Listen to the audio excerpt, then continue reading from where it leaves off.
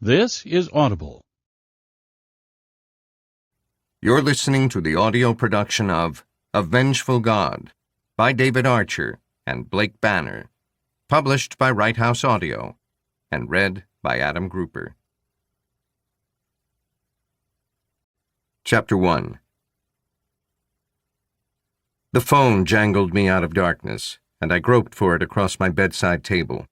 I squinted at it, and the screen told me it was Galen. I held it to my face as I collapsed back on the pillow and said, "What?" She was quiet for a moment. Then, "I guess you're asleep." No, I was asleep. Now I am awake, kind of. What do you want, Galen? Nah, forget it. It's okay. I'll call back later. But she didn't hang up. You know full well that if you hang up, I won't be able to get back to sleep because I'll be lying here, staring at the ceiling, wondering why the hell you called me at. I held the phone away from my face. 1:30 in the morning. The long dark night of the soul ain't till 3, according to F. Scott Fitzgerald. You're getting old. Guy like you should be out romancing some babe at this hour. Thank you. I'll bear that in mind in the future. What do you want, Galen? I wanted to talk to you, past tense. I had levered myself into a sitting position and was waking up. I was also becoming aware of a certain quality in her voice I couldn't pin down. I frowned. Yeah, well, I had deduced that much from the fact that you phoned me. Are you okay? No, not really.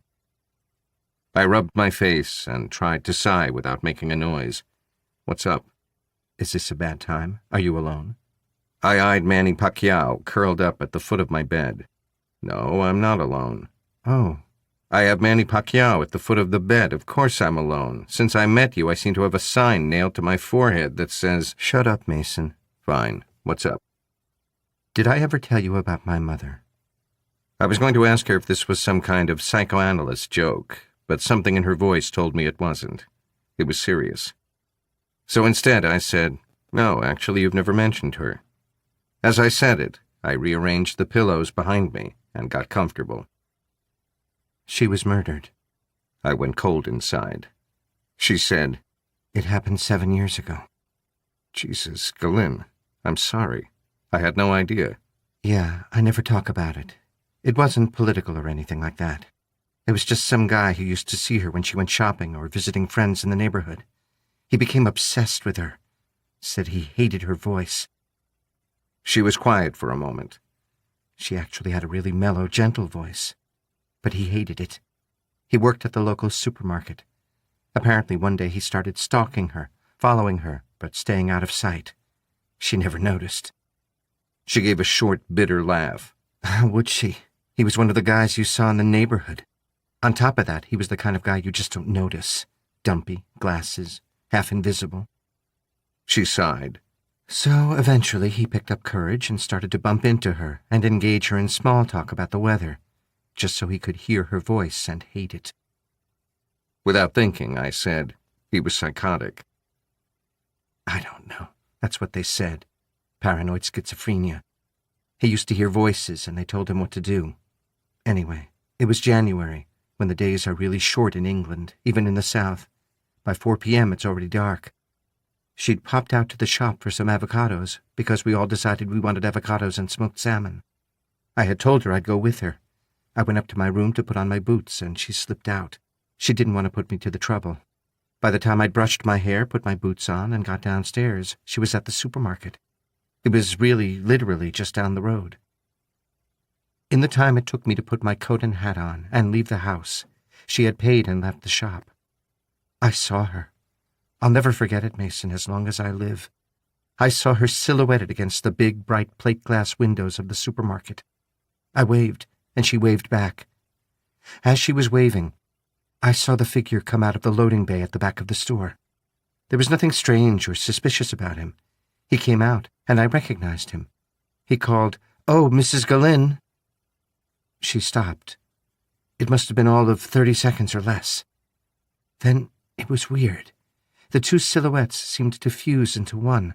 I heard Mum say, "Oh," like she was surprised. I thought maybe she'd left her purse behind or something. After that, he was suddenly moving away, and I realized he was running. And she was going down on her knees.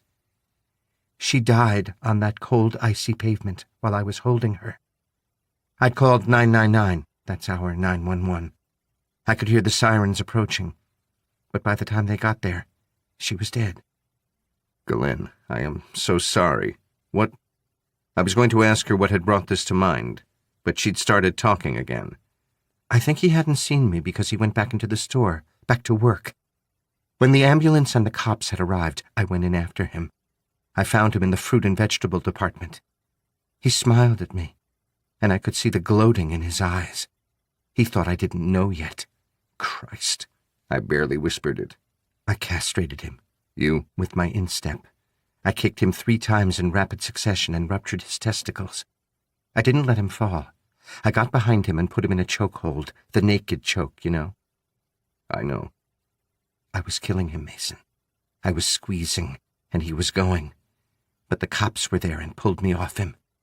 They wanted to prosecute me, but there was no way they could prove my intent. What happened? He pleaded guilty. The evidence against him was overwhelming. His prints were on the knife. Staff had seen him go to the storeroom.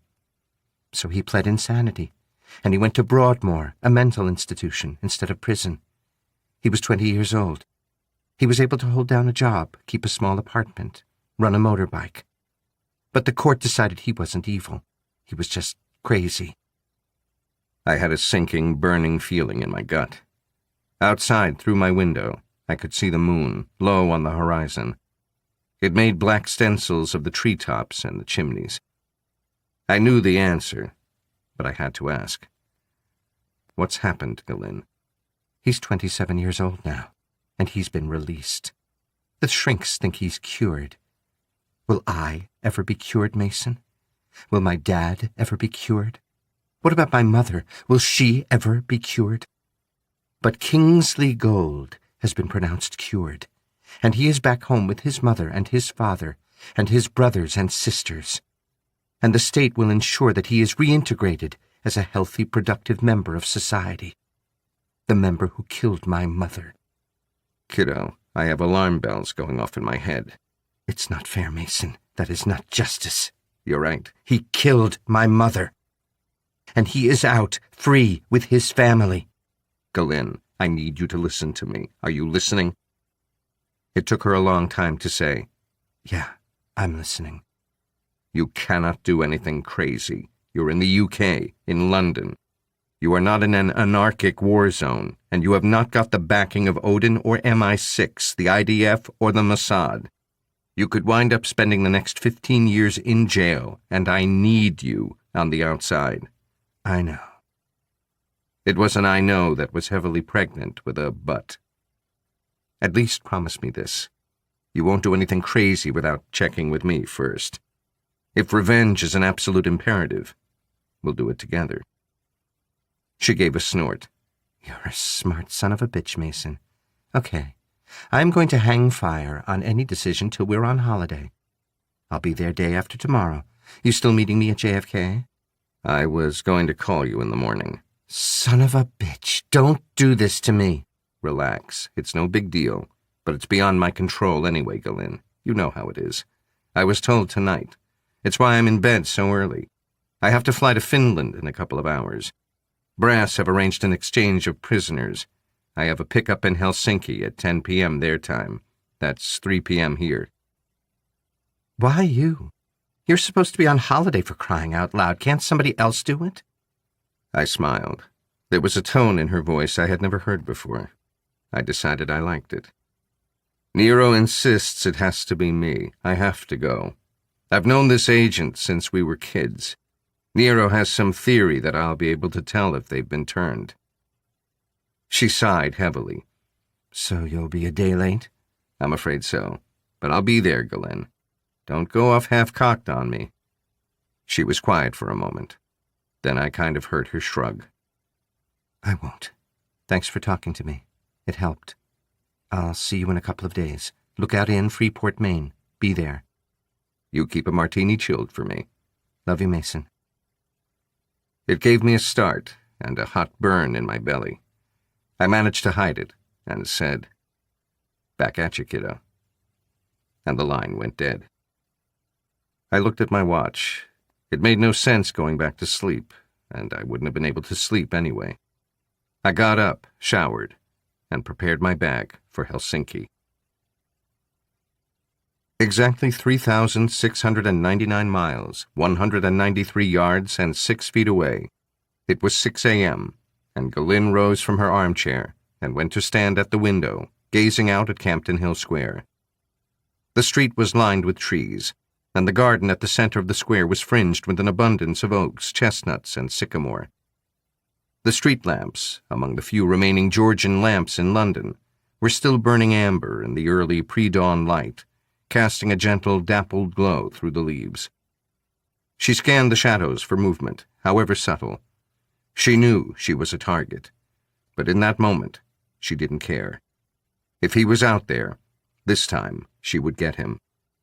This time, she would send him to where he belonged, in hell. Her phone pinged. For a moment, she thought it might be Mason sending a message of encouragement, but then she realized it was her private phone, not her secure phone. Mason only ever used the secure phone. She picked her cell off the lamp table and looked at the screen. There was a text message, no name, just a UK number. She opened it. "Hello, old friend." Her heart thudded hard, high up in her chest. Her belly burned. She wrote, "Who is this? You were not easy to track down, but I had divine help." She forwarded the 2 messages to the nerds at head office with, "Track this phone now." Then she wrote, "You tracked me down? Where did we meet?" "Long time ago. It seems to me a very long time ago." "You want to tell me where?" Her secure phone pinged. "Call it." "These have been crazy times, Ayla. Really crazy times that have filled me with crazy feelings. I have missed you. You have no idea how much I have thought about you." She typed rapidly. "How do you know I haven't been thinking about you? If you don't tell me who you are, how can I know?" She didn't wait for an answer. She dialed his number and heard it ring. His reply came through by text. "Don't call me. I'll tell you when we meet, old friend." Her secure phone gave an alert. She snatched it up.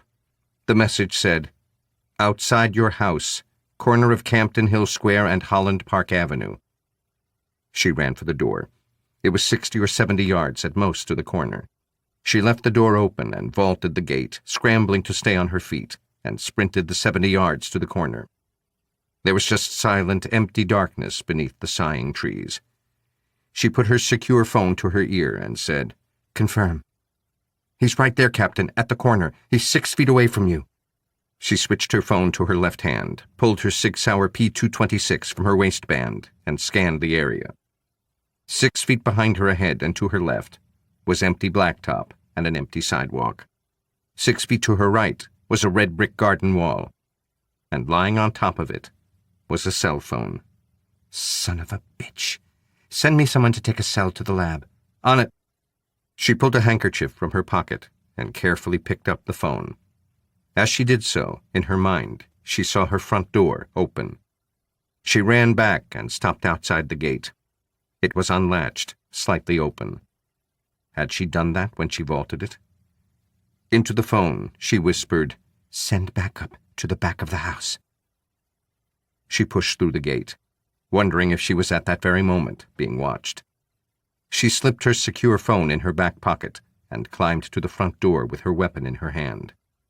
She inched through, scanning the stairs on her left, the passage ahead of her, and the open drawing room door on her right. She eased the front door closed with her foot. If he was there, she did not want him getting away. Keeping her Sig trained on the stairs and the passage, she eased sideways across the hall to the living room. She scanned it fast, saw it was empty, and closed the door. She moved then to the kitchen door, and keeping her weapon trained on the corridor and the bottom of the stairs, she opened it. The kitchen was empty, and the back door was locked. She closed the kitchen and made for the stairs, telling herself the ground floor was clear. With her back pressed against the wall, and her pistol held in both hands, she burst into the bathroom. There was nothing. She slammed open her study door. There was nothing there except the glow of the street lamps through the black glass of the window. She moved to the guest bedroom and rammed the door open. It, too, was clear. That left her own bedroom and the ensuite. Keeping out of the possible line of fire, she eased open the door, then swung in on one knee. There was nothing. Nobody. She scanned under and behind the bed and in the wardrobe. Nothing. She went to the ensuite bathroom and flipped on the light. There was no one there. But as she heard the car arriving outside and the doors slamming, she stared at her face in the mirror with red lipstick writing scrawled across it. "Hello, old friend. Thank you for the maddest 7 years of my life." Her front doorbell jangled, and she moved down the stairs. On her way, through the stained glass fan above the door, she recognized the form of her father, Gabriel, the head of the Mossad mission in London. She opened the door.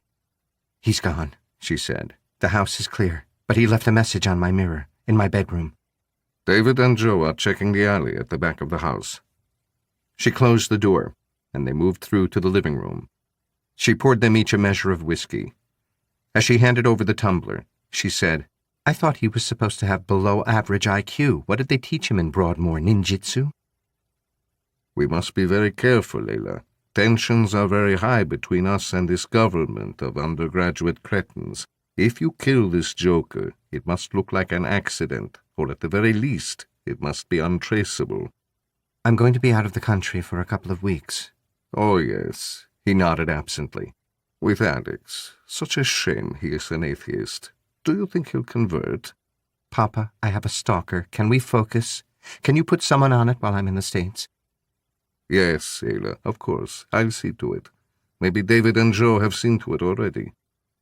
He settled himself in a chair while Galin gazed out the window. "We'll stay until you go. You can pack your bag and get some sleep." "Thanks, Daddy." "You think Alex might think about a desk job? And you, Ayla, you could make a good future for your kids." She rolled her eyes, shook her head, and gave the black glass in the window a secret smile. Chapter 2. I took the company Gulfstream from Ronald Reagan. I had an early breakfast of eggs and bacon, drank coffee laced with Jamesons, and read in the New York Times that Suleiman Khatyanatsoff, the controversial Iranian-Russian billionaire oligarch, had bought the superyacht Amadea for $350 million. It had been seized by American authorities in Fiji as part of the economic sanctions taken by the United States government against Russian oligarchs. I guessed Khatyanatsoff just managed to avoid being classified as a Russian oligarch because of his ties to the deposed Persian aristocracy. I slept most of the way, and we touched down in Helsinki at 10 o'clock at night, local time. I was fast-tracked through customs, collected a rental Grand Cherokee from Avis, and made my way down Highway 45 through a lingering silver dusk that just didn't want to go away. Eventually, Highway 45 became the unpronounceable Mäkilänkatu, with umlauts over 2 of the 3 A's, just in case you got overconfident. Finland is a beautiful country, and Helsinki is a very attractive city. Mäkilänkatu was a long, very leafy avenue of the sort you don't often see in Europe anymore. It eased me gently toward the bay, past severely elegant buildings that seemed to say they had weathered many a severe winter and would survive many more, through the heart of the bizarre, almost nightmarish Hakaniemi interchange, and finally through the ancient, cobbled prettiness of Holmnasgatan, along the water's edge, and into the arms of the Hilton Helsinki Strand. I parked outside and pushed into the bronze marble lobby. I told the very tall, very pale receptionist, "I am Alex Mason. I am here to meet Mr. Chen." "Oh, yes, Mr. Mason. He told me to tell you he was in the bar waiting for you. That was about 15 minutes ago." He pointed me in the direction of the bar. It was almost empty, but I found them sitting at a table in the corner. Chen was facing me, and as I came in, he stood and extended one hand toward me and the other toward a chair at their table. As I approached, Amy got to her feet, and turned to face me. She came at me in a rush and flung her arms around my chest to bury her face in my neck, whispering, Alex, Alex, I have dreamed about this moment so many times. I can't believe it. I gave her a tight squeeze and whispered back, Keep it together, sweetheart. We'll have plenty of time to talk on the way home. She let go and smiled into my face with tears on her cheeks. On the way home, she said. I gave her my handkerchief, and she gave a small, wet laugh. I'm so silly. Chen was watching us with an amiable smile. He gestured to the chairs again, and we both sat. He took out his cell and dialed a number. After a moment, he spoke quietly in Chinese. He glanced at me and grunted, then said, Yes, Mr. Mason is here. Yao Ming is with you? I speak with him? He was quiet for a moment, then spoke in Chinese for a bit again. Finally, he hung up and stood up. It has been a pleasure to meet you, Mr. Mason. Our man has been delivered. I leave you with Miss Amy Lee. Good night. He gave a severe terminal bow and walked away on stiff legs. A waiter came up and looked at me, waiting. I saw Amy still had her drink, so I told him, Bring me a martini dry. Shake it, don't stir it. He didn't get the joke, but he went away to fix my drink. I studied her face, looking for something to read. It was a delicate, doll-like face, with a trace of the Orient about her eyes and her small, delicate mouth, inherited from her mother. Her dad had been a very successful American businessman, a real mover and shaker. Her mother had been a physically and emotionally fragile girl from Malaysia. He had chosen her from a catalog and married her so she'd take care of him and look good when they went to functions. Amy had inherited her looks, but his aggression and courage. How are you? It's a stupid question, I know, but I mean it. How are you? I don't know yet. What I feel more than anything is joy and relief at seeing you. It has been... She trailed off and looked away. I could see the light reflecting off the tears on her lower eyelashes. She bit down on her lower lip and gently steadied her breathing. She smiled with her mouth, but her eyes were still crying. 5 years. It's been hard, Alex. Really hard. I had these stupid fantasies. She gave a faltering, damp laugh. You remember when we were kids, and I always wanted to be a warrior princess like Xena, but you always insisted you had to come and... She pressed her lips together as the tears began to flow again. You had to come and rescue me. And in the darkest days, I used to fantasize that you'd show up at the cell door or look through the window. She bunched up the handkerchief and pressed it into her eyes. After a moment, she smiled. I'm okay. It's all just been so sudden. I know you've been negotiating for months. Years. Right, years. But we don't get to hear about that. They try to break us with despair. We get no news, we get no visitors, we get no relief. We get food and water, most of the time. Got. What? Past tense, Amy. You got no news, visitors, no relief. It's in the past. She nodded, then looked away, like the truth of it was somehow frightening. It's hard to believe. I keep thinking I'll hear the tramping boots, those ugly, barking voices. She faltered. I waited, but she wouldn't go on. Amy, there is no hurry. When you're ready, you can tell me about it. If you want to. I'll be here. She looked at me quickly. You will? Of course. You just give me a shout. Like when we were kids. I smiled. I've got the plane refueling, and we can get you another martini on board. You ready to go? She stood. I got the check, and we left. Though it was past 11 p.m., the dusk was still lingering as we approached the airport. We were waved through security, and were soon strapped into our seats and taxiing toward the runway. Amy gave a sudden laugh. Things must be going well. We didn't have our own Gulfstream back in the day. We used to borrow from Central Intelligence, if we were in really dire need. Yeah, Nero gets things done, and he gets what he wants. Nobody will say no to him. I never thought I'd say it, but I've missed him.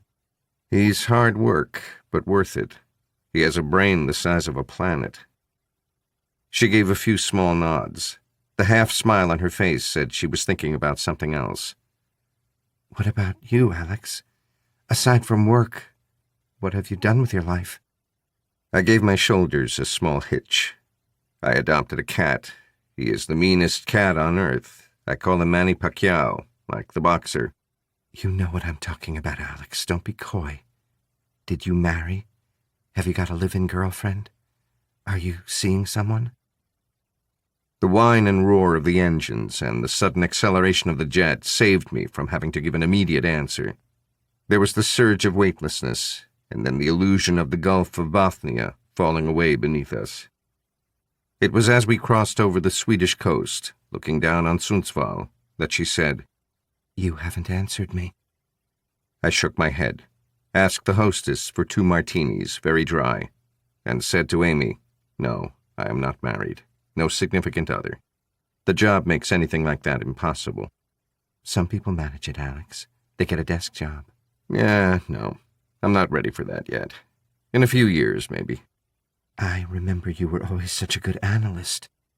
You could focus on minute detail, then expand to a broad global view of all the imponderables before making a positive, unfaltering decision. Keep going like that and you'll make me blush. She covered her face with both her hands and looked at me through her fingers. I'm gushing, she said. I'm so sorry. I have been so long in solitary. Don't sweat it, Amy. It's me. Lifelong pal and pain-in-the-ass Al. Whatever you do is okay. I sometimes thought you could replace Nero. I laughed. To my surprise, she laughed too. A while later, they brought us a snack, and when we were done, as the hostess cleared the plates and glasses, I told Amy, You take the bedroom. I'll sleep here on the sofa. She stared at me for a moment. Do you mind? I started to say, No, not it, but she interrupted me, and it dawned on me what she was saying. I mean, do you mind staying with me? I don't mean anything. She took a deep breath and sighed. I just need to hold on to someone. I know it's a lot to ask. Do you mind? Of course not. Hey, what are friends for, right? It was an awkward 5 minutes while we brushed our teeth and she put on a nightgown and got under the covers. I brushed my teeth a little longer than was absolutely necessary, took off my shoes, then lay down next to her on top of the covers. Aren't you getting into bed? I wanted to say that she was vulnerable and we had to be careful and I should not take advantage of her. But how do you say that to someone who is vulnerable and beautiful and sensitive? I slid under the covers and she turned off the light and grabbed a hold of me. 2 minutes later, she was snoring softly. I spent the night studying the ceiling and telling myself it was jet lag. We finally began our approach to D.C. at about 1 a.m. I was up well before her, washed my face, combed my hair, and put on my shoes. She rose and showered, looking coy and shy, while I ordered breakfast. When she finally sat down and sipped her coffee, she asked me, Will you be at the debriefing with Nero? No, I can't be there. She looked surprised and frowned. Why not? Nero said he wanted you to be a part of it. I wanted you to be a part of it. I'll see you when I get back, Amy. There is something I need to do. I need to be away for the next 2 weeks. It can't be avoided. But you know Nero is going to take care of you. She stopped dead with a piece of bacon halfway to her mouth. 2 weeks? Then, Oh. She stared out of the porthole at the approaching coast of New Jersey and Delaware. I followed her gaze and thought that just a couple of 100 miles to the north and a little to the west, Galin was waiting for me at the Lookout Inn outside Freeport, Maine. We landed shortly after that and were met at security by 4 of Nero's lethal bodyguards, all in XXXXXXXXL blue shirts that were too small for them, dark blue suits that were about to burst open over their biceps, and curly wires poking out of their ears, making them look not quite human. I gave her a big hug and told her I would see her the moment I got back. She looked resentful and tearful. So I looked up at the walking boab trees and told them, Look after her. She's extra special." They gave no sign they had heard me, and the biggest of the Boabs video called Nero. I saw him on the screen, put my arm around Amy and smiled. He didn't smile back. "Good evening, Miss Lee. Are you well?"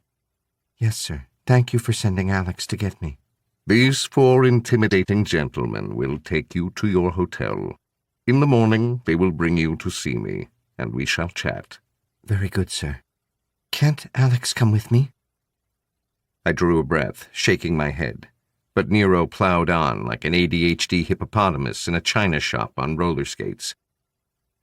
"Mr. Mason is on holiday for the next 2 weeks. He did me the favor of postponing his vacation to go and collect you. I shall see you tomorrow, Miss Lee. Good night. Alex, good night." He hung up. Amy looked up at me. "Right," she said, as only women know how. "Well, enjoy your vacation. Are you taking Manny Pacquiao with you?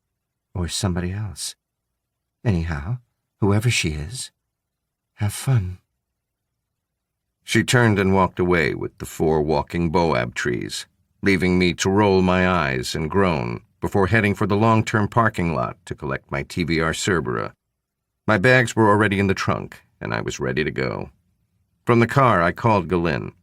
I let it ring for 30 seconds and tried again. She didn't answer.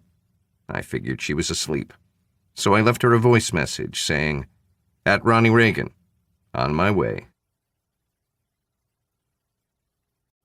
Chapter 3. It is, in theory, a 9 or 10-hour drive from D.C. to Freeport in Maine, but I had managed to snatch some sleep on the plane while Amy snored, and I was motivated to get to where I was going. It was the early wee hours of the morning. The roads were empty, and I was driving a monster that could go from 0 to 60 in a little over 2 seconds, and leave Porsches and Ferraris looking at each other, spreading their fenders and asking, "What the hell was that?" So by the time I rolled into the small hamlet of Hapsfell, sounding like 100 Harleys thirsting for high-octane gasoline, it was just after 7 a.m. There was a broad track leading off Harpswell Neck Road, which I followed to the water's edge. There it opened out into a broad esplanade, beyond which a light mist was drifting over the water. On the right was the Lookout Inn. It was a large colonial with 3 floors in cream clapboard and a black gabled roof. I could see dim light in some of the windows. Early risers rising. I parked at the foot of the steps that led to the deck and climbed to the main entrance, where amber light spilled out onto the boards. I was about to push through in search of a good New England breakfast of eggs, bacon, sausages, and rye pancakes, but a familiar voice stopped me. "Boy, am I glad to see you." I turned and saw Galyn sitting in the shadows, holding a mug in both hands, as though she was cold. "You don't sound it," I said. "I'm not, and I am." I went and sat across the small round table from her. "That's why Freud called you the Dark Continent." "Screw Freud, he wouldn't understand." "That was—" I gave a small shrug, kind of his point. "What's wrong, Galyn?" "I came straight from the airport, 9 hours driving, non-stop." 7. I got your text when you left and you were driving that beautiful beast." She jerked her head at my car. "Which was nice of you." It was meant to be funny, but failed miserably, and we both sat in silence, me watching her, and her staring into her mug. "Is this about that guy, Kingsley Gold?" She nodded into her cup. "He was at my house." I felt the cold creep into my skin. She went on. "Dad has put a couple of men on it. They should be hunting Iranian spies. Instead, they're trying to track down some crazy who broke into my house." "He broke in?" Now she looked up. "He tricked me, Mason. He's supposed to have an IQ of like 80, but he lured me into an exchange of text messages. He knew I'd keep it going and have his phone traced. The guys traced it to the corner of my street. I went out after him. He knew I would. He guessed I might run out fast without my keys and leave the door open. He slipped in and wrote a message on the mirror in my bedroom." "Son of a bitch." "That's what I thought." "Your dad's guys are the best. They'll find him." Her smile was ironic and not very amused. "Again, That's what I thought. She pulled her cell from her jacket, opened it, and slid it across the table. It was on her WhatsApp. The profile picture was of a row of butchered cows hanging from hooks. The name was KG. The last two messages read, "First, I'll tell you when we meet, old friend." That was from the very night I had last spoken to her. And then, from that night, while I was driving from D.C., "That's a beautiful view you have there, old friend, across the dark, dark waters of the bay under that mist." I glanced at her. "He's here. He's followed you." She nodded. "Have you told your dad?" She nodded again. "He's looking into who his friends were in prison, what he studied, what his background is post-conviction. This guy has not got an IQ of 80. He is smart." "If he's here, he hasn't got many places to hide. The population is small, and available accommodation is scarce." "He's devious, Mason. His thinking is unpredictable. He thinks like a chess player." "Don't build him up too much, Galen. He's just an asshole, and we'll get him." "See, that's why I'm glad to see you." I reached over and gave her wrist a squeeze. "Come on, let's go get some breakfast. I've been driving for at least 10 hours. It's been hell, just to get here and see my best gal." "Asshole." But she said it with a smile, and we went in for breakfast. Breakfast was everything you could have hoped for after driving 7 hours through the night. After breakfast, with the sun sitting molten over the amber mist on the bay, Galen helped me carry up my bags. Our rooms were adjoining. She slung my leather bag on the bed and dumped her ass next to it. "I guess you're going to sleep?" At some point in this life, it would be good to get 4 hours sleep. "I guess. You haven't slept much in the last 48 hours, no." "You didn't sleep on the plane?" "Yeah, no." "Okay. I guess I'd better let you sleep." "You can curl up at my feet if you like." "It's all I ever wanted." She stood, kissed me on the cheek, and left. I stood a while in the silence left in the backwash from the closed door. Unconsciously, I touched my cheek and went to brush my teeth. Watching myself in the mirror, I decided I looked smug and tried not to wonder why. I stripped, fell into bed still looking smug, and slept until just after noon. When I awoke, Galen was sitting on the bed, watching me. I gave a sleepy blink and said, "If a guy did that, you'd say it was creepy." "If a guy did it, it would be creepy." She tossed her cell at me. I elbowed myself into a sitting position, then picked up the phone. It was open on her WhatsApp again. "Who's your boyfriend?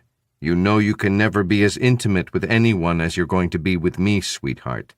It doesn't get more intimate than what we are going to do." I could feel the burn of hot coal in my gut, but a voice in my head told me we had to stay as cold as ice, or this son of a bitch would kill her. He was a narcissist with a god complex, and he had the audaciousness that comes with a total absence of fear. There was only one thing that could hurt him. I said, "Don't answer him. Ignore him. Let him see the message has been read, but don't react. We'll walk on the beach, take out a boat, sit out on the deck like he doesn't exist. It will enrage him and lead him to make a mistake. Meanwhile, we'll look for him discreetly. Like I said before, there are very few places where he can be staying." She nodded. "Okay, makes sense." I copied his number and typed it into my secure Odin phone. Then I sent him a message. My number and the origin of the message were untraceable, but he would know it was from me. I wrote, "Forget it. She doesn't even know you exist, pal. You're an idiot, a nobody, a non-entity." I showed it to Galen. She arched an eyebrow. "Seriously?" "He's a narcissist. It will drive him crazy, and he will show himself. We have to be very, very cool and stay very alert." "Okay, send it." I pressed send. The message went. Nothing happened. I got up and had a shower while she sat on my bed and stared at the window. I dressed, and we went down for lunch. We had a dozen oysters and a bottle of very cold 5-year-old Arista white wine from the Russian River Valley. They were served by a girl with big pink glasses, buck teeth, and hair she had stolen from a merino ram. As she set down the plates, she made a noise in her nose that wanted to be a laugh, and asked, "Are they really alive?" Galin arched an eyebrow at her. I said, "I hope so," and she scuttled away. I turned to Galin. "You feel like renting a boat? There are lots of interesting islands around here. You got sow and pigs. That's got to be worth a visit. Then there's the Goslings Preserve, which is not edible, but an island. Then there is Crab Island, which we might give a miss. I'm itching just thinking about it." Nero's right. "Usually, but about what in particular?" You're facetious. I think it's a coping mechanism. "Boy, you're going to be a scream on this vacation." Sorry. "Don't be. Just imagine you're undercover hunting for Mohammed Sinwar." She stared at me, pursed her lips, and gave a sideways nod. Not a bad idea. It could work. Okay, let's hire a boat. An hour later, we were out on the dark water, smacking across the small waves, with the occasional crash of spray lifted by the breeze and hurled into our faces. Galin had the tiller, and I had the sail close-hauled, so at times we were heeled over and skipping fast over the water. It was good to see her laugh with the wind in her hair. It was 3 miles from the inn to Pettingill Island, and the smaller sow and pigs next to it, connected at low tide by a strip of sand. Tacking as we were added another mile to the trip, and after we had messed around on the water for a while, it was past 4 p.m. when we finally pulled the small sailing dinghy up on the sandy west shore of Pettingill. There we sat on the damp sand and cracked a couple of cold beers. For a while we were quiet, listening only to the sigh of the breeze in the trees, until Galin said suddenly, "Mason, I haven't got a lot of respect for psychology, psychiatry, psychologists, or psychiatrists, with the possible exception of Freud." "That's only because everybody else criticizes him because of his Oedipus complex theory." Maybe. Shut up and listen. Having said that I have little respect for those professions, I will recognize that the people at the top of them are highly trained professionals. I thought about Freud, women, contradictions, and the Dark Continent, but said nothing. You've seen the messages that asshole sent me. KG is at the very least seriously emotionally disturbed. I mean, am I right? Or am I just being an hysterical, hormone-driven woman? He is stalking you, and his messages are full of veiled threats. He is at the very least seriously emotionally disturbed. The only thing you've said that sounds like a hysterical, hormone-driven woman is the question whether you are being a hysterical, hormone-driven woman. Don't be an asshole right now, Mason. Okay. Is that okay? Thank you. So here's my question. How come those highly trained professional psychiatrists at Broadmoor thought he was cured? How did they not detect that he was still emotionally very unstable? You know yourself, Galin, that sociopaths can be very persuasive. She nodded laboriously and took a pull on her beer. She swallowed and smacked her lips. But here's the thing. Sociopath does not describe an actual pathology. It is not like a psychopath. It's an antisocial personality disorder that exists on a sliding scale, and basically means you are indifferent to how other people feel. You can't relate to other people's suffering or joy. They have no empathy. That's what I said. They have a disregard for social norms and other people's rights. They are manipulative, and they lie to get what they want. The odd thing is that though they have no empathy, they can be very skilled at reading people and giving them what they want. Now, at one end of the scale, you have the kid who steals his classmates' lunch money, and at the other, you have the Ayatollahs and Adolf Hitler. Didn't you just make my point for me? No, because what I am asking is, if you and I know this and can see what that asshole is about, how come those experienced professionals missed it? I shrugged. It wouldn't be the first time it's happened. What's your point? I don't know, she said absently, staring at the musty horizon. I mean, if he is that kind of smart sociopath who is so clever at manipulating people, even top-flight psychiatrists. She turned and looked at me. Why did he wait 7 years to pull the stunt? I frowned and grunted. She had a point. She went on. You know those people who wear sandals and hug trees? I smiled. They like to tell you that everything happens for a reason. I sometimes wish they could go and explain that to the newborn babies in the third world who have parasites eating them from the inside. Don't worry, everything happens for a reason. Thing is, they are right, only not how they mean it. Everything happens for a reason because everything has a cause. Not a great purpose, but a cause. I laughed. That is a very long way of saying something prompted KG to go to work on the shrinks and convince them he was cured. Yup. It's a good point, and we should look into it. I'll ask my dad to pull some strings. A cool breeze wafted some stray strands across her face, and she fingered them away. She saw me watching and held my eye a second. What? I spoke without thinking. You're beautiful. I'd hate to lose you. Her cheeks flushed, and she threw a piece of seaweed at me. Take a hike. But she smiled. Something drew my gaze past her to the open water by Sow and Pig, where the small waves were lapping at the partially submerged sandbanks. There was a wooden dinghy bobbing beyond the bank, furling its sail. It was a stark silhouette against the glare of the water. I could just make out the silhouette of a guy in the boat. His spinnaker was down, and he was lowering his mainsail. I glanced back at Galin. She was frowning at me. What? She said again. Don't look, I said, but I think he's here. Her whole body jerked as though she was about to jump and spin around to look. I said, don't. She froze, glaring at me. Laugh and give me a hug instead. Her eyes narrowed and she gritted her teeth. Then she let out a shrill, piercing laugh and hurled herself at me. In my ear, she breathed, Squeeze me tight, or I swear I'll pull my piece and I'll shoot the bastard. Given the invitation, I squeezed and whispered back, It might not be him. Glancing at the boat, I saw he'd set up a rod. He may just be fishing. She slipped out of my arms and stood.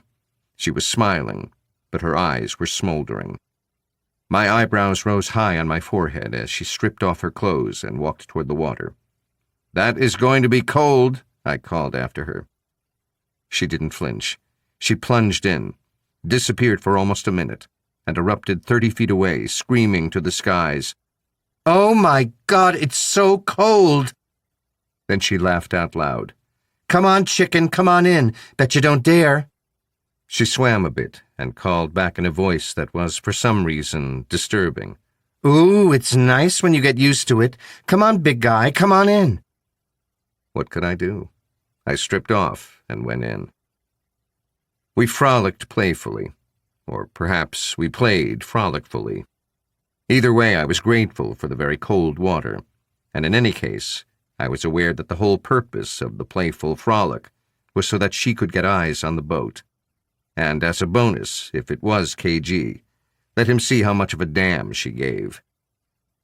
We had no towels, so we dried ourselves with my t-shirt, and 20 minutes later, we clambered aboard our own dinghy and set the sails.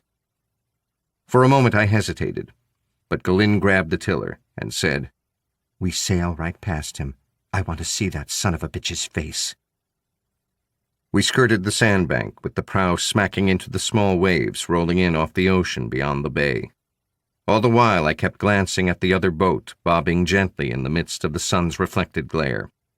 Galin would not take her eyes off him, though he remained completely motionless. Finally, as we rounded the headland at the end of the sandbank, we were no more than 30 yards from him. He sat motionless with a large straw hat and heavy black wayfarers.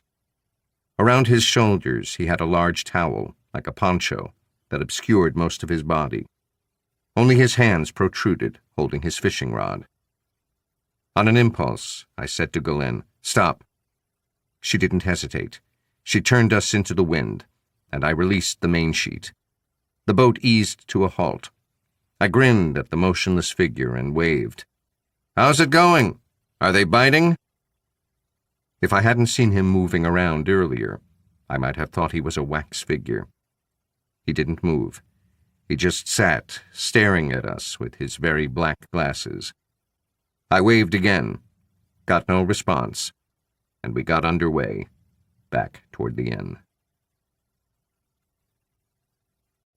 Chapter 4.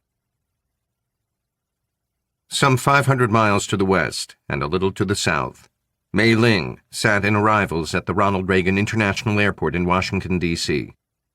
Everything about her spoke of severity, from her exquisitely tailored cream suit to her heavy black sunglasses and her black hair pulled back so tightly you could almost hear it whimper. She sipped her unsweetened espresso and kept her eyes fixed on the steady stream of people moving through the arrival gates. It was as she drained the last drop from her cup that she saw him. Actually, she saw his head and his massive shoulders towering above everybody else. He moved, she thought, with surprising grace for a man that big. Inside, she sneered, though she never allowed the sneer to express itself on her face. He moved with surprising grace for a Russian simian, a Slav or a Mongol, she thought, a beast of burden, suited to serving his Chinese masters. She stood as he approached her table. They exchanged no words, but she handed him the fob for the Mercedes E-Class sedan she had waiting in the parking lot. He took it and followed her down. Once in the dark seclusion of the car, as they moved silently through the shadows toward the exit, she said, "Paul, you spoke to the Colonel." "Yes, ma'am." She arched an eyebrow, barely visible over her glasses. It expressed mild surprise. His accent was as good as hers. Was there mockery in his tone? "And?" He glanced at the mirror as they moved out onto the highway. "The targets are Alex Mason and the Director of Intelligence Networks, Nero de Grey. Her instructions are very precise. They must be brought together and killed simultaneously. And she must be kept appraised of the operation at every step." Mei Ling was silent for a long while. Paul ignored her. Finally, she spoke, unable to repress the venom in her voice. "What about the Jewess?" "Other arrangements have been made." "Other arrangements?" "Yes, ma'am." "What other arrangements?" "I am not read into that, ma'am. I only have my instructions regarding Nero de Grey and Alex Mason." She gazed at the back of his neck. It was like the neck of a hippopotamus with thick rolls of leather instead of skin. His hair was like wire bristles. She looked at the width of his shoulders and sniggered inside, but with no expression on her face. You'd have to make a stopover, she told herself, traveling from one shoulder to the next. His guttural voice broke in on her thoughts. "Where is he, ma'am?" She stared at his thick ear, resentful that she must answer his question. "Maine," she said. "He is at the Lookout Inn with the Jewess." "Then we must make Nero de Grey go there, or we must make Alex Mason return to Washington." She made a contemptuous noise, a small explosion of P's and F's from her lips. "Nero will never leave D.C. It is much easier to bring Mason back." After a moment, she asked, "What about the Colonel? Will she come here, or will she remain in Moscow?" He glanced at the mirror and made no effort to hide the irony in his smile. "She told me you would ask me this, ma'am." Her cheeks colored with indignation and humiliation. His eyes expressed pleasure at the sight in the mirror, then shifted back to the road. "She told me to tell you, if you want an answer to this question, you must call her yourself." They drove on in silence, toward the Four Seasons Hotel on Pennsylvania Avenue. At the hotel, Mei Ling waited while Paul took care of the checking in. She had the Imperial Terrace suite and followed Paul and the bellboy up to the second floor, where she dropped into an armchair, gazing out at the canal, while Paul poured her a glass of cold champagne and the bellboys lugged her bags into the bedroom. Paul tipped him suitably, saw him out, and closed the door. He turned to face her. "I will go now." He reached inside his pocket and pulled out an envelope, which he dropped on the coffee table in front of her. "Wait 24 hours. Decide if you bring Mason here to D.C., or you take de Grey to Freeport. Then call me. No delay. Make it happen." She removed her sunglasses and let her eyes rove over him. She made no attempt to hide her contempt. "You are insolent." Before she could continue, he smiled. "I am your commanding officer, Mei Ling. Did the Colonel not tell you?" He stepped closer until he was standing over her. His huge chest rose and sank to his slightly quickened breathing. Did she tell you you were in charge of the operation? He laughed. That was before you turned down her dinner invitation. They should have told you back in China. You do not turn down an invitation from Colonel Alexandrina Vitsin, even if you are Chinese. He turned and moved to the door, like a walking megalith. There, with his great fist on the handle, he said, 24 hours. And my advice, Mei Ling? Call the Colonel. You will like her better than me. He leered and left. She finished the bottle of champagne sitting out on the terrace, staring at the red brick wall and wondering how the hell she'd gotten into this mess, and, more to the point, how she was ever going to get out of it. Eventually, still stone-cold sober, she went inside, dropped into an armchair, and pulled her secure phone from her purse. She sat for a long time with the phone in her hands before pressing the speed dial. It rang 10 times before a voice that was as ugly as it was bitter said, Mei Ling, you call. Paul has spoken to you. Yes. You have to be very careful with Paul, Mei Ling. He is a Tartar, you know. They are cruel and barbaric people. She made a spasmodic noise that might have been coughing or laughing or both. He will rape you if we give him half an excuse. You are so delicate and fragile, so beautiful, Mei Ling, like a Ming vase. It would be such a shame to see you broken. I thought I was in charge of this operation, Colonel. Now he tells me he is my commanding officer. This was not our arrangement. Beijing... Unexpected circumstances. Mei Ling stopped talking. There was something menacing about the Colonel's voice, as it were itself draped in death. Unexpected circumstances, Mei Ling. Things happened that I did not expect. Suggestions were made that were unexpectedly rejected. Beijing? Beijing rules China. The operation is Russian. We are so grateful to Beijing for their help and assistance. But the operation is Russian, run by a Russian official. Me. Mei Ling faltered, then drew strength. I must talk to my superiors. I am your superior, Mei Ling. Your position on this job depends on me and one other person. That other person is you. If you keep giving me unexpected disappointments, then I must give Paul more and more power. He likes power, my dear, especially over fragile Oriental girls. There was a long silence.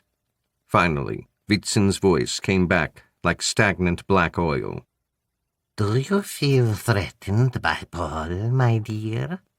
Perhaps you should invite me to come and stay with you, where I can protect you. Will you invite me to come and see you, my precious? In her mind, Mei Ling could see the Colonel. It was a movie playing itself over and over on a loop in her dark office in Moscow, the shades down over the windows and the nicotine-stained walls. The Colonel's mouth was like an iguana's, hard, unfeeling, and scaly, and her tongue, thin and wet, flicked out to moisten the non-existent lips. Her claw-like hands gripped Mei Ling's thigh. Her breath, acrid and stale, played on Mei Ling's ear and neck as she whispered, Perhaps I should come and visit you at your imperial terrace, my beautiful. We can enjoy some champagne and oysters together. Would you like that? Mei Ling had made excuses about focusing on her work. The Colonel had turned cold and menacing. You will change your mind, Mei Ling. You will invite me to join you. I always get what I want. Then she had laughed a horrible laugh. I am indestructible. I am more powerful than you can imagine, my beautiful one. You will see. The Colonel's voice came as a hiss. Or perhaps, my lovely, you would prefer Paul to visit you. Perhaps we could both visit you and have a little party. Would you like that, my beauty? Mei Ling's voice was small when she answered. I don't want Paul to visit, Colonel. I would prefer if you visited. But I must focus on the job. No oysters, no champagne. Of course, my beauty. We'll save those for when we celebrate our success. Mei Ling closed her eyes. Her voice was barely a whisper. Yes. Kingsley Gold lay on his bed staring, as though at the ceiling. He could not see the ceiling, because his room was in absolute darkness. He had made it that way. He had closed the old-fashioned wooden shutters over the glass, and then applied duct tape to all the cracks. To the door, he had applied adhesive foam. He was certain not a single photon particle wave was in the room. The absence of light was essential. He knew this. Only in absolute darkness could he completely focus his mind. Air, or the lack of it, was occasionally a problem. But he had learned that once he started to get a headache, it was time to open the door and breathe for a while. The stench he didn't even think of. He had grown accustomed to it. Now he lay in the dark stench of his room and listened to the voice. A coherent, methodical plan is essential. You know this. We have discussed it before. There must be a series of steps. 1, 2, 3. Kill. That's the one. The word. That's the word. Kill. But now you need, Kingsley, to identify those steps. Scaring her is good. It's good for your soul. God knows I need that stimulus. God does know that, Kingsley. We all do. And the messages, what you did today on the water, all of that is going to drive her crazy. That's fantastic. But the steps. What is your roadmap? The roadmap toward the killing. Right. It's going to be a bit more complicated now that the man is here. I hate him. I need to make him go away. And when he is away, I become inoffensive. I am small and inoffensive. Good. And I can take her something, a gift, an offering. Don't make it strange, Kingsley. Don't make it strange. You don't want her to be suspicious. I'll be inoffensive and reassuring and bring her something she wants and expects. Maybe news from her boyfriend. That's good. Why doesn't he call her? Because he is dead. He is not your target, Kingsley. Because he dropped his phone in the bay. Okay. Or I can make her look for me, follow me, make her come to me. How? I'll show her where. That might work, Kingsley. I can make her sleep a deep sleep. And when she is immobilized, I will push the blade so deep into her soft belly, and she will cry and whimper like a little girl, and her life will just drift away. Gone. I like that. Or I can push the knife in him and make her watch. If she loves him so much, let her watch him cry and die. Cry and die. Remember your target, Kingsley. He is not your target. She is. Get some sleep now. Tomorrow we'll talk about how you make her follow you. Those were the words that he heard as he drifted into dark, fetid dreams, breathing in his own stale air in his blackened bedroom. In his dream, he saw her. She was on the beach with the man, standing, running, stripping off her clothes like the graceful, beautiful slut that she was. He could see her skin, luminous in the distance, flushing pink in the cold. She threw off her blouse, pulled off her pants, and plunged into the water. It was a stupid, pretentious thing to do. It was typical of a narcissistic woman. "Look at me," she shrieked in his dream. "Look at me. I am naked and you want me. You hunger for me, but you can't have me." And in his dream, the man got to his feet. He stripped off his clothes slowly, deliberately, exposing his muscles and his powerful frame, and he went in after her and made her his, splashing, frolicking, shouting in the ice-cold water. But he, KG, rose above them like a god. From the great height of his mind among the clouds, he looked down on them, and they, subject to his invincible will, moved out of the water and put their clothes back on, as he commanded them. And again, obedient to his will, they climbed into their boat and came to him, where he could see them. They stopped their frail craft and waved to him, prayed for him to see them. But he was a god, high above them, looking down, knowing that their hours were trickling away like dry sand. The man's voice reached him. "Are they biting?" The great god, King God, smiled an invisible smile. "Oh, yes," his mind said to the universe in his dream. "Oh, yes, they are biting." Distraught at his apparent indifference, they hoisted their sails and moved away across the black water. Still watching from his enormous cosmic height, he saw the man climb into his vulgar car and drive away. Then the lookout inn was silent and lonely in the darkness of the night. 1 or 2 windows glowed with feeble yellow light. He, King God, seated in the lotus position, high above the world, among the stars, began to move down, down, down, toward the faintly glowing window. In the dark corridor now, in the silence, he moved toward the door and knocks. She lay there, naked and glowing in the dark, bound to the bed, with pupils large and black as oil, and he told her, "I have a message for you. When I tell you, we are going to become so intimate. Because, Ayla Galin, it is time for you to die." And he moved in. Chapter 5.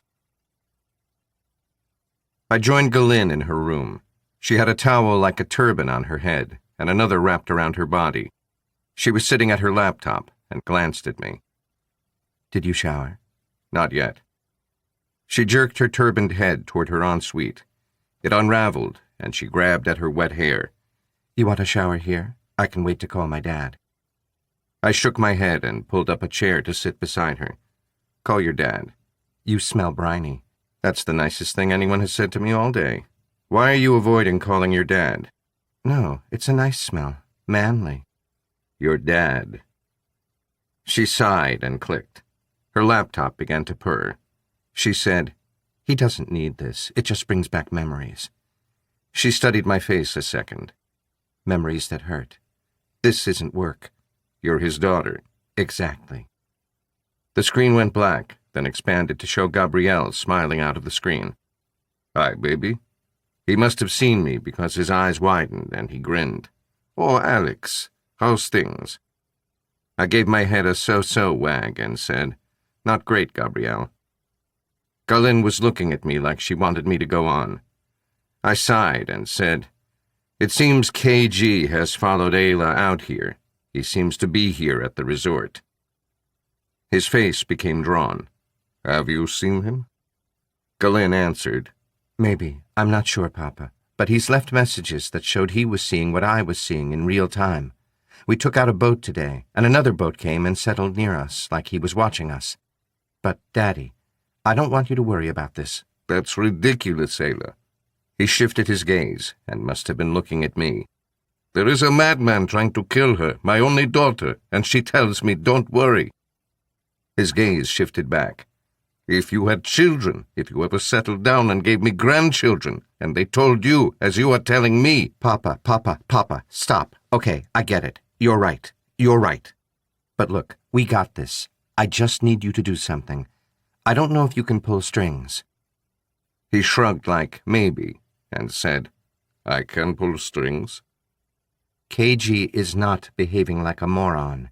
He is being way too subtle and smart for a moron. So we were wondering, who the hell did he hang out with in prison? "Right." He nodded. Also, this guy's a sociopath, right? "Right." So even though he's not smart, he is a skilled, intuitive manipulator. So what made him decide suddenly, after 7 years, that he wanted to use those skills to persuade his psychiatrist he was cured? Good. Yeah, good questions. Can you find out who he hung out with in there and who visited him? He nodded a lot. "Sure, of course, I can do that. But why should I? You told me not to worry, right?"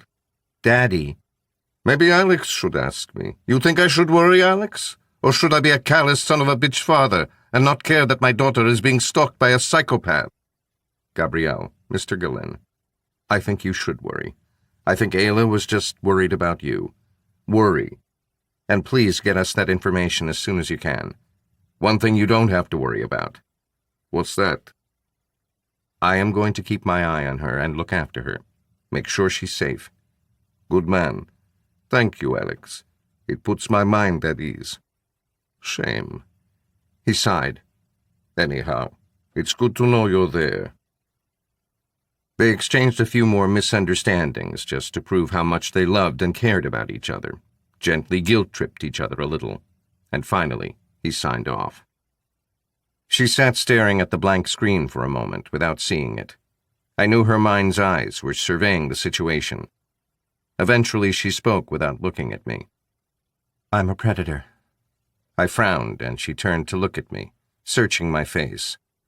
I am no good at sitting passively waiting for somebody to come and kill me. I am a predator. I hunt. I have to go on the offensive, Mason. I nodded. I hear you, but how? How are we going to do that? Hell, he's right here. How many people are there here? 50? 100? Sure, but we need some kind of plan. We can't just go kicking in doors and demanding to know where the weird freak is. Of course not. She said it absently, then frowned at me. Why not? She flapped her hands and said quickly, I'm joking. Kinda. She stood and walked to the window. She shrugged and spread her hands, looking down at the bay and the boats pulled up on the shore.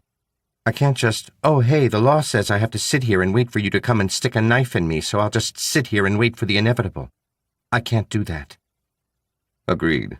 So solutions, not problems. What can we do? She turned and rested her ass on the windowsill, crossing her arms. Okay, you're right. So we have to look for him. We make excuses, do whatever we have to do, say whatever we have to say. But we have to get out there and look for him. You know we can't do that. Her face flushed. What then? I can't. We know that you can't. Focus. You're a pro. Focus on the task, and focus on the prey. What have we seen? We have seen that he can't control himself, and he needs to stalk you. He followed you from London to Maine, for Christ's sake. We take a boat. He takes a boat. You have to become your own goat to lure your prey. We arrange an outing, a picnic in the woods. We know he'll follow us, so we ambush him. Good. She nodded. Good, that's good. Thank you, Mason. You got me thinking again. But, Gillin, what? You can't kill him. Why? It's self-defense. You need to cool down, kiddo. You're still not thinking coldly. This kid, because he is practically a kid, has just spent 7 years in an asylum. As we already said, he suddenly decides he's going to convince his psychiatrist he's sane. He achieves that despite the fact that he is still suffering from homicidal mania. And then somehow he can not only afford to follow you to Maine, but he has the logistical wherewithal to find out where you are going on vacation and when. How? How was he able to do that? You don't kill him. We interrogate him. We need to know how he did this. Shit. She put her hands to her face, and after a moment rubbed it and ran her fingers through her hair. It's different, you know. She paused and studied my face a moment. I didn't realize till now. It's different when it's personal. You can have all of Hamas on your trail. You can have the Iranian state on your trail, as I have had. And you stay cold and focused. But this is different. If you let it, it gets to you. I stood and walked to her and held her shoulders. This guy doesn't know what he's up against. I never met anyone more dangerous than you. But aside from that, I am not going to let anyone take you away from me, Gillin. Between us, this guy does not stand a chance. Her eyebrow gave an odd twist, and I saw a tear well on her lower eyelid. She said, "Shit," again, punched me in the chest, and flung her arms around me. That evening, we strolled across the small harbor to have dinner at Harpswell's Hope, a seafood restaurant where you could sit outside and eat seafood while you watched the long evening fade by degrees into night. We chose a table where we had our backs to the clapboard wall and a clear view of the terrace and the door to the restaurant. The same waitress who had served us oysters at the inn, sporting big pink glasses and buck teeth, came out and snorted a laugh. "What can I get you? Bet you're surprised to see me, huh?" I smiled and nodded, but before I could answer, she said, "Restaurant and the inn belongs to Mrs. Granger. Same owner, see?" Galen stared at her a moment, then said, 2 special main bitters, and bring us fish and chips with fat fries, not scrawny ones." The girl gave me a smile, like I was nice and Galen wasn't, and went away. The beers and the battered fish arrived, with extra fat fries, and we ate in silence for a while, until the air had turned a grainy blue and a fat moon was suspended heavy and orange over the horizon. Then Galen leaned back in her chair and said, "Okay, a thought. For some reason, he does not come out at night. He's the opposite of a vampire. I know it is very early days. I've been here 48 hours and you 24, a bit more.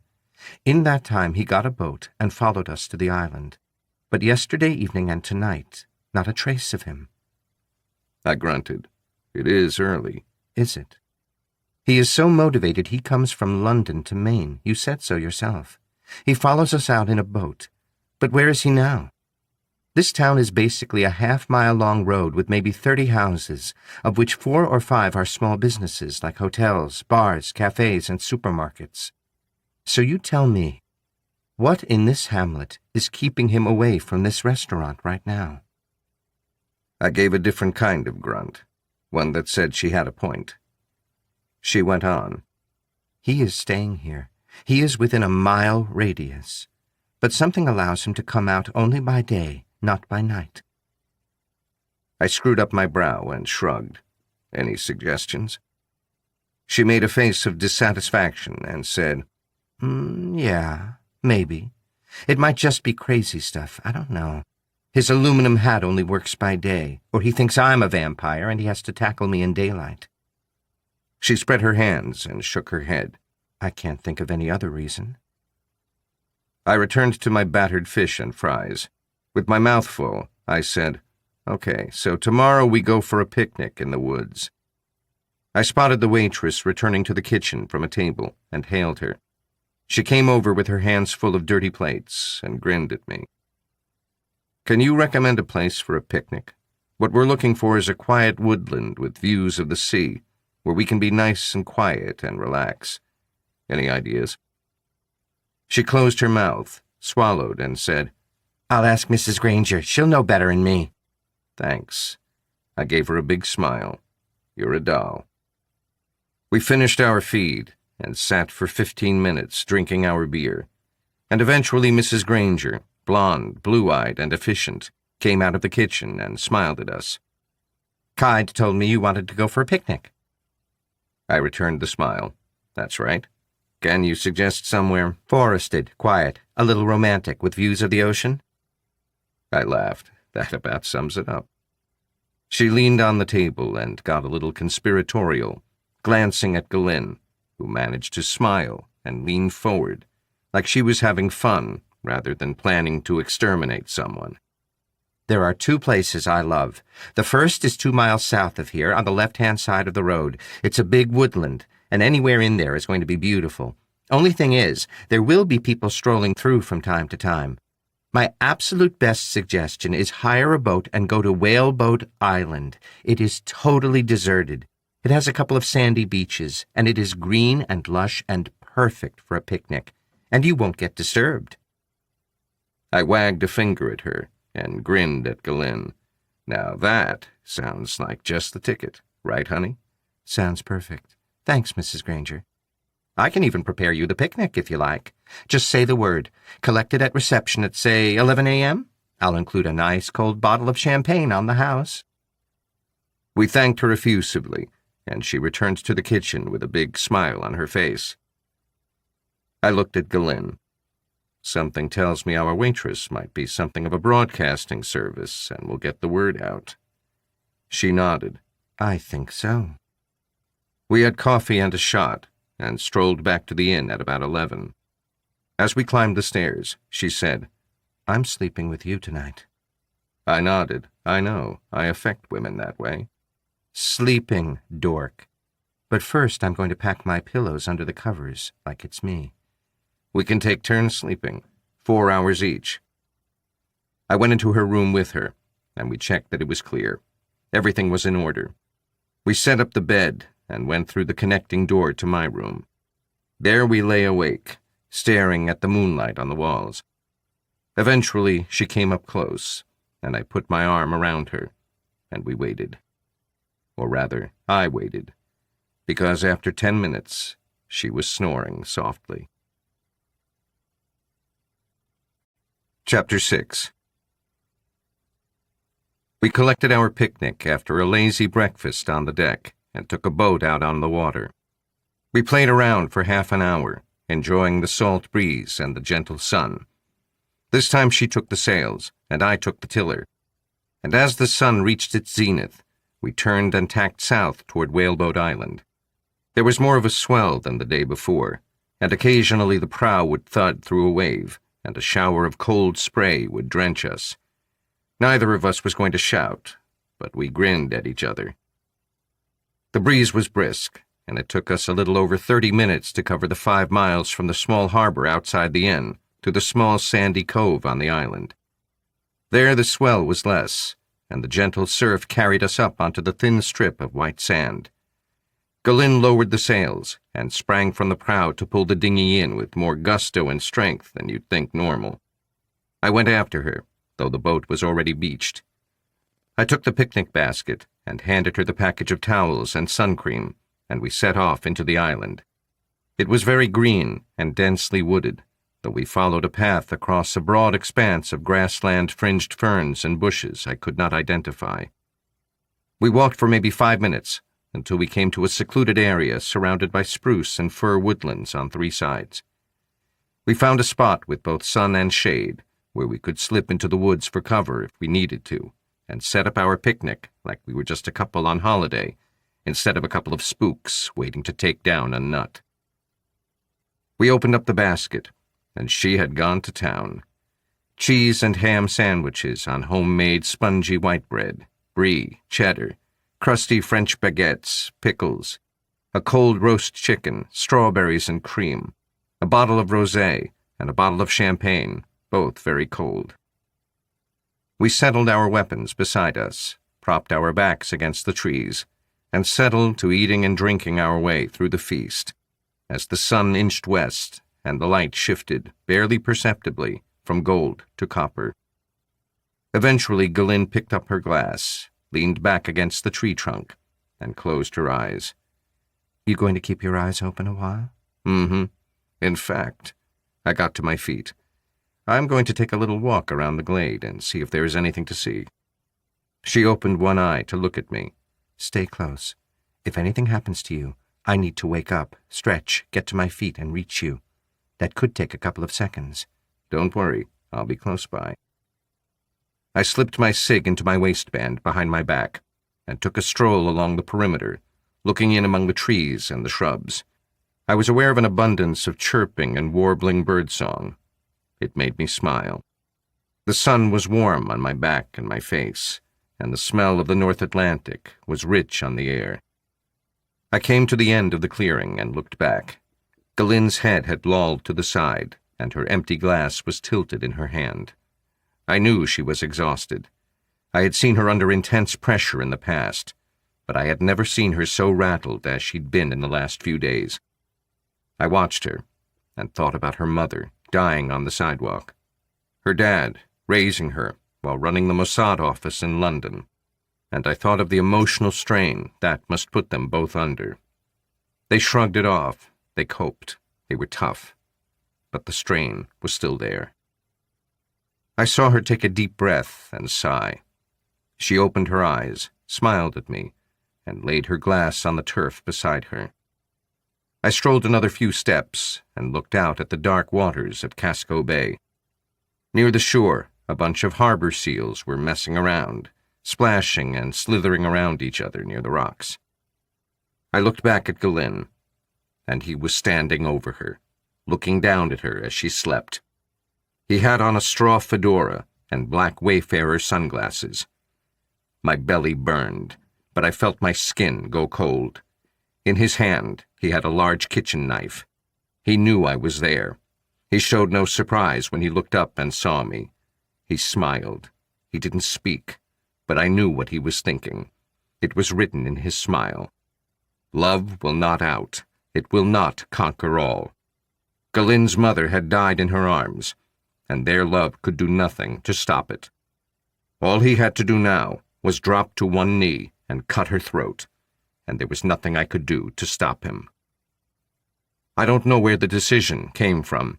It came from somewhere deep in the darkest depths of my mind. It was a knowledge that Galinn and I shared without ever having spoken about it. You don't accept death. If you die fighting till your last breath, until your spirit leaves your body. You never give up and accept. You fight. If she was going to die, this evil son of a bitch was going with her, and so was I. I could have pulled the sig and shot him, but it was what he was expecting, and in the time it took me to draw my weapon, he could have dropped down and stabbed her, and I ran a high risk of shooting her. Instead, I roared and charged. It surprised him. It's one thing having some guy 20 feet away drawing a gun he can't use. Having 220 pounds of rage roaring and charging at you is a whole different ballgame. He hesitated, just long enough for Galinn to open her eyes and hurl herself away as he dropped to one knee, screeching and slashing at the ground where she had lain less than a second earlier. I hurled myself at him. At the same instant, he sprang to his feet again and slashed backhanded at me. I felt the hard steel tear through my chest and the warm flow of blood soak into my shirt. I had the sig in my hand and tried to take aim as he scrambled into the woods behind the tree where Galinn had been sleeping. She was on her feet with her weapon in her hands. She was about to go after him, but looked at me, and her eyes went wide. Jesus Christ, Mason. I'm okay, I said, and felt my legs start to tremble. We can't let him. I tried to finish the sentence, but the island tipped sideways and hit me in the shoulder. She rolled me on my back and ripped my shirt open. It's not deep, she said, but it's long, and you're losing a lot of blood. I'm going to have to improvise and get you to a doctor as quick as possible. Improvise, I said, and began to feel sleepy. You never tear my shirt open when I'm not injured. She slapped me. Stay awake. I need you awake. She had pulled a white plastic case from her purse and was taking stuff out. You're losing too much blood. This is going to hurt. She took a small plastic bottle and squirted rubbing alcohol over my chest. The pain was excruciating, but before I could say so, she had threaded a needle and was stabbing it through my flesh. I may have passed out, because when I looked again, she was still pushing a needle into my flesh, but on the other side of my chest. She had a lot of blood on her hands and no expression on her face. I made a noise that was a kind of inquiry. 15 stitches. I closed my eyes as she squirted some kind of soothing antiseptic cream over the wound. I was aware of a deep ache spreading across my chest. When I opened my eyes again, she was twisting a towel into a kind of loose rope. Sit up, she said. I need you to sit up. I struggled, and she helped me. She was surprisingly gentle, and I told her so. She said, "Shut up," laid the twisted part of my shirt over the wound, and tied it behind my back. You're going to have to walk to the boat, she said. There is no alternative. We need to get you medical attention right away. Can you walk? I grunted. She sighed. You have no choice, Mason. You have to walk. I can walk. It's just a cut. I can walk. She stood and reached her hand down to me. It's not the cut I'm worried about. It was pretty deep in places, and you lost a lot of blood. I got to my feet and felt weak. She pointed to the ground, and I saw what was left of my shirt. It was red and sodden, saturated with my blood. We took what was essential, our weapons, our wallets, and a large bottle of water, and made our way slowly back to the boat. From there, Galinn sailed us back to the inn.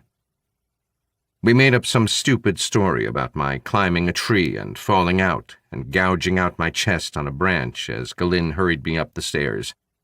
Mrs. Granger offered to call the doctor, but Galinn told her that one was already on his way. Over her shoulder, she called, "What we could use is a lot of chicken broth." Mrs. Granger liked that and hurried off to make chicken broth.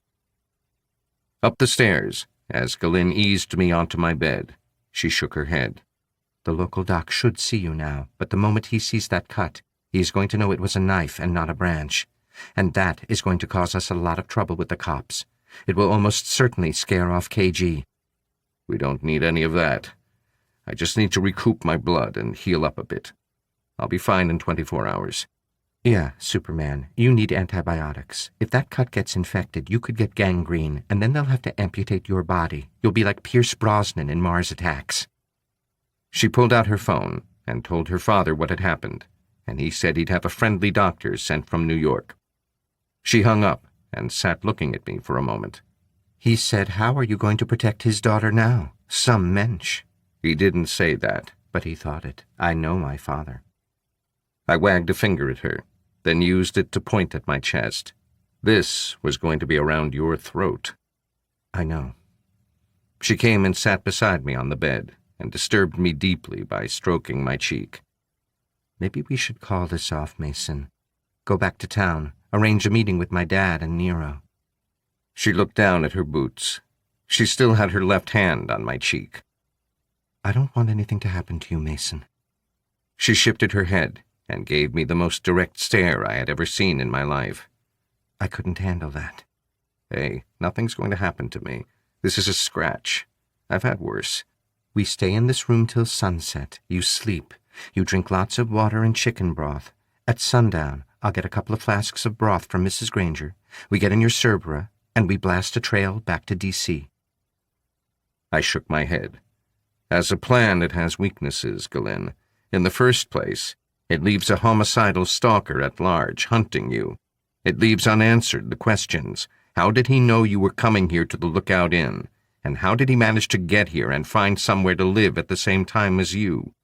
It also means that having our prey within maybe a square mile or less, we will then have absolutely no idea where he is, or how or when he is going to strike again. I raised a finger. And last, but by no means least, it would mean we were running away. From a kid.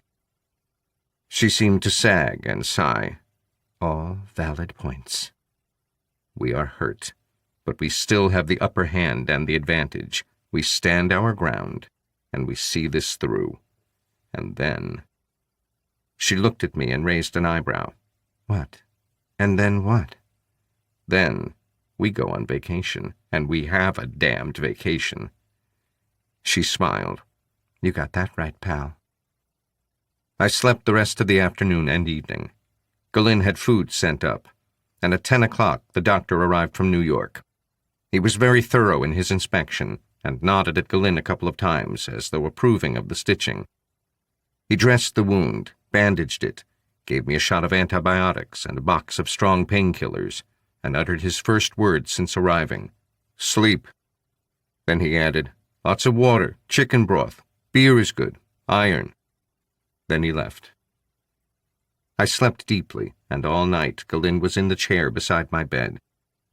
Dawn came, and I managed to shower while Galinn slept for a couple of hours on the bed. At 8:30, Mrs. Granger knocked on the door. Galinn got up and slipped into the bathroom. Now she came out wrapped in a towel as Mrs. Granger wheeled in the breakfast trolley laden with coffee, bacon, eggs, and pancakes, and plenty of honey and maple syrup. How are you this morning, Mr. Mason? I hope you're feeling better. This will get you on your feet in no time. We all laughed like she'd made a funny joke. Oh, and by the way, your friends have arrived, Mr. Mason.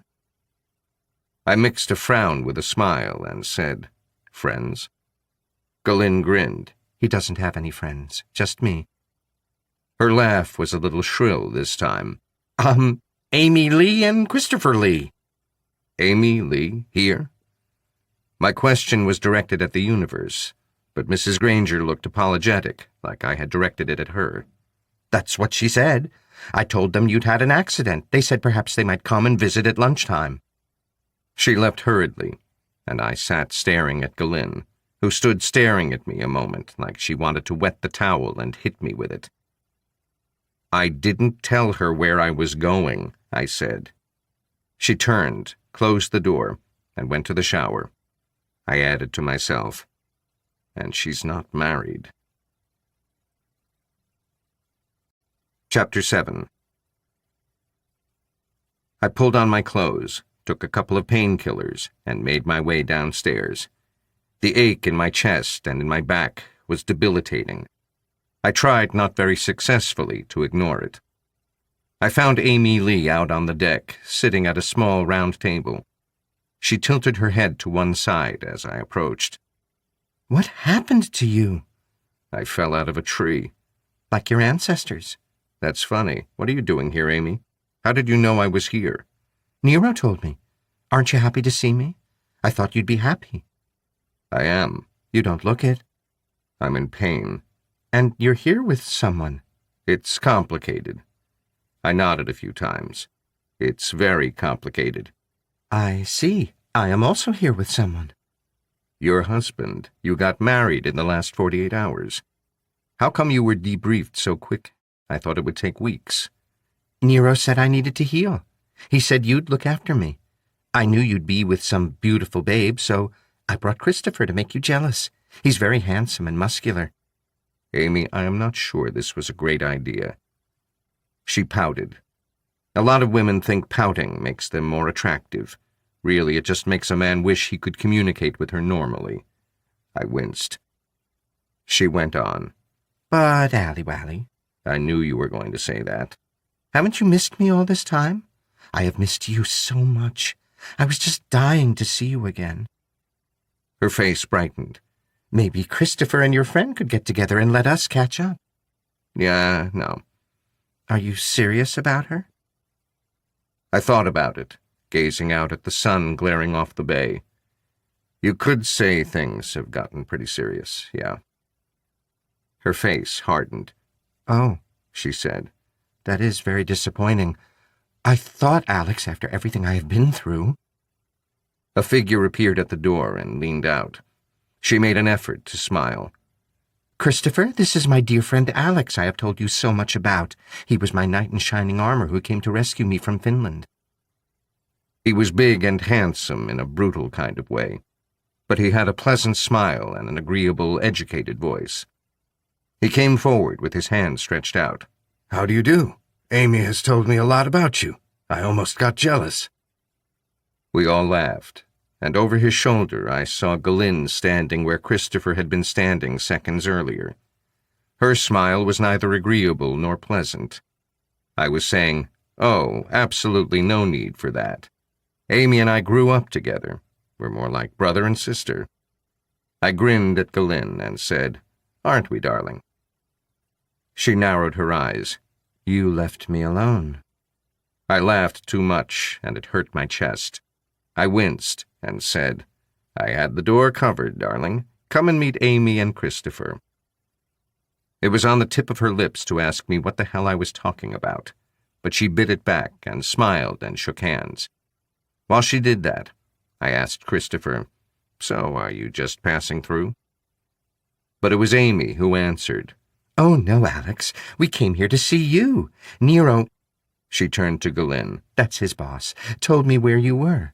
And I told Christopher I was going to introduce him to my oldest and dearest friend. Didn't I, Christopher?"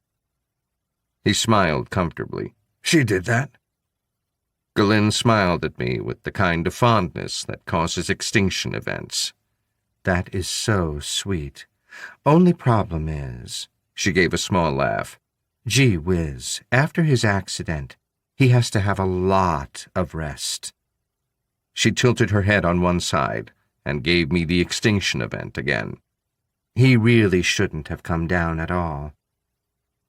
Amy was shaking her head in what appeared to be wonder. "I had no idea it was that serious, Alex. Shouldn't you go back to Washington?" She turned to Christopher. "Shouldn't he go back to D.C.? I could drive, and you could stay and keep Ayla company. What do you think?" No. All three of them looked a little startled. I took hold of Galin's hand and looked Amy straight in the eye. Galin and I have been promising each other this trip for a long time. I am staying right here with her." I turned to Christopher and arched an eyebrow at him. "Thanks, all the same." He smiled amiably and gave his head a little twitch.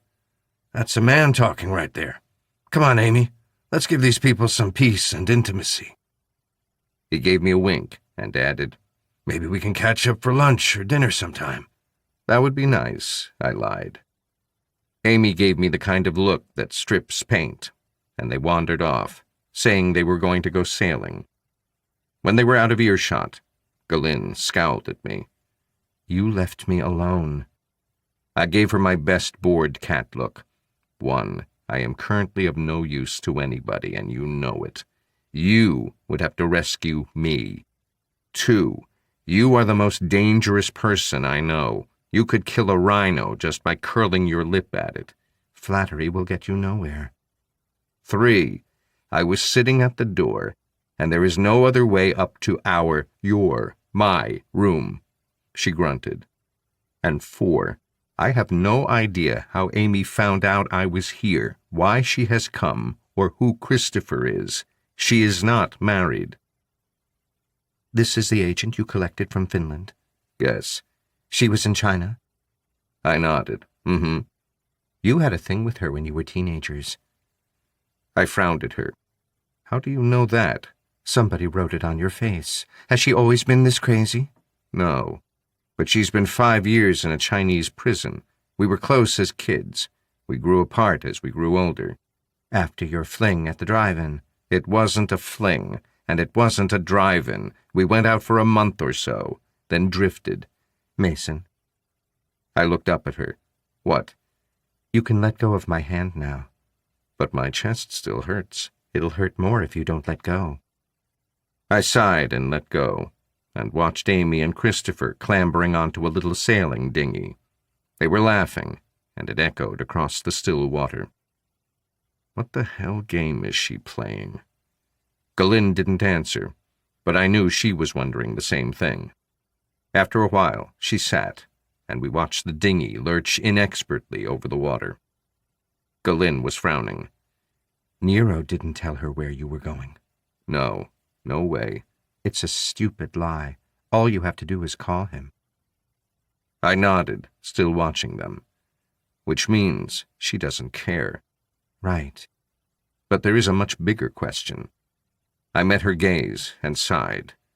Why isn't she being debriefed? I looked back at the small boat as it disappeared toward Shelter Island. She said he told her she needed to heal and that I'd look after her. She brought Christopher to make me jealous.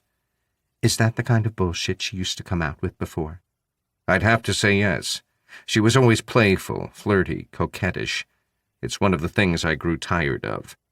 But behavior has to fit into a context, right? Your billionaire dad throws a 19th birthday party for you, and you flirt and talk a lot of crap, and end up falling in the pool in your $10,000 dress with the boy you like. Really? But at work as an intelligence officer, you have a different behavior that fits into that context. I hear you. So yeah, the behavior is characteristic. What's not is this behavior in a work context. I raised my shoulders and spread my hands. But she has been 5 years in a Chinese prison. You should call Nero. What if he tells me to go back to D.C.? Before she answered, I raised an index finger. Also, why hasn't he called me? Because you're on holiday. Nero, I snorted. And also, you are not debriefing her. Why would he call you? I gave a big sigh and waved a hand. 5 years imprisoned in China damaged her emotionally. She said she dreamed I would turn up to save her. So she convinced herself I was her knight in shining armor, and she has absconded to come and find me. That is almost persuasive, Mason. Just one problem. I know. How the hell did she know where I was? Are we seeing a disturbing parallel here? Yes, trying really hard not to, but yes, we are.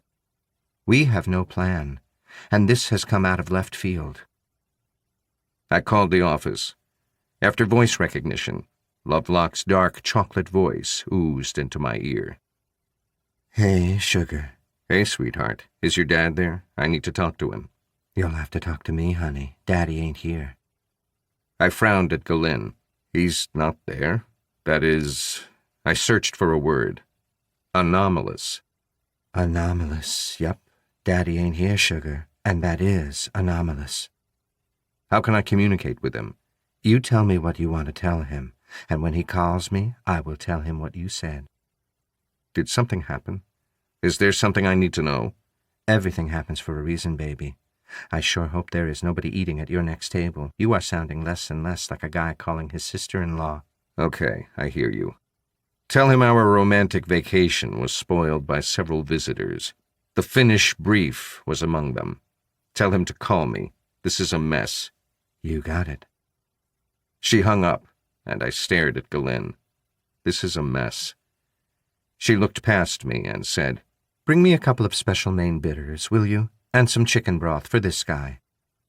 I heard a gurgle and the door clunk, and Galen said, Mason, I need to go a-hunting, and you need to stay here and get better. I laughed and held up both hands. Don't interrupt, I said. You are wounded. You've been shot in the gut. You know that is cripplingly painful. You and your closest pal in the IDF have taken cover, but you are pinned down. He tells you the only way out is for him to crawl to a spot of high ground and take out the machine gun that has you pinned down. Otherwise, they will close in and kill you both. What's your point, Mason? I said don't interrupt. What do you do? Your options are 1. Whimper, simper, and thank him. 2. Swear, because you should go with him and you can't. 3. Tell him not to be an asshole. Dress and bind your wound, and go with him, even if it costs you your life. You're an asshole. Thanks. You do not leave my sight, but I agree we have to go a-hunting. The girl with the big pink glasses and the buck teeth came out with 2 pints of bitter and a bowl of chicken broth. She gave a little bob as she set them on the table. Have you got a map of the area? I asked her.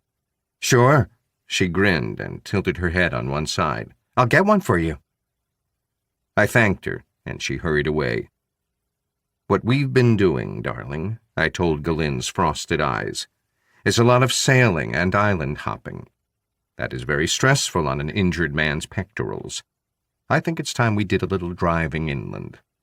I'll tell you what I would like to see and would be a minimal strain on my pectorals. The Maine Maritime Museum in Bath. The big pink beauty re-emerged with a map. She laid it on the table, and I took a pen from my jacket. Here, I said, circling the museum. What's that, 15 or 20 miles? Half an hour's leisurely drive, maybe 3/4, and a relaxed lunch in Bath. What do you say, honey? I say you're my man, and whatever you say works for me, handsome. Not another word. Let's down those beers and go get ready. She took a pull, swallowed, and grinned. We take your car, but I drive.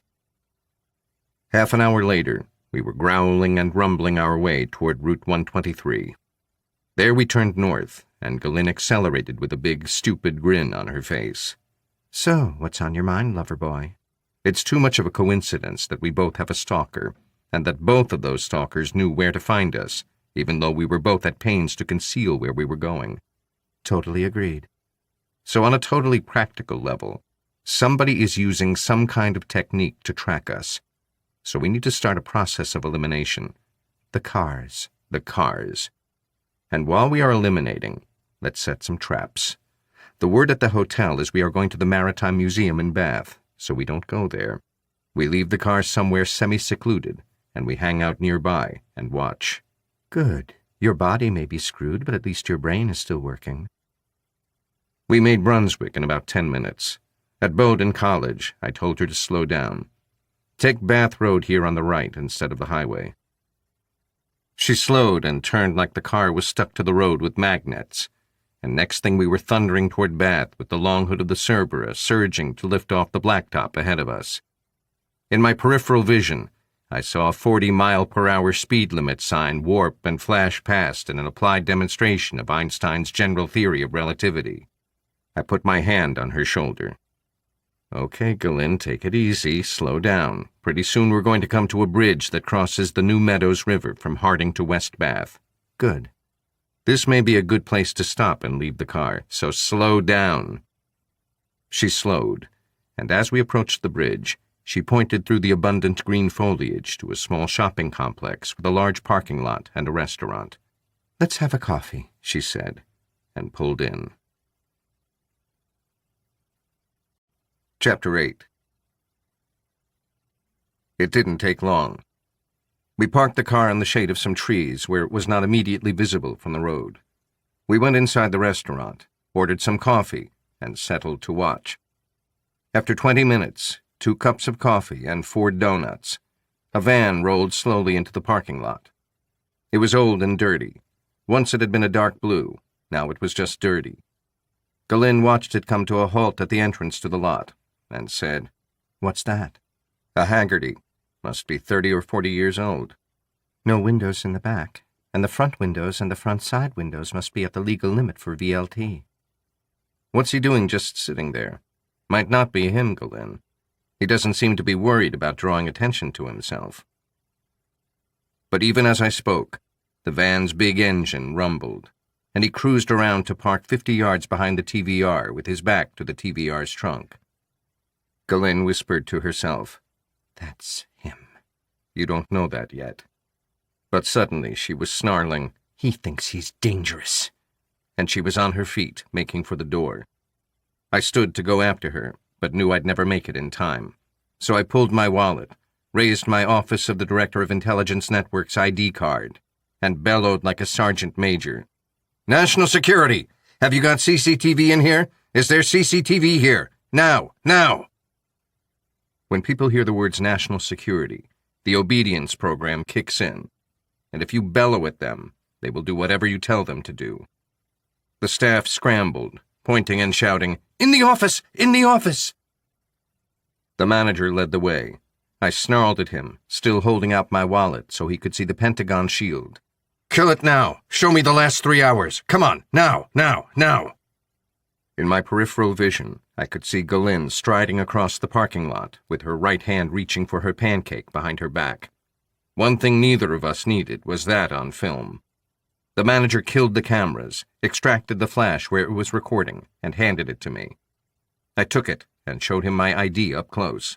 What does it say there? Office, office, office. He said it 3 times. I said, Pentagon, go see to your customers. I was never here, and this did not happen. He and his 2 waitresses ran from the office. I pocketed the flash drive, looked out the window, and saw Galen walking around the back of the van to approach the driver's door. I ran.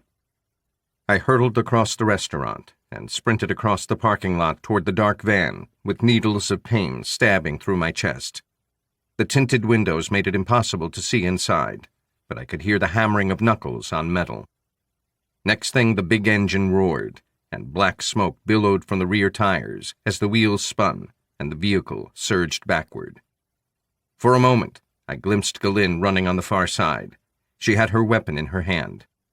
Then the front of the truck spun around so it was facing me. The rear wheels screamed, and the beast was bearing down on me. I hurled myself to one side, and the Haggerty skimmed past me so close it brushed my shoulder and sent me staggering toward the fence. Pain like barbed wire being dragged through my skin tore at my wound, and I felt the warm trickle of blood where the stitches were tearing. I swore violently and saw Galen climbing behind the wheel of the TVR. I swore more violently and made a limping run for the car as she backed out of the space and turned toward me. She accelerated. I got in her way, and through the windshield, I saw her pound the steering wheel, swear silently, and the brakes screamed. I clambered in beside her, trying not to make pathetic noises, and the beast surged forward as I closed the door. You're bleeding, she snarled as we fishtailed out of the parking lot onto Bath Road. The van was ahead of us, accelerating fast toward Bath, but the TVR Cerbera was, in its day, the fastest production car on the planet. Since then, a couple of weird electric cars have been faster, but nothing else comes close, and pretty soon we were over the bridge and tailgating him. Galen glanced at me, Can you fire a gun? Do you know it's him? I know it's him. I know it's him. Can you fire a gun? Yes. Take out his rear wheels. She pulled up beside him. I lowered my window and pulled my cig from under my arm. She kept it steady. I took aim, and as I squeezed the trigger, he turned violently right. We overshot him. Galin slammed on the brakes. In the mirror, for a moment, it looked like he was going to roll over, but he held it steady, and while we were skidding, he was already hurtling down a dirt track toward the dense woods by the bay. Galin swore softly but violently, rammed it into reverse, and made the engine whine as we surged back. She spun the wheel, slammed it into first, and we thundered after him, kicking up a cloud of dust 20 foot high. But where we had had a clear advantage on the blacktop, on the dirt track it was not so clear. The low, hard suspension made the ride rough, to say the least. Added to that, we were driving into a dense cloud of dust and grit that brought visibility down to just a few feet. If he'd been real smart, he would have slammed on the brakes, and at that speed we would have gone right through the windshield and become one with his rear doors. "You need to leave enough space to stop," I said, examining the blood that was seeping through my shirt. "Apart from the fact that he can kill us any time he likes simply by braking, wherever he goes you can follow because he's leaving a trail 15 feet high. Ease up." She took a deep breath and slowed down. "I'm sorry. You shouldn't have come." "Shut up, Galin." He was pulling ahead and was now about 20 or 30 feet in front of us. We could see him more clearly, and it was easier to read his intentions. I gestured at him with an open hand. "If I hadn't come, you'd probably be encrusted in his ass by now. You need to cool down, kiddo." She didn't answer. We were headed south, and were getting into some pretty dense forest. Up ahead, he turned left off the broad dirt track, and onto a narrow forest track pitted with potholes, veined with roots, and littered with rocks. I said, "Galin, no, we are handing over all our advantages." "I am not letting go of him, Mason. Forget it. It ends here, today." We lurched and bumped and scraped along the track. If it hadn't been for the massive horsepower of the Cerbera, we would have gotten stuck on that road. As it was, he pulled ahead easily and disappeared into the shadows and the darkness ahead. We drove on at 2 or 3 miles an hour, picking our way over the roots and the rocks and around the holes. Galin's face flushed red, and she thumped the steering wheel with her fist. "I know I'm wrong. I know. Just don't say anything. I was wrong, okay? You made your point." A little later, she said more quietly, "I have to do this. I know you're bleeding, and I am being a bad friend and a worse partner. But I have to do this and finish it today. For my mother. I'm sorry." I ignored her and pointed up ahead. Dimly, through the dense trees, I could make out the dark form of a rambling, half-derelict house, and outside it was the Haggerty, with all its doors open. We climbed out of the TVR with our weapons drawn. The only sound to be heard was the gentle roar of a creek running through rapid beyond the trees. Aside from that, there was just silence. Even the birds had gone quiet. The house was a large clapboard construction on 3 floors, with a jumble of gabled roofs and chimneys, a large porch with 4 wooden steps rising to it, and a basement, of which one could see only narrow horizontal windows. I pointed to the porch and the front door, indicating for her to cover me, and gestured that I was going to check the back of the van. She nodded, and walking sideways, aiming her cig at the house, she came to the van with me. It was empty, but for a length of rope, a pair of women's panties, a blouse, and a small pool of blood. I glanced at Galin. Her breathing was fast and shallow, and her face and neck were flushed. I said, "Look at me." She glanced at me, and then back at the contents of the van. "Look at me. Look me in the eye, Galin." She fixed her eyes on mine. "If I die today, I want it to be because of a stupid mistake of mine, not a stupid mistake of yours. Hold it together. He is fucking with your head. Don't let him. Are we good?" She nodded. We made for the porch, she from the left and I from the right. I kept the window covered, and she kept her weapon trained on the door. Everything seemed bizarrely loud, the rush of the water beyond the trees, the soft tread of our feet on the moss and the small twigs, the sigh of the breeze in the canopy above. We had reached the bottom of the wooden steps that led up to the deck. She covered the door, and I took the 4 steps in 2 strides and went down on one knee with my weapon trained on the door as she came up behind me and flattened herself against the wall. I inched forward, ignoring the deep throbbing pain in my chest, and pulled open the screen door. There was a rock that obviously served to wedge the door open, and Galen nudged it into place with her foot. Beyond the screen, the front door was ajar. The crack showed only darkness. I pushed it open and stepped aside. Instantly, Galen was down on one knee, training her gun through the open door. She stood and stepped forward. I followed. The door gave directly into a large, spacious room with wooden floors. Large windows looked out on the woodland. There was a large, very old sofa with holes where the stuffing was coming out. There were 2 large armchairs that obviously belonged to the same suite and were in a similar condition. In the corner there was a wood-burning stove, and beside it a rocking chair with a cushion on it. The cushion was squashed, as though from being sat on. Set among the sofa and the chairs was a coffee table. On it were take-out food containers and the latest issue of Modern Psychologist. Over on the far left there was a wide arch. Through the arch we could see a dining table covered in dust and pieces of fallen plaster. Galen stepped in, glanced around, and declared it clear with a nod. Now we both fixed our attention on the mahogany staircase that rose from the living room toward the upper floors. I moved to the bottom steps and aimed up at the landing. It was clear, and I started moving up, keeping the SIG trained there. Galen came close beside me. At the dogleg, I stopped and kept the landing covered while she passed me and secured the area. We checked each of 3 bedrooms and a bathroom and found each empty. At the end of the corridor, a second, narrower flight of stairs rose to the attic rooms. This staircase was a death trap.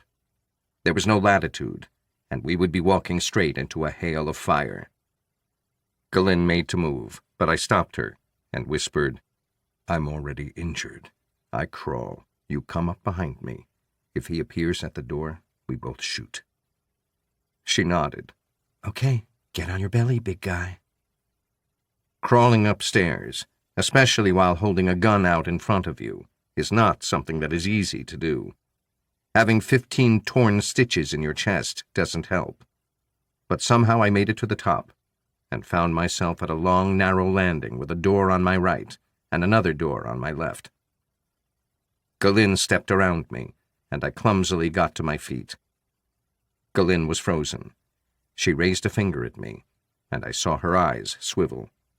She was listening to something on the edge of hearing. I listened too, and gradually it became clear. It was sobbing. I pointed to the room on my left, and she moved forward. I covered the door, and she kicked it open with her weapon held out in front of her. I watched her face and her brow crease into incomprehension as she dropped her hands and her gun to her side. I looked around the jam, and I believe I actually gaped. She was sitting on the bed, stark naked. When she saw me, she grabbed a sheet and wrapped it tightly about her. Her mouth was pulled down, made ugly by sobbing. Her eyes behind her big pink glasses were swollen and red, and her rat's tail's hair was a rumpled mess. She pulled the sheet tighter around her and said, "Don't look at me! Don't touch me!" "What the hell are you doing here?" I asked it as Galen brushed past me and clattered back down the stairs. "He made me come here." "Who did?" "The man in the van, last night." "Have you seen him today? Where is he now?" "I don't know. He went away. He hurt me." I swore under my breath. "Okay, don't worry. We'll get you out of here. Just—" "I don't want you." Her face crumpled, and she started to sob. "I want the nice lady. He hurt me. He made me bleed. I don't like you. Go away. I want the nice lady." I didn't tell her the nice lady was looking for the man so she could tear his head off with her bare hands. I leaned down the stairwell and shouted, "Galen, I need you back here. Now, please." I heard her steps stumping back up the stairs. After a moment, Her silhouette appeared at the bottom of the short, narrow passage, and she came up to where I stood. What? I need to find this guy. What you need to do is listen to what... I turned to her. What's your name? Kide. You need to listen to what Kide has to say. Kide doesn't want a man here because of what he has done to her. And if you will pause in your rampage to think a little, you will realize we have a big problem on our hands. Things like witnesses, evidence, and questions to answer. I took a step and turned back.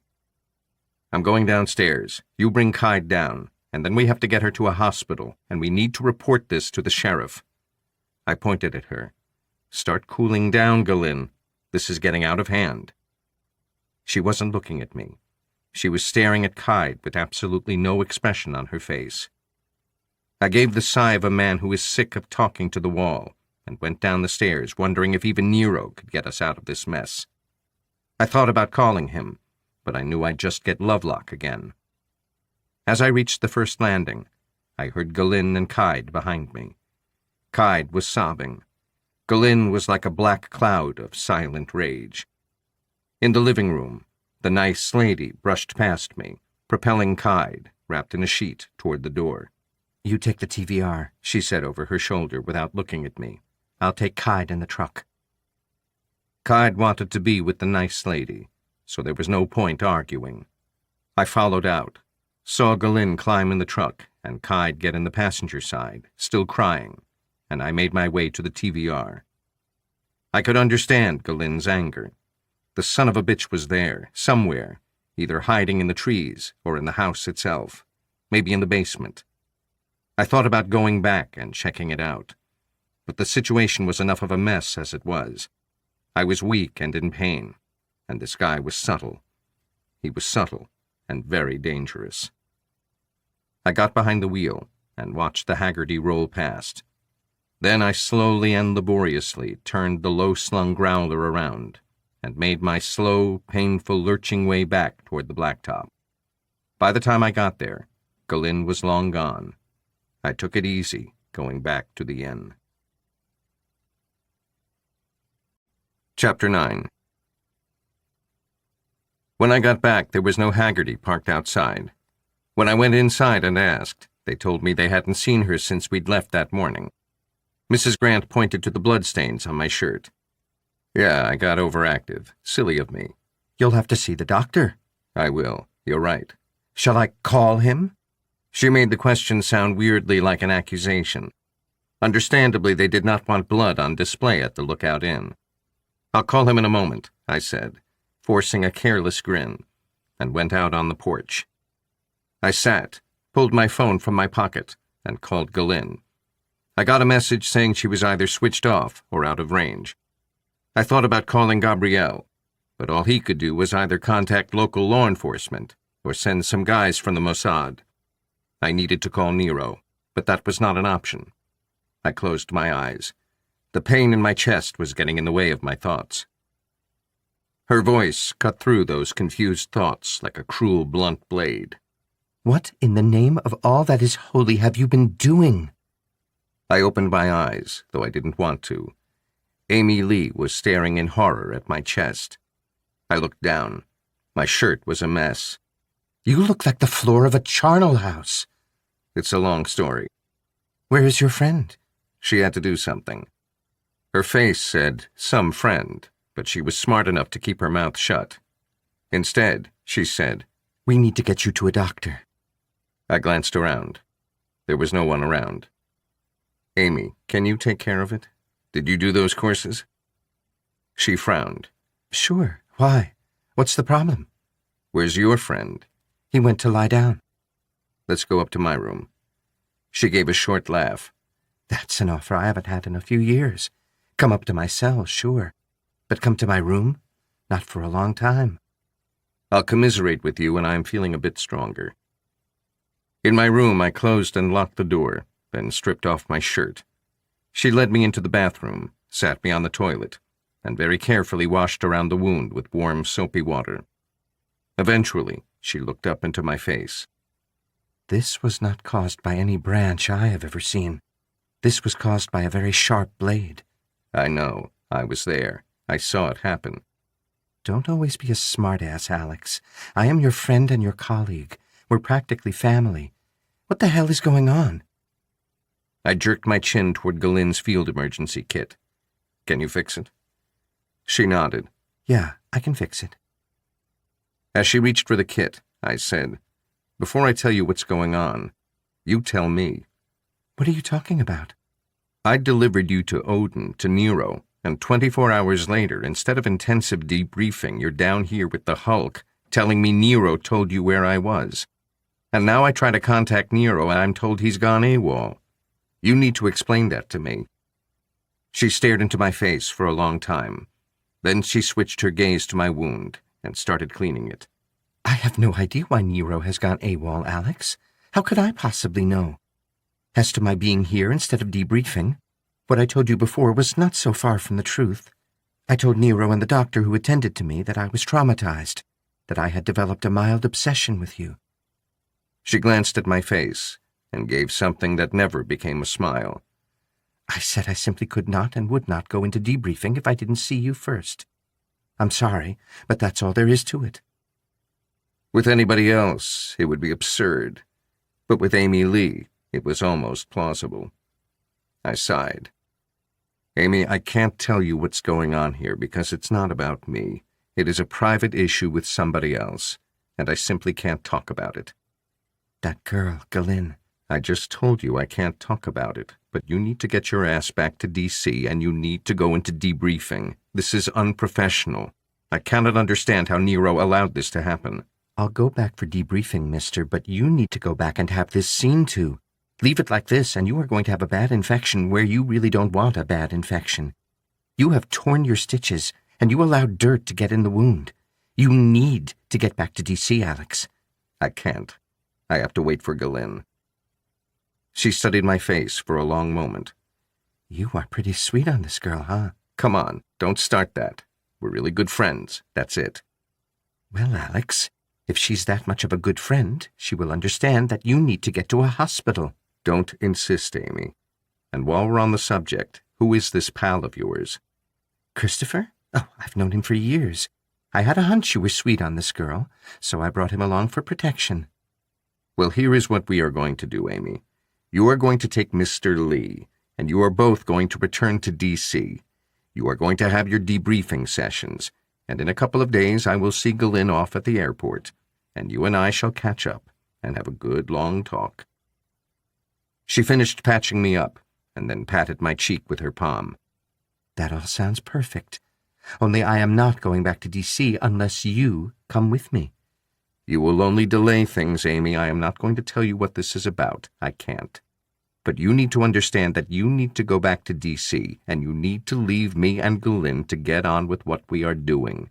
You are jeopardizing an operation and hindering a debriefing. You cannot do that. She studied my face for a long moment. Then she gathered up Galen's stuff and packed it away in the box. When she was done, she said, Fine. If that's the way it is, that's the way it is.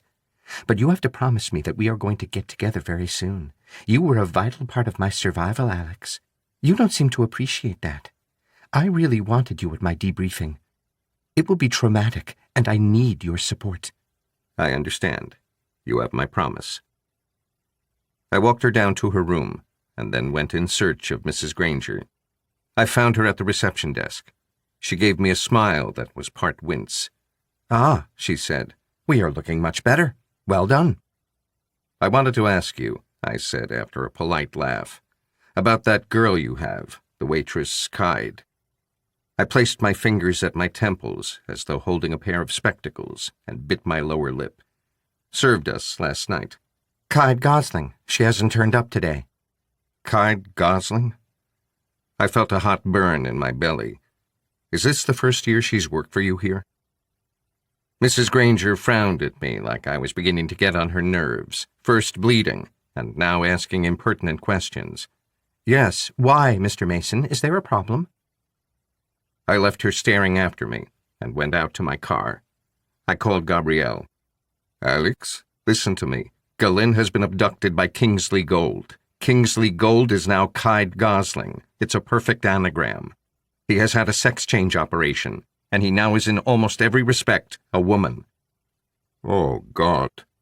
We didn't realize it was him. Ayla drove the van, and KG was in the passenger seat. He told us that Kingsley Gold had hurt her and abused her. Galen was driving her to a hospital and to the sheriff's. She, Galen, disappeared along the way. Can you locate her GPS? Yes. Do it. Let me know the second you locate her. Message me her location. I climbed in the car and called Lovelock. He still ain't here, lover boy. Galen has been abducted by the psycho who killed her mother. She may already be dead. I'm about to get her GPS location. I need Nero to know this. If there is any way to contact him, do it. I will take full responsibility. Alex, listen to me. I have no way to contact him. You want me to talk to the Bureau or local law enforcement? I thought about it. I needed the backup, but the long-term consequences for Galen could be bad. No, don't do that. Has he deputized anyone while he's gone? No, Alex. I have never known him do anything like this. I can only imagine it's very short-term. All he said to me was, take messages, I'll be away for a bit, and he left. Okay. The moment he contacts you, tell him I am in serious need of help. It is urgent. I have a call waiting. I'll keep you posted. I switched. It was Gabrielle. She's 6¼ miles from you to the southeast on Flag Island, 3 miles south of Condy's Harbor, a little over a mile west of West Point. The exact position of her signal is 43 degrees, 45 minutes, 11.14 north, longitude 69 degrees, 53 minutes, 26.66 west. I am texting it to you as we speak. Got it. I ran. I burst into the inn. Mrs. Granger scowled at me from behind her reception desk. I slammed my Pentagon ID on the desk in front of her and snarled, "This is an emergency and a matter of national security. I need a speedboat, and I need it now." She made like a goldfish, staring eyes and rhythmically opening mouth. I leaned forward and shouted, "Now!" Her voice became shrill, and still staring into my eyes, she screamed, "Philip! The boat! The boat, Philip!" 5 minutes later, I was surging out of the tiny port at Lookout Point, hurling 2 great walls of spray into the air, and hurtling south into Casco Bay. I figured I was doing maybe 70 knots or a little more, and looking at the location Gabrielle had sent me, I needed to head south, loop around South Harpswell and Bailey Island, and then go north and east toward Sebasco Harbor. Flag Island would lie between me and the harbor. All in all, it was about 15 miles, 15 minutes at this speed. It takes less than half a second to kill somebody, which made 15 minutes an eternity.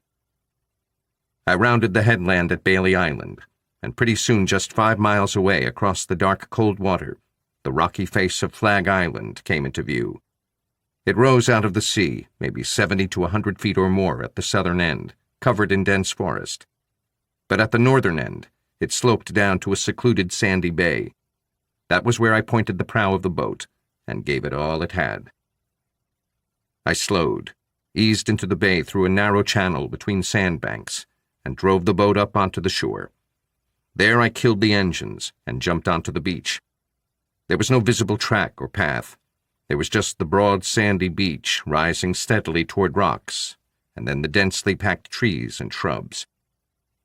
I checked the location Gabrielle had sent me. According to their GPS locator, she was not far. Just 150 yards as the crow flies, probably closer to 200 over sand, rocks, and through the woods. I felt a twist of nausea in my gut, a sick awareness that she was so close, but what was I going to find when I got there? I trudged across the soft, damp sand, and when I got to the harder earth and rocks, I began to jog. Soon I was clambering over the white boulders, scrambling up the low cliff toward the pines, the firs, and the alders. At the top, I paused to catch my breath. Now I could just make out a track, overgrown and barely used, that wound its way among bushes and rocks in among the woods. I pulled my cig from my belt and proceeded carefully along the track, scouring the shadows for movement and listening for any sound. All I could hear was the sigh of the surf and the desultory cry of the gulls wheeling overhead. As I approached the edge of the trees, I moved off the track among the closely packed trunks and the ferns and bushes. It was hard to make progress, and even harder to make silent progress. but I kept the track in sight and moved parallel to it. After 10 or 15 feet, it rounded a bend. The canopy was more dense here. There was less light, the air seemed cooler and more moist, and the smell of moss and green leaves was rich on the air. And there, maybe 100 yards away, was a large, rambling, semi-derelict house. This guy liked his old ruins. I buried all my emotions, went cold inside, ignored the nightmare images that fought to plague my mind, and started moving forward, one silent step at a time. Chapter 10. I was lying on my belly, hidden behind ferns and bushes, watching the house, which stood massive and rambling on 3 floors amid the green light of the forest. There were broad wooden steps that rose to a wooden porch. To the left, a large window showed only black glass. To the right, a screen door obscured the entrance. The windows on the 2nd and 3rd floor showed nothing but dark glass and an occasional reflection.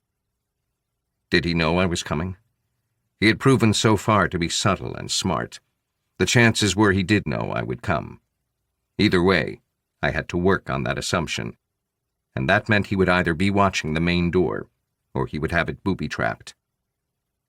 I took my time moving around the house, agonizingly aware that every second that passed was a second in which he could be torturing or killing her. But whatever I did, it had to work. There could be no room for fuck-ups or failure. I had to go in, kill him, and get her out. I moved very slowly around the house, taking care to keep my movements arrhythmic, which is not easy to do, but is fundamental. A guard will probably not even become aware of a rustle, followed by another 15 seconds later, and another minute after that. But rustle once every 15 or 30 seconds, and he'll nail you in a minute and a half. So I took maybe 10 minutes to move little more than 30 feet, and found there was an unkempt lawn at the back of the house, with a small flight of 5 steps rising to a kitchen door. And you didn't need to be Sherlock Holmes to know that this was the door where he expected me to enter the house.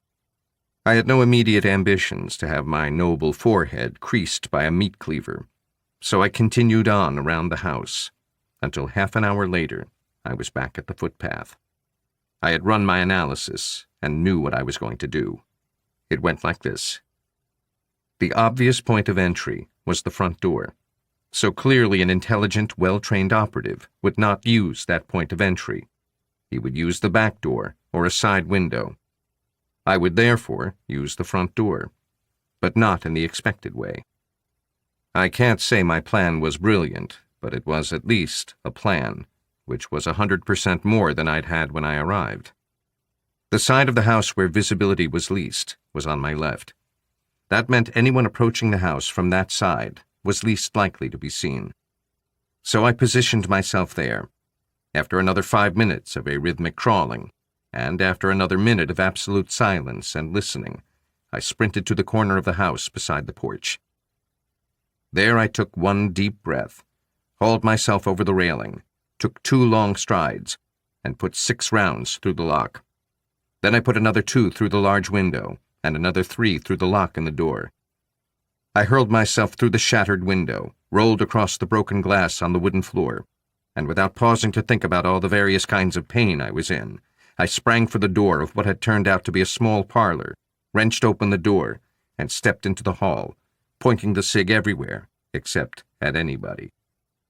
There was nobody there. There was a shattered lock and a lot of splintered wood. The door was ajar where it had been pushed by the force of the rounds. Through the gap, a shaft of light stretched across the floorboards, through a broad arch into a spacious living room.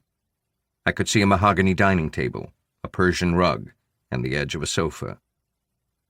I glanced behind me. There was a broad staircase in dark wood that rose to an intermediate landing before turning left to the main landing on the 2nd floor.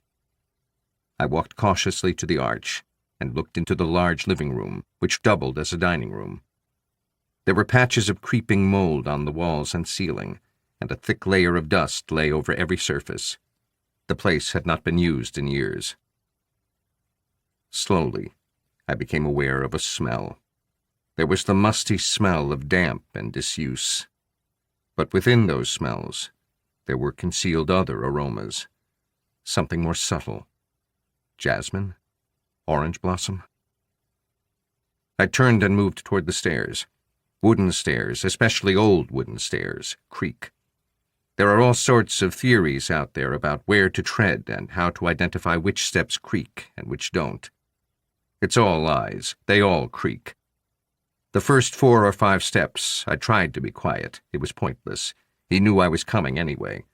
The best I could do was keep my weapon trained on the landing and move up as fast as I could.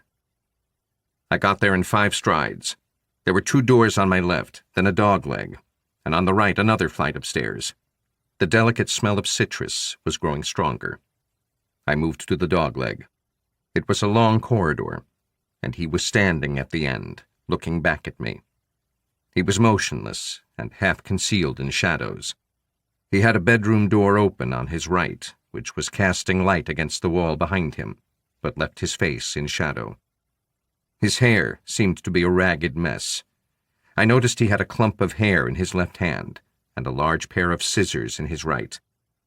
Of his face, all I could see was the slight glint of his glasses. His disembodied voice said, "Hello." There was a smile in it, perhaps a sneer. I didn't know she had a man. It made me adapt. I'm good at adapting. Nobody needs to get hurt, Kingsley. Cliché alert. Why would you say that? Are you not thinking? It was all delivered in a calm, quiet voice. It was almost a monotone. Can you honestly not see what's going on here? Of course somebody needs to get hurt. We 3 cannot be in the same space without at least one of us getting hurt. His disembodied voice gave a small laugh. Ayla is desperate to hurt and kill me. I really want to hurt her. Psychologically, emotionally, and physically. I am going to kill her. But first, I'm going to hurt her a lot. And you are just itching to shoot me. The only things standing between me and death right now are the rule of law, which is a fragile wall, and the fact that you don't know what kind of sick booby trap I have set up with Ayla. What do I need to do to stop you? I saw the glint of his teeth beneath the glint of his spectacles. Kill me. But you can't, can you? I'll tell you what. Let me do to you everything I want to do to Ayla, while she watches. I'll give you my word. I'll then let her go. Deal? How can you guarantee you will let her go? I can't. But I am really curious to know how far you'll go to try and save her. He gave another small laugh. In my experience, the more love, the more pain. He turned and moved on stiff legs through the open door. He looked strangely like an old-fashioned doll in a blue dress with a white apron. I went after him, but stopped dead in the doorway. Ayla had been stripped down to her underwear and was stretched out on a filthy mattress on an old brass bed. Her ankles and wrists were bound to the corners. He stood between her feet, gazing at her. Curare, he said. Just a tiny amount. Too much would have paralyzed her diaphragm and killed her. He smiled as though to himself. We wouldn't want that, would we? Inside, panic was burning and thrashing inside me. But I knew that Galen's survival depended on my keeping that panic isolated and at arm's length. As long as I was not panicking, my mind was working. And right now it was telling me this schmuck wanted to talk, and I needed to encourage him. I sneered. Curare, come on, give me a break. Where the hell is a punk like you going to get a drug like curare? You wouldn't know how to spell it, even if you could afford it. His eyes seemed to contract at the corners. It was the only sign that he was angry, except for the stiffness around his mouth. I wouldn't jump to conclusions, Mr. Mason. There is a lot about me you don't know. There's a lot about you. Are you trying to make me laugh? You're a 4-foot jerk who likes to hurt women because he doesn't know what he's looking at when he looks in the mirror. You're not smart, or mysterious, or enigmatic, and you sure as hell ain't charismatic. You're a jerk. So stop trying to impress me. It takes more than a $10 date drug and chronic inadequacy to impress me. His face had gone rigid, and his eyes were wide, staring unblinking at the sheet between Galen's ankles. For a moment, I thought I had overplayed my hand, and I was about to blow his brains out. But there was something in what he'd said. I wouldn't kill him, because I didn't know what kind of sick booby trap he had set up with Ayla. I snarled, "So give me one good reason why I shouldn't blow your brains out right now." He didn't react. He just kept staring at the sheet. A voice in my head said to hell with it, and I raised the cig and leveled it at his temple. He smiled, still staring at the sheet. The bastard knew I wouldn't pull the trigger. "Is it a bomb?" he said. "Or is it one of those exotic poisons you are so sure I can't get my hands on?" His smile broadened, but his point of focus stayed the same. "And oh yes, how did I know where Ayla was? And how did I get here so fast? And how come I was so familiar with the area I could find not one, but 2 derelict houses to hide out in, and get a job serving table at her inn?" He began to laugh. "Heaven alone knows what I've been feeding her at breakfast, lunch, and dinner." He raised his eyes so that now he was looking at the wall just above her head. "But don't you worry about that, Mr. Mason. After all, I am just a 4-foot inadequate jerk who likes to hurt women because he doesn't know what he's looking at when he looks in the mirror. I am just a jerk." What I felt inside was cold, unmitigated terror. My voice was a rasp. "What have you done to her?" He still wouldn't look at me. "I told you," he said, and his face was rigid. "Curare. Oh, have I impressed you, Mr. Mason? A tiny amount of curare while she was driving, and you were chugging manfully behind us in your big, powerful foreign car." He laughed suddenly. It was a horrible, shrill noise. Oh, but I am too stupid and inadequate to get hold of curare. I am too stupid and inadequate to throw you off the scent. I am too stupid and inadequate to incapacitate Ayla and have you both here as my helpless prisoners. Much too stupid and inadequate." His eyes drifted to Galen's face. I could see her eyes half open, shifting slightly, as though she were delirious. "Put your gun down, Mr. Mason." I walked over to Galen and looked down into her face. Her pupils were dilated, and her breathing was labored. I put my cig on her bedside table and turned to face KG. "Who did you meet in prison?" There was the secret smile again, the one that excluded everyone except himself and whatever crazy voices spoke to him in his head.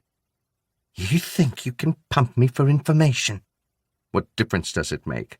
I'll be dead in the next half hour. What opinion am I going to take to the grave with me? A fantasist asshole who got lucky, or a crazy who was smart enough to make the right connections where it counted? "You think I care what opinion you take to the grave?" Yeah, I think you care what opinion I take to the grave.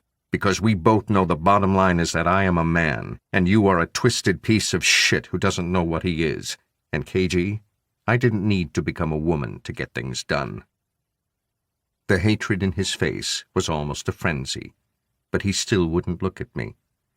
"Does that make you superior? You don't look very superior to me right now." I took a couple of steps closer to him. "I don't," I said. "Really. So how is it that you are the one who has created this crazy little madhouse just to prove you're not an ineffectual shit? And I am the one feeling contempt!" I shouted the last few words and took another step closer to him. He turned his face away, but was looking at me out of the corner of his eye. When I spoke, it was practically a whisper. "I'll tell you how come, KG. Because this whole thing has just been a fluke. You are the nobody you have always been. There was no connection in Broadmoor. You just got lucky. Nobody helped you. Nobody invested in you. You are just obsessed." His jaw was trembling with everything he wanted to say, but he still couldn't bring himself to look me in the face. He turned his away, and as his straggly hair parted over his ear, I saw it. It was almost invisible, but it was there, the little black cap barely a quarter of an inch, stuck in his right ear. I kept talking to cover my surprise. What do you think? That God talks to you? You think you're in touch with some supernatural force that guides and helps you?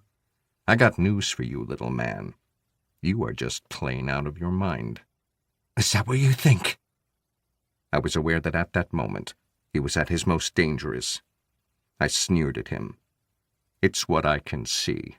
You are nothing. He turned away with his back to me, but still staring from the corner of his eyes. I saw the glint of a blade in his hand as he spat the words at me. Well, you just don't know how wrong you are. For your information, Mr. Mason. His voice was becoming shrill. I am disobeying orders by having you here because I want to see you both suffer as you watch each other die. Now he turned and screamed into my face. How dangerous will you and Ayla be with severed tendons? I saw his hand flash, and the scalpel flash toward the back of Galen's knee. Chapter 11. If you give your heel a small twist outward, engage your hip, and keep the edge of your fist down, you can give a hook more power than you'd think possible. I drove that hook straight into the middle of KG's chest. Inside my head, I was panicking.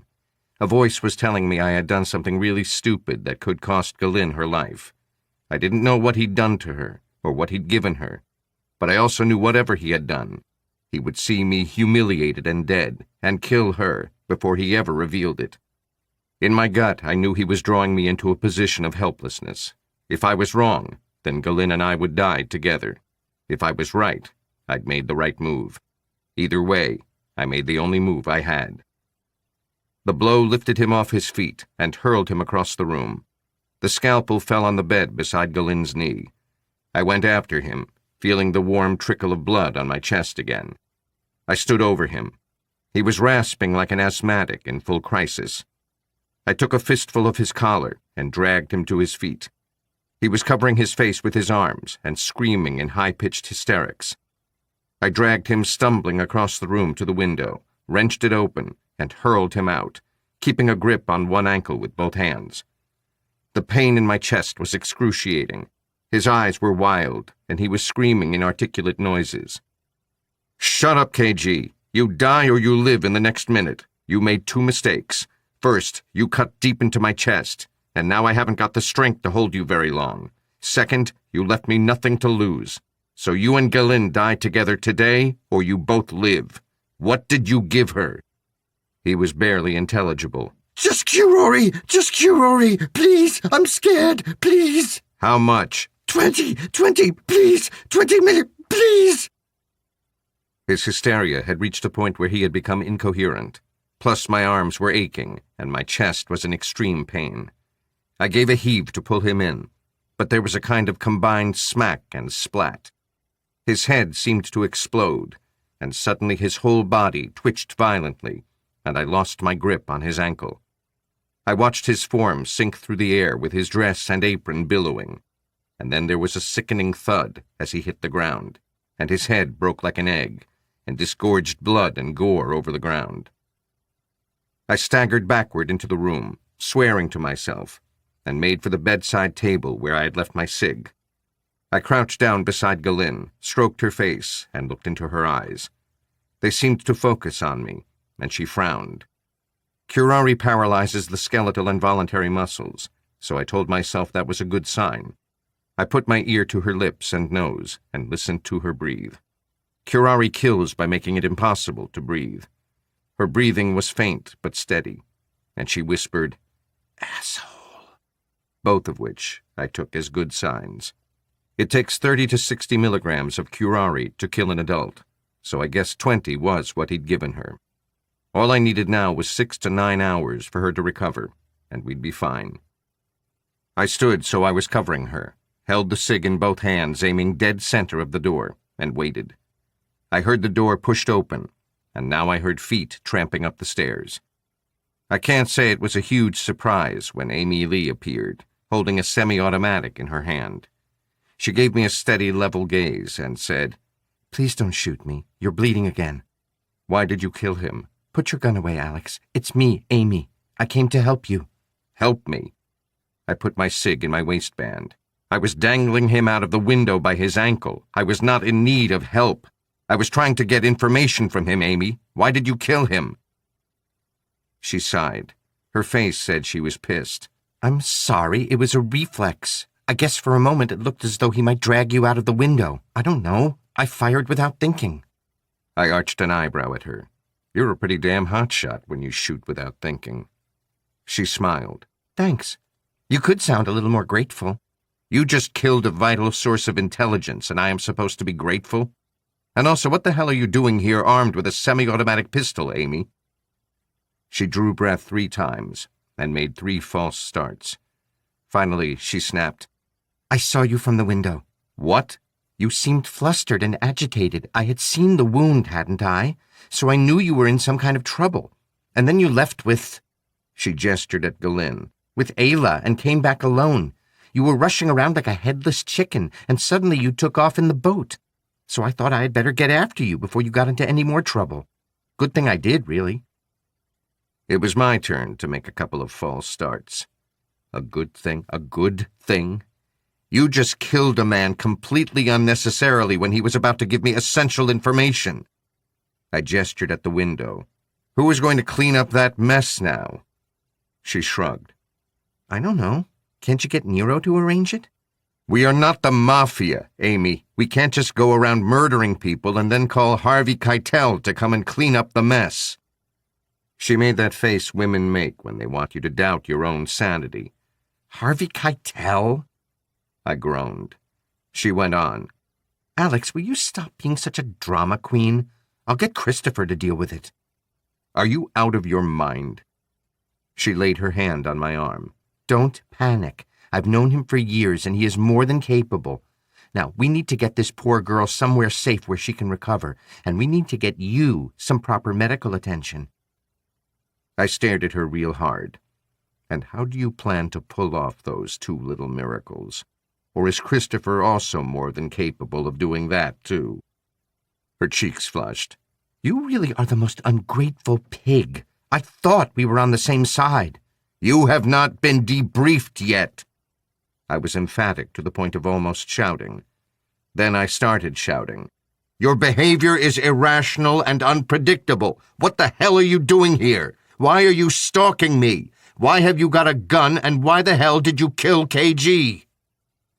For a moment, it looked as though she might skewer me with her eyes. I faced her down, and she took a deep breath. Fine. What the hell do you mean, fine? Fine, I mean fine. Christopher will take care of the mess. It will be as though you and Ayla had never been here. Then we will go back to D.C., and you and Nero can debrief me. I drew breath, intending to tell her to go to hell. But a choking, gasping sound drew me to Galin. If her diaphragm was becoming paralyzed, she would need artificial respiration right away, or she would die of asphyxia. Instead, I saw her licking her lips and blinking at me. I knelt beside her and stroked her face. You breathing okay? Are the effects wearing off? He said he gave you just 20 milligrams. She was licking her lips again, like she was trying to speak. I put my ear to her mouth, and she breathed. Shut up, Mason. I nodded. Okay. We go to D.C. I pulled away and stared at her. She gave a single nod. I sighed and sagged. Okay. I stood and turned to Amy. Okay, Amy, we go to D.C. You get debriefed. And then Galin and I go on vacation together where we can be alone without interruptions. I don't know what game you are playing, but it ends today. She narrowed her eyes. You're welcome. I ignored her and left the room.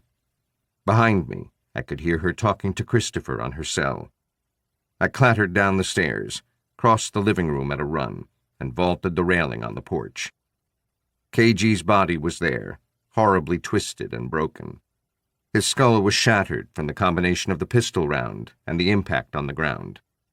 I hunkered down, moved his hair, and extracted the small black plastic plug he had in his ear, which I had seen earlier, just before I hit him. Then I stepped over to the wall, where the blood and gore was splattered below the windows. Amy Lee was looking down at me. "What are you doing?" She called down. I ignored her and crouched down, searching through the blood-stained turf. It didn't take long to find it.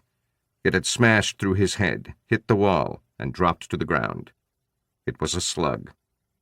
I slipped it into my hand and made like I was still searching. Eventually, I went back inside the house, and only then did I slip the slug in my pocket. I climbed the stairs and found Amy standing at the top, watching me. "What were you looking for?" The slug that killed KG. "Why?" And then, "Did you find it?" no. "Why do you want it?" "Show me your gun." She hesitated, but after a moment, she handed it over. I felt it and sniffed the muzzle. I handed back the weapon. "You didn't kill him. Your friend Christopher shot him with a rifle. I wanted the slug so I could prove it, but it's either stuck in the wall or disintegrated." She shook her head. "I don't know what's gotten into you. We used to be friends. We trusted each other." I nodded. "Yeah, back then you didn't pull weird shit like this."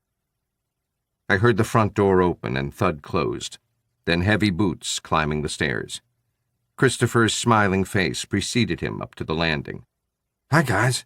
"You would better start explaining who the hell you are and what the hell is going on." His smile didn't fade as he came onto the landing and leaned against the doorframe. Them sounds awful like threatening words from a man with a torn chest, Mason. You don't want to make enemies of us, pal. We're all on the same side. He shrugged. But if you ain't been read in, you ain't been read in. What can I tell you? We've been instructed to take you to Nero. "That's bullshit." He gave another shrug, still smiling. Maybe. I can't comment on that.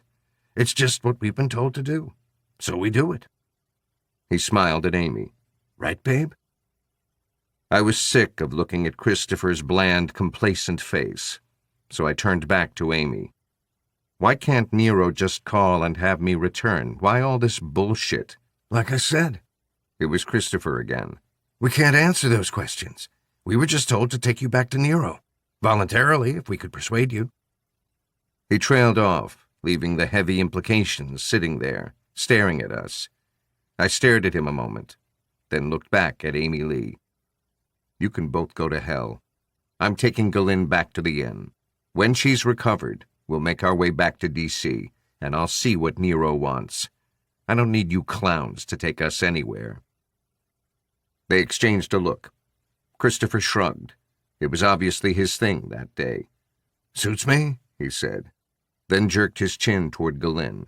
You're going to need some help getting her to the boat. You're tearing all your stitches. I studied him a moment, then looked into Amy's face.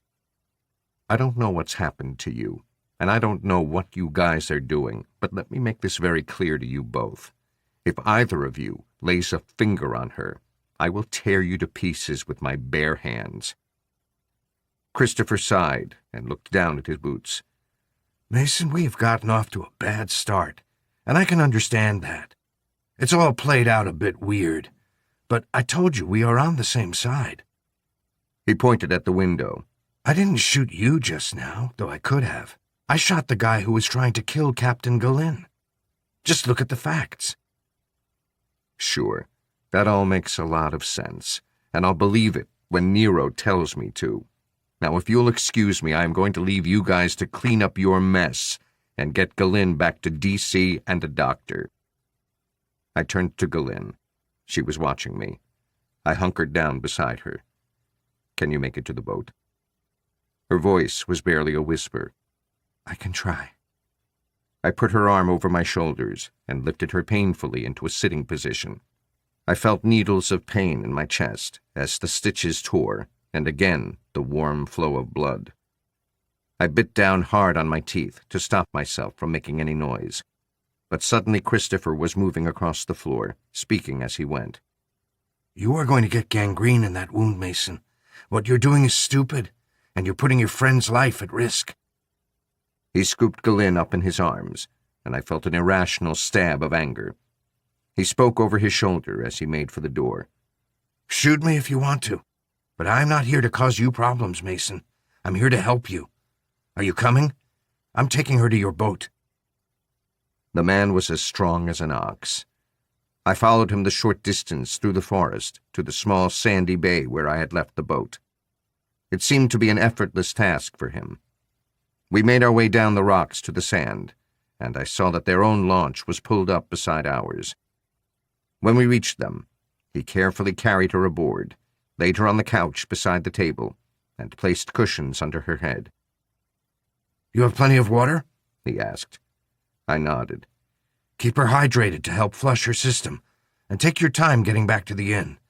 The longer you take, the more she will have recovered, and the less attention you'll draw to yourselves. By late afternoon, she'll just look like she has a heat stroke or a hangover." I watched him a moment, trying to read him, but without success. "Anything else?"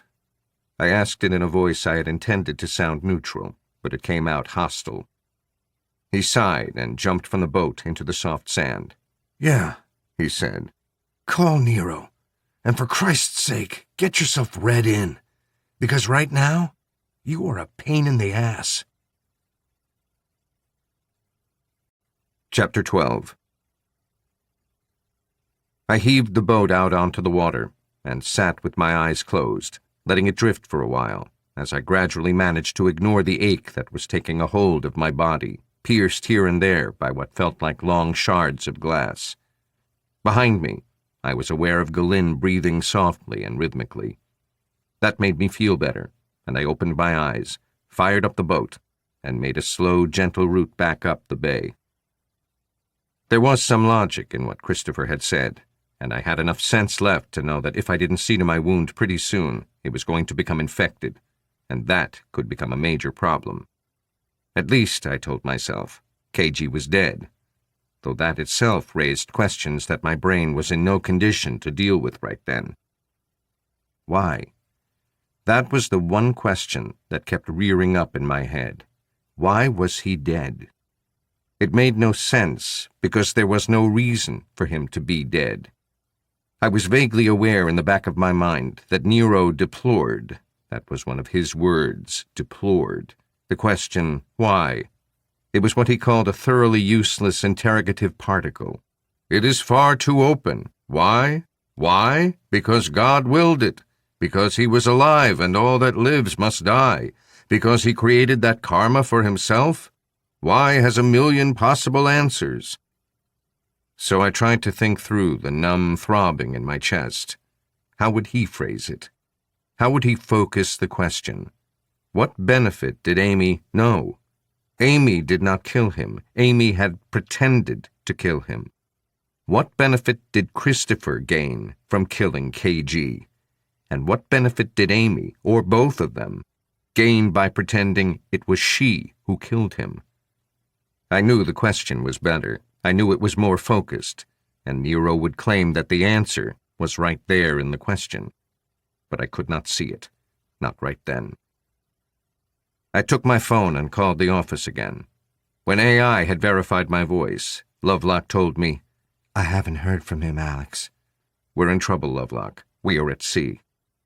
I looked around me and muttered, "Quite literally, Galin is very ill. I am badly injured, and I have no idea what is going on. Amy Lee, who should be being debriefed, is here with some guy called Christopher Lee, and Nero has vanished off the face of the earth. What the hell is going on?" "Amy Lee is there?" "Yes, and she keeps insisting that I go back to D.C. Now she and this Christopher Lee are saying they have been dispatched by some unknown authority to take me back to Nero. I haven't told them Nero has taken himself off to watch Rome burn somewhere." She was quiet for a moment. "What's wrong with Captain Galin?" I filled her in, and she listened quietly. When I was done, she said, "Go back to the hotel. Stay with Captain Galin in your room. Don't let anybody in. Don't talk to anyone. I'll call you in 20 minutes. "Lovelock, do you know what's going on? What the hell is this?" 20 minutes. She hung up, and I steered the launch onto a course for the inn a little less than a mile away. A gust of wind rippled the black water and made me shudder. Over my shoulder, I could see large clouds building over the Atlantic, a summer storm gathering after the hot days of August. I saw also another launch about half a mile behind us. It wasn't closing. It was just following our course. 5 minutes later, I moored the boat to the wooden pier and climbed into the back with Galin. She was very pale, but she was able to lift her head and smile. That is absolutely the last time I let you let me do what the hell I like without listening to you. You got that? Finally, we agree on something. Can you walk? Can I walk? Man, you ain't seen walking till you seen this lady walk. I've been walking since I was just 1 year old. She leaned on me, and I got her to her feet. With difficulty, I got her onto the pier, and there she paused and rested her head on my shoulder. Beyond her, less than a quarter of a mile away, I could see the boat that had been following us. I whispered in Galin's ear, "Come on, kiddo, let's get you to the inn." We're not okay, are we, Mason? We started walking, painfully slowly, the 100 yards or so toward the door of the hotel. "No," I said, "not really. But we've been in worse situations than this and come out laughing. Hell, we're in Maine, for Christ's sake." I said it and laughed. Nothing ever happens in Maine. They burn people at the stake, remember, for owning black cats and having warts on their noses. We shuffled up the steps to the deck, one at a time, and my cell rang. It was Lovelock. Don't talk. There is no time. I am sending a car for you. It will be there in a little over an hour. Tell Amy and Christopher Lee that the car is taking you to see Nero. She paused a moment, and I watched them, little more than 100 yards away, as they swung down from their launch onto the pier. Lovelock was talking. Tell Amy Lee Nero is mad at her for going AWOL, and he will be in touch with her. What about Christopher? Treat him like he doesn't exist. He'll come along with Amy. Is this what I think it is?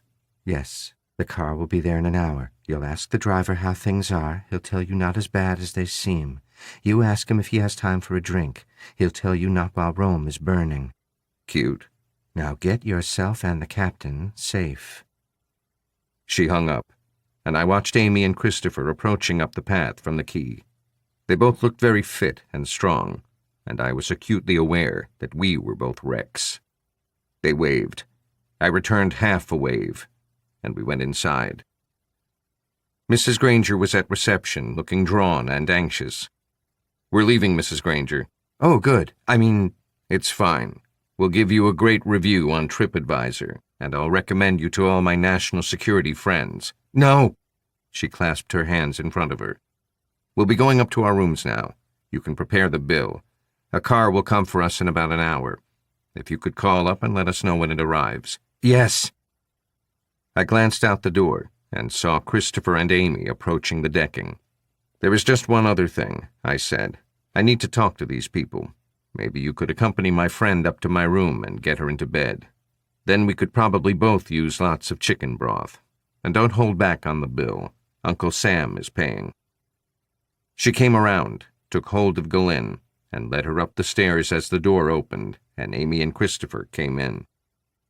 He gave me the once-over with a complacent smile and said, "Buddy, you are a mess. You need to get that scene too." I directed my answer at Amy. "You can consider your job done. There's a car coming to pick us up and take us back to D.C. to see Nero. He's pretty mad at you for going AWOL the way you have. I don't know what game you guys are playing or who you're working for, but he said he'd be in touch with you." I looked Christopher in the eye and then turned back to Amy. "Are we done now?" Amy frowned. You know how it hurts when you talk like that? No, we're not done. We're friends, Alex. And I want you present at my debriefing. I told Nero that. I sighed and shook my head, muttered, "You're out of your mind," and climbed the stairs to my room. Mrs. Granger left as soon as I arrived, saying she was going to make us some good broth to get us back on our feet. When she was gone, I stripped off my shirt and made what repairs I could, using rubbing alcohol, antiseptic cream, and needle and thread. It hurt like hell in an area that was already painful, but I did the best I could. When I was done, Galin helped put a strong bandage strip over the stitches and muttered, I'm sorry for putting you in that. I shouldn't have gone off. "Listen." I took hold of her shoulders. "The guy is dead. It's over. We both know that's a big fat lie. I need a hot, cold shower. I need you to get in there with me and hold me. Don't get weird on me, okay? We both stripped, and it got pretty weird, holding her up and turning the water from hot to cold, then hot and cold again. She didn't seem to notice it was weird, and I pretended I was an Israeli mensch and did this kind of stuff all the time. When we were done, and she stepped out of the shower to towel herself dry, I stayed for another 5 minutes under the cold water. 3/4 of an hour later, we were dressed and packed, and though Gulin was weak and tired, she was recovering well. As I placed our bags by the door, I heard a vehicle pulling up outside. I looked out the window and saw a dark grenadier parked by the porch and a guy in a dark suit climbing the steps. I turned and saw Gulin standing by the door, watching me. I smiled and grabbed the bags. She was still watching and smiling. We cannot catch a break, huh, Mason? I was about to say I guessed not. Instead, I shrugged and said, "Hey, speak for yourself. I got to shower naked with the most beautiful woman in London or Israel." She opened the door and ushered me out, muttering, Only because she was out of her mind on curare. "Man's got to do what a man's got to do." I was surprised when I got down to discover that Christopher and Amy were not there. The guy in the suit and the aviators was standing at the reception desk, and Mrs. Granger was just picking up the phone. She glanced at us and grinned broadly. Mr. Mason, your driver is here. I gave him a smile. "Good afternoon. How's things?" He gave a single nod. "Not as bad as they seem." "That's a relief. You got time for a drink?" He gave his head a sideways twitch. "Not while Rome is burning. Got to get you back to D.C. I paid up, gave her $100 for her trouble, and our driver carried our bags out to the Grenadier. There was another guy waiting outside. He had the same dark suit and shades look, but his hair was dark, and he had the olive skin of a Latino. He greeted us and held open the back door for Gulin to get in. I got in after her, and he slammed the door. 30 seconds later, we were pulling away at speed. The Latino guy tapped at the screen on the dash. "The cell is active," he said. "Objective is following us now." He glanced over his shoulder at us. "We've been bugged. I went to the can to give them a chance, and they took it. But we bugged them, too. We have latest-gen bugs that we can plant under the chassis of a vehicle without getting down from our own car. They are micro-drones. They just fly under the belly and zap, stuck like glue." "So we are tracking them, tracking us." "Correcto." "Where are you taking us?" It was the driver who answered. "My instructions are to take you to see Nero, sir." "That is for what?" I said, feeling like Nero. "I am asking, where?" "That is all I was told, sir." I leaned back and looked at Gulin. She shrugged, took a hold of my arm, and leaned her head on my shoulder. Within 2 minutes, we were both out for the count. When I next awoke, it was dark. Gulin was still asleep, and I could see the pale light from the screen on the dash bathing the faces of the driver and his pal. They had swapped, and now the Latino guy was behind the wheel. The one who had been the driver said, "They've dropped 3 miles behind us." And after a moment, he added, "It's here, Cosa Una Lake Road." We followed that road for some 6 miles, and finally came to some big iron gates with a sign over them that read, "Butternut Farm." The gates swung open, and we followed a track that wound through dense pine woods until we came to a big house with a jumble of leaded windows, roofs, and chimneys. The door stood open, and the bright light from within made a massive stencil of the huge figure that stood in the door. I gently shook Gulin, and she took a deep breath and stretched, staring at the silhouette. Oy vey, she said quietly. He just doesn't know how to be normal, does he? We climbed out and approached the massive figure in the door. Only his eyes were smiling. "You can't even go on holiday," he said, "without getting into trouble." Chapter 13. At the Four Seasons Hotel on Pennsylvania Avenue in D.C., Mei Ling sat at her table on the patio at the Bourbon Steak Lounge. She was motionless. Her posture, both rigid and utterly relaxed, should have conveyed nothing. Yet somehow it communicated an energy that was close to explosive. Before her there was a vodka martini. It had stood there for 10 minutes, but it remained untouched. After another 5 minutes, she reached out and took the glass. She drained it and stood. She crossed the lounge and the foyer to the bank of elevators. On the way up alone, she began to tremble, though her face still displayed no emotion. The elevator eased to a halt, and the doors hissed open. She stepped into the corridor and walked toward her door as though wading through molasses in some nightmarish time warp, where the door never seemed to arrive, but the horrors that were beyond were already crawling all over her. She slipped the card in the door, heard the soft click, and saw the small green light. With an effort that felt more than human, she pushed the door open and walked in. After a couple of seconds, she heard the door clunk closed behind her. The colonel was sitting at the window, looking out. Her open attaché case lay before her. Her dry, wrinkled lips held one of her cigarettes. Her left hand cupped her right elbow, and the fingers of her right hand held the cigarette. Mei Ling saw the disgusting stains of tar and nicotine on the woman's lips and fingertips. The room rocked, and for a moment, Mei Ling thought she might vomit.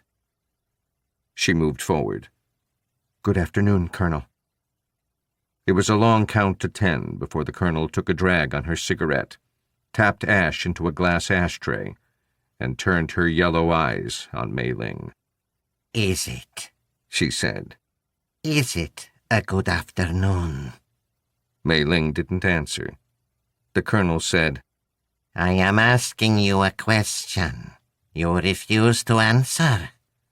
I was wishing you a good afternoon, Colonel. You wish me to have a good afternoon.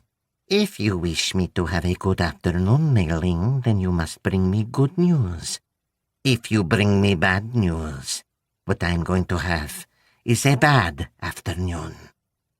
She sucked hard on the cigarette. Mei Ling watched the coal glow red and orange with small black specks in it. She saw it in immense detail. You are fortunate, the colonel said, with large clouds of smoke issuing from her mouth. A great part of your usefulness lies in your beauty.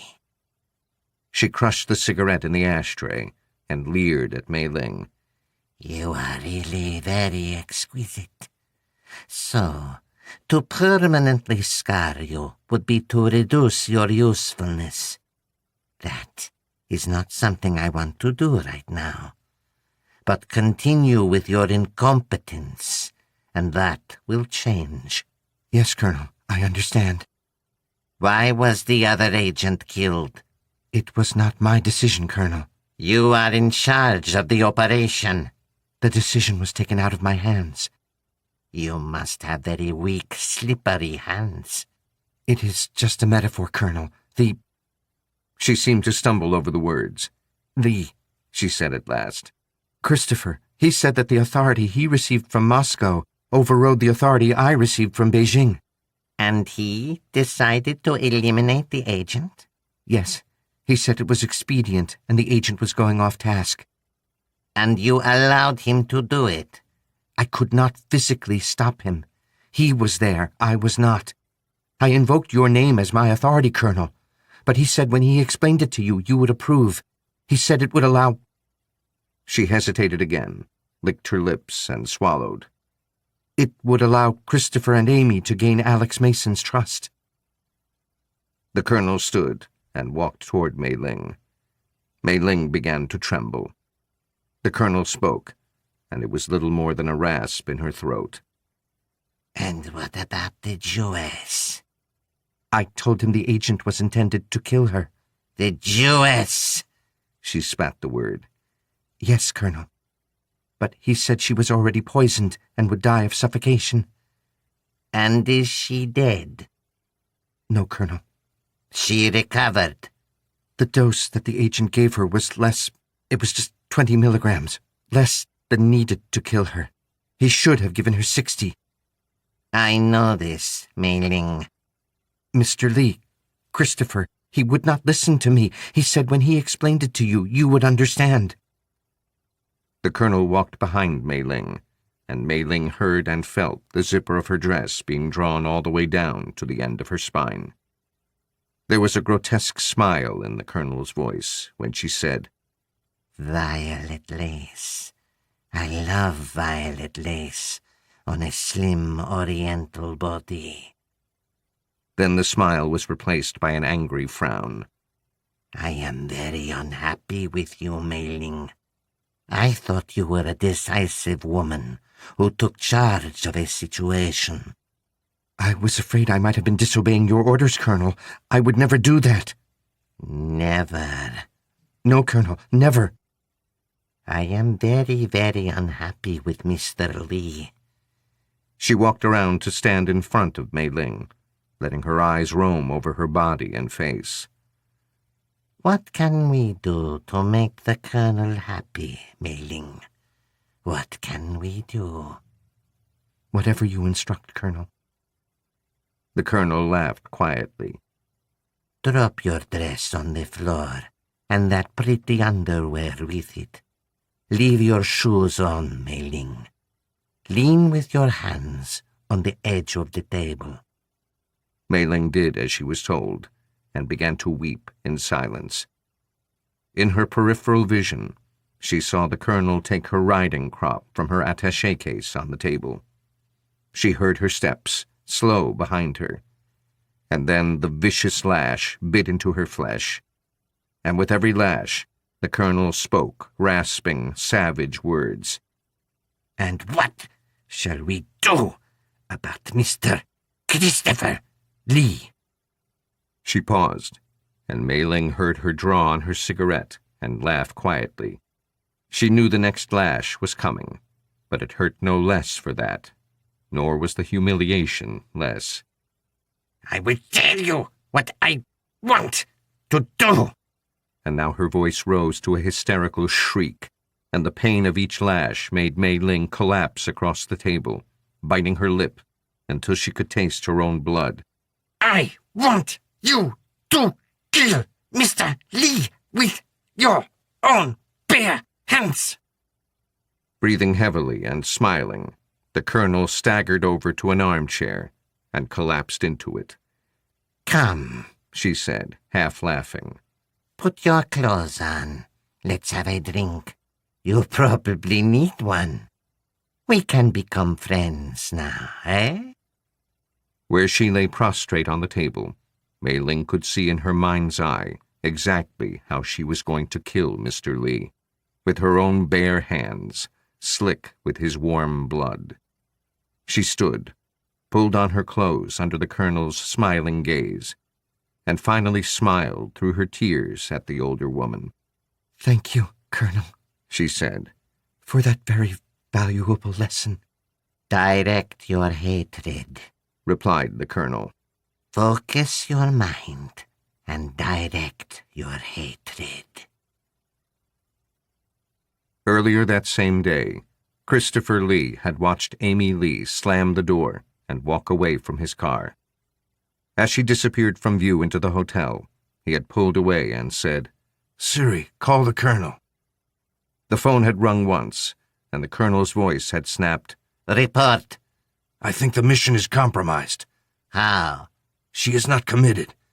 In what way has she failed? He paused a moment before answering. She has not failed yet, but she came very close. She is in love with Mason. Ridiculous. He gave a small laugh and shrugged. What makes it ridiculous? Her head is full of him. She has become obsessed. Her obsession has become romantic. She is in love. She is trained. She has been conditioned by the best in Russia. She cannot have these feelings for him. All she feels for Mason is hatred, focused hatred. He sighed loud enough for her to hear it. It is good to have a strong mind, Colonel, and a powerful vision. But when your vision makes you blind to how things really are, then your strong mind can become a weapon that you turn against yourself.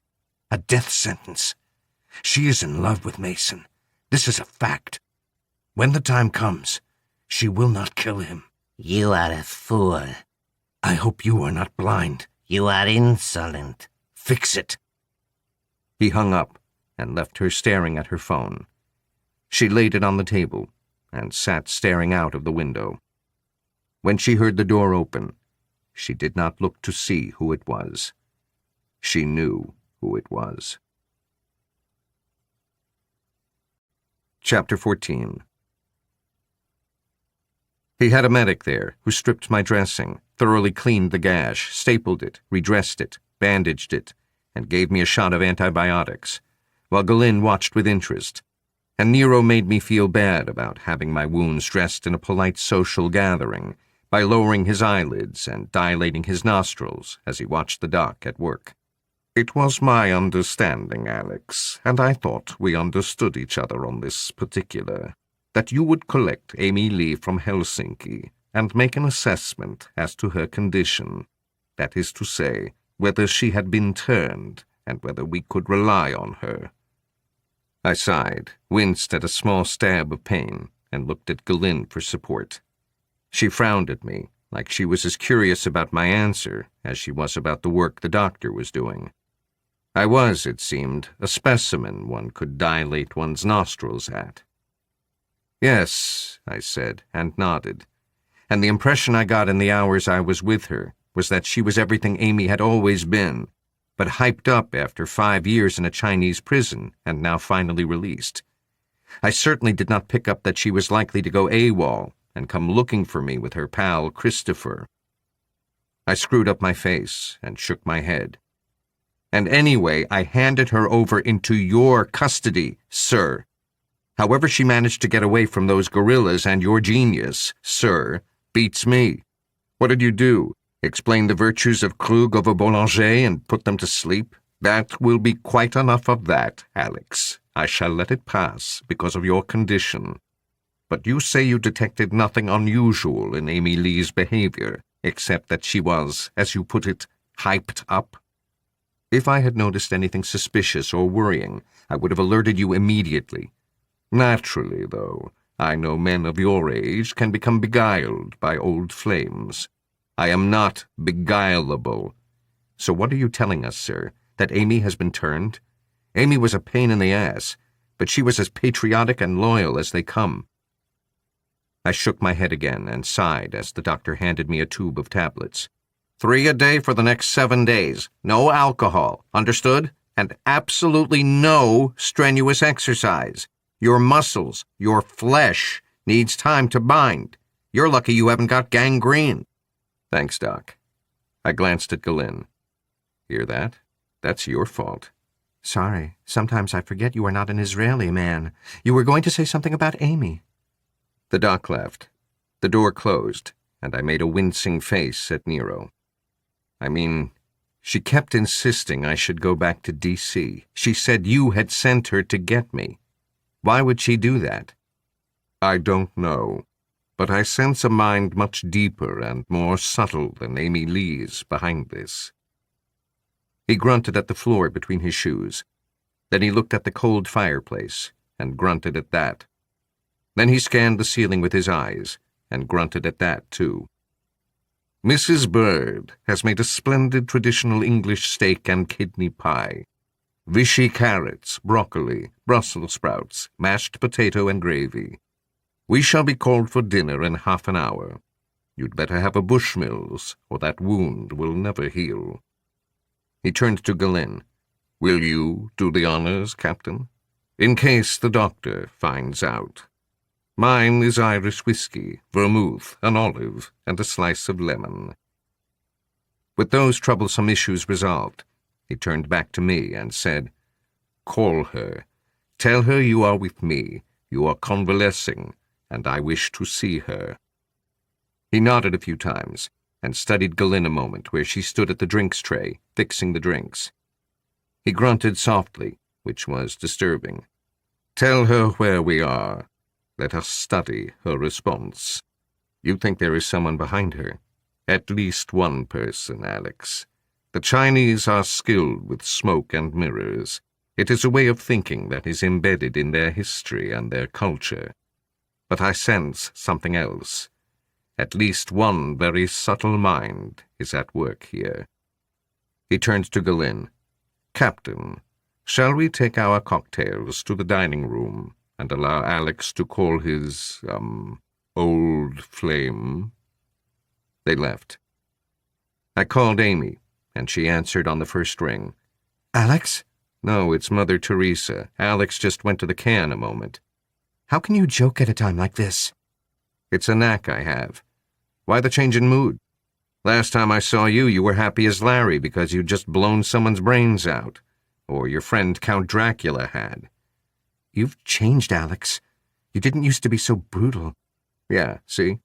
That's something I wanted to talk to you about. As I recall, you used to be a serious professional. Now you seem to be out of your tiny mind. I am receiving medical attention, convalescing, and I seem to be recovering okay. Thanks for asking. Nero is here with me, and he says he'd like to see you. You know how reserved he is. He doesn't let on. But my guess is that he'd like to whip your cute little ass and have you explain what the hell you think you're doing, and who the hell is Christopher Lee, other than Saruman and Count Dracula. She was quiet so long, I began to wonder if she'd walked away from the phone. Finally, she took a deep breath, and it seemed to shudder as she let it out. Is he very mad at me? Is he mad at you?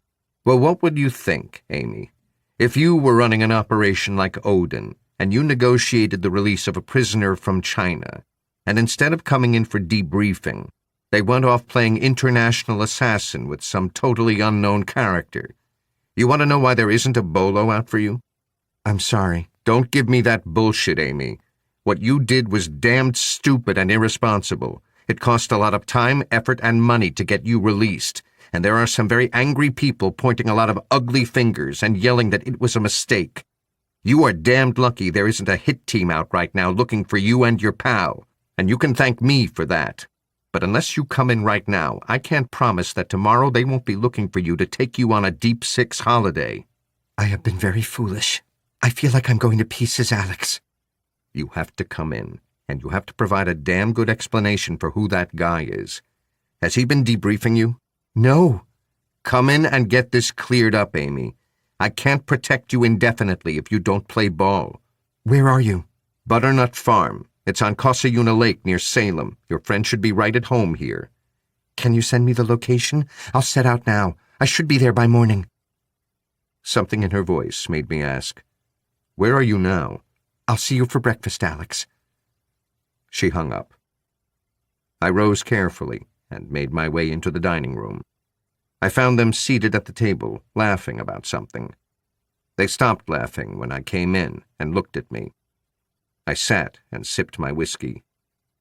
She's on her way. She said she's setting out now and will be here for breakfast. I asked her where she was coming from, but she hung up. Nero scowled at the table, like he'd suddenly realized that wasn't the table he wanted. She's coming from D.C., he said. Galen was watching me. She went straight back to D.C. from Lookout Point as soon as we left? I said to Nero, Do you know more than you are telling us, sir? Always. What about her absurd friend? She said she was coming in. She didn't say anything about him. I told her they'd both be lucky if there wasn't a hit team out for them by tomorrow if she didn't provide a damn good explanation for him. So he may decide to come with her. Good. Satisfactory? I said with an arched eyebrow. Indeed. I am sorry about your holiday. Mrs. Bird's pie will help provide you with plenty of protein to fix your tissues. And the wine is a 15-year-old Rioja, which should also help. We are going to need you strong in the next few days. I had a feeling you were going to say something like that. I was surprised to see Galen smiling at me. The door opened, and Mrs. Bird came in, preceded by a smell that would have made the gods jealous. We ate in silence, and by the time we'd gotten through the steak and kidney pie, the sprouts, the Vichy carrots, the mash, the wine, and the sticky toffee pudding that followed. Accompanied by a 26-year-old Bushmills, I was about ready to fall asleep right there at the table. Galen accompanied me upstairs, and we stopped outside my room. Guess you're going to have to get used to sleeping alone now, kid. She offered me a lopsided smile. Like sleeping with you could become addictive. Didn't anyone ever tell you that the sleeping part of sleeping with someone was a euphemism? There was a curious burn in my belly, which mixed dangerously with the foggy cocktail of whiskey and wine in my head. Fortunately, it left me speechless long enough for her to reach up and kiss me on the cheek. She also breathed in my ear. "You're 1 in a million, Mason." Then she pulled back and gave me a gentle punch on the shoulder. "In the good sense. Sleep well, partner." And I watched her walk down the corridor and let herself into her room. I made a minute study of the ceiling that night while I waited for sleep. Unfortunately, sleep was over in the corner, scratching its head and replaying Galen's good night over and over and over. It was past 2 a.m. by the time I finally drifted into a mildly troubled sleep. It lasted only a couple of hours. It seemed only minutes had passed when I realized I was lying with my eyes open, and the sky outside the window was a pale blue-gray. I looked at the clock on the bedside table and saw that it was 20 minutes after 4. I had that feeling that something had woken me, but I wasn't sure what. Then gradually, I became aware of sounds outside. I swung my legs out of bed and moved to the window. There was a Mercedes sedan parked by the front door. I watched Amy climb out of the passenger side.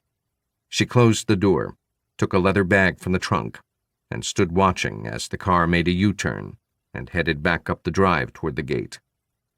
I pulled on my jeans and went down through the darkened house. She turned to look at me as I pulled open the door. "Alex, I'm sorry. Did I wake you?" No, I was awake. How did you get through the gate? "It was open." You made good time. Where were you coming from? She didn't answer for a moment, studying my face in the pre-dawn half-light. Finally, she said, "D.C. You went straight back to D.C. from Lookout Point? Are you going to keep me here on the doorstep interrogating me at 4:30 in the morning?" I stepped out and grabbed her bag, then followed her into the hall. There she stopped and turned to face me as I closed the door. She came close and placed both hands on my chest. "How is your injury?" It's healing okay. I jerked my head down the dark corridor. The kitchen's that way. We'll have an early breakfast. She didn't move. "Can we go to your room instead?" Cut it out, Amy. You're here to be debriefed. Get serious, will you? Who was driving the car? She hesitated. "Christopher. How come he didn't stay? He booked in at the Sheldon Mansion in Granville. He told me to tell Nero he'd be available if he was needed." I moved past her and made my way to the kitchen. She was close behind me. I dropped her bag on the floor. She flipped on the light and sat at the big pine table. When I had the coffee going and the toast on, I said, "So who is this guy, Amy?" "He's with the company." "He's CIA?" She nodded. "I met him before I went to China. Must be 6 or 7 years ago now." "You never told me about him." She sighed, then gave a small shrug. "I've always been in love with you, Alex. I thought you knew. When I met Christopher..." She gave another shrug. "He liked me. We had a thing for a while. I knew you and I were never going to..." She trailed off. "I knew you were never going to feel the same for me as I felt for you. So I let Christopher fill the void, but..." She spread her hands, keeping her eyes on the table. "I never told you about it, just in case one day you woke up and realized we were meant for each other. It sounds pathetic, but there it is." "I'm sorry." "Don't be. Feelings are their own masters. They tell us what to do. We don't tell them.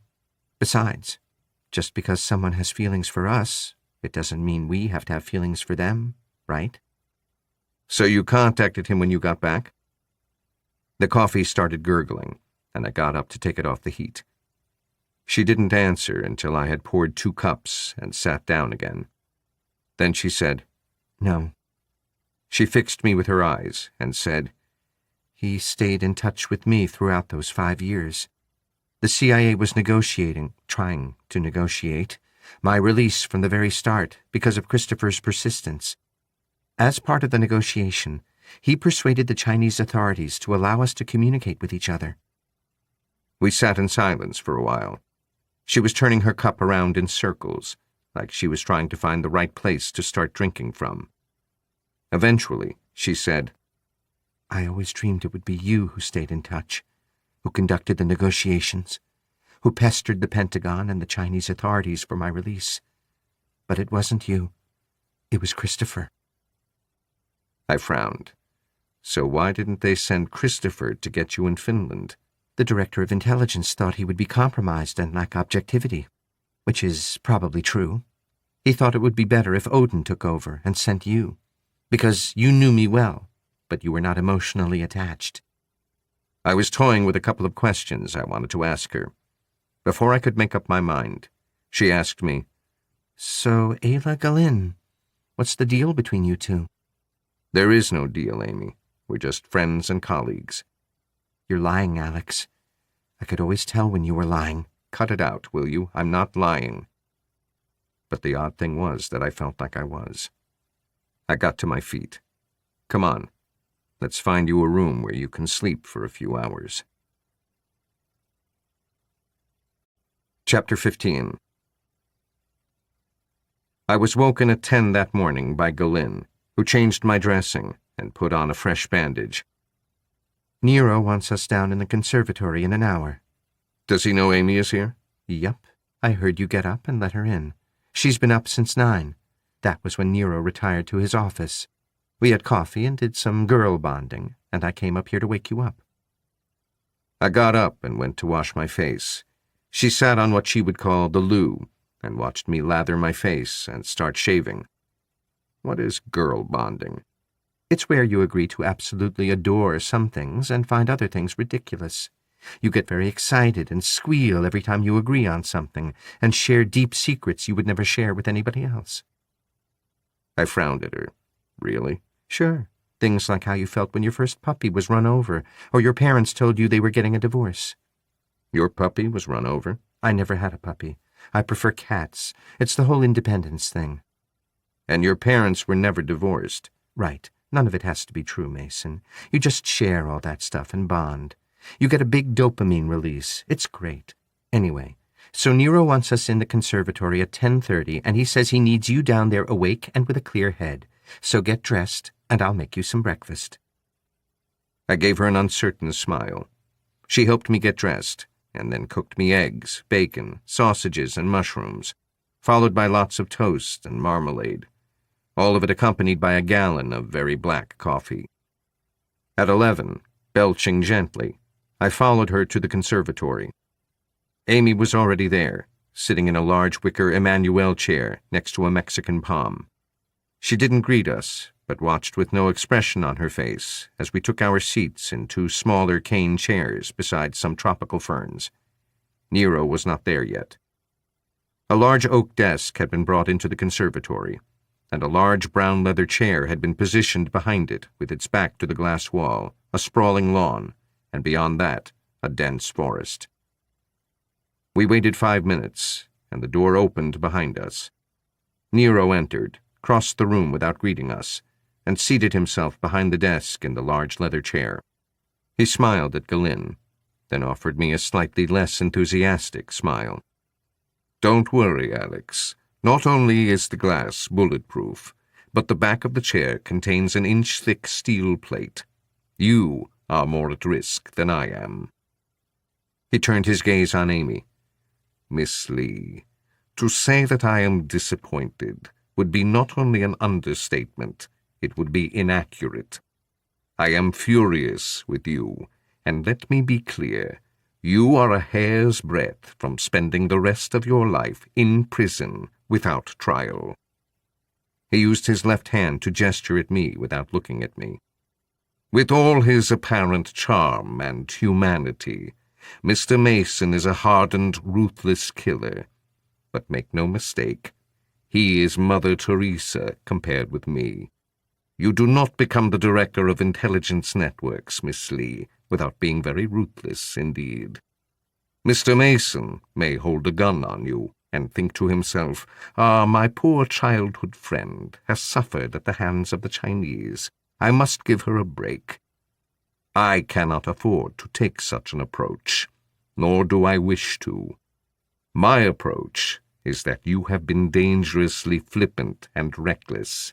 You have proved professionally incompetent, and if this is your behavior when released from the control of the Chinese, I dread to think what your behavior was when they had you. I must assume, I am bound to assume, that you engaged and are currently engaging in treasonous activities. What have you to say for yourself? She spoke without hesitation. That you are wrong. Words are cheap. Show me. I was not sent here from China. I was sent here as part of a joint Chinese-Russian operation.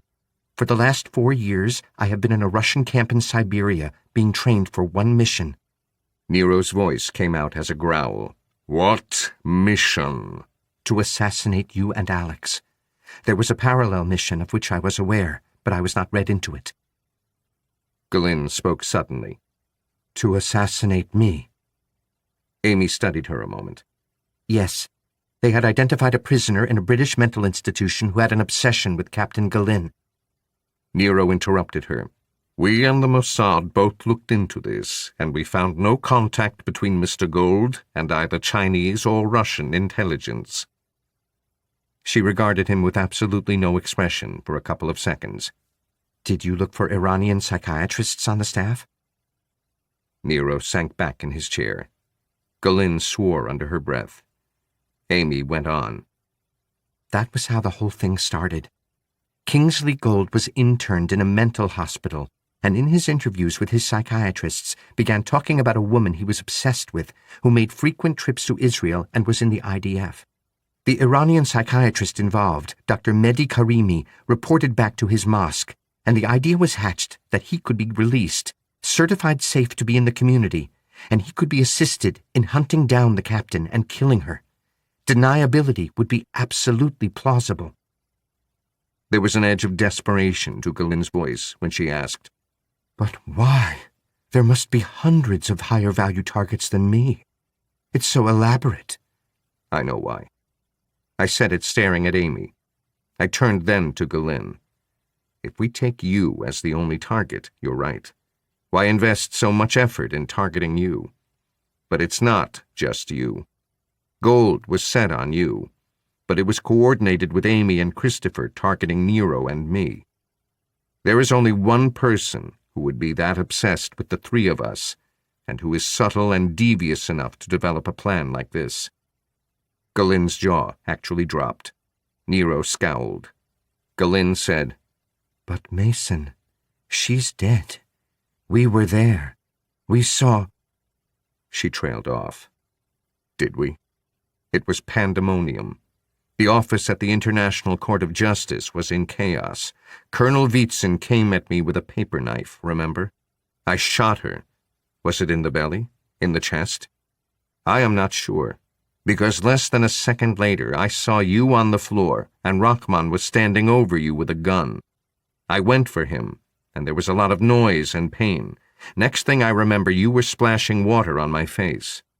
Could you swear that Wietzen was killed? Do you know what happened to her body?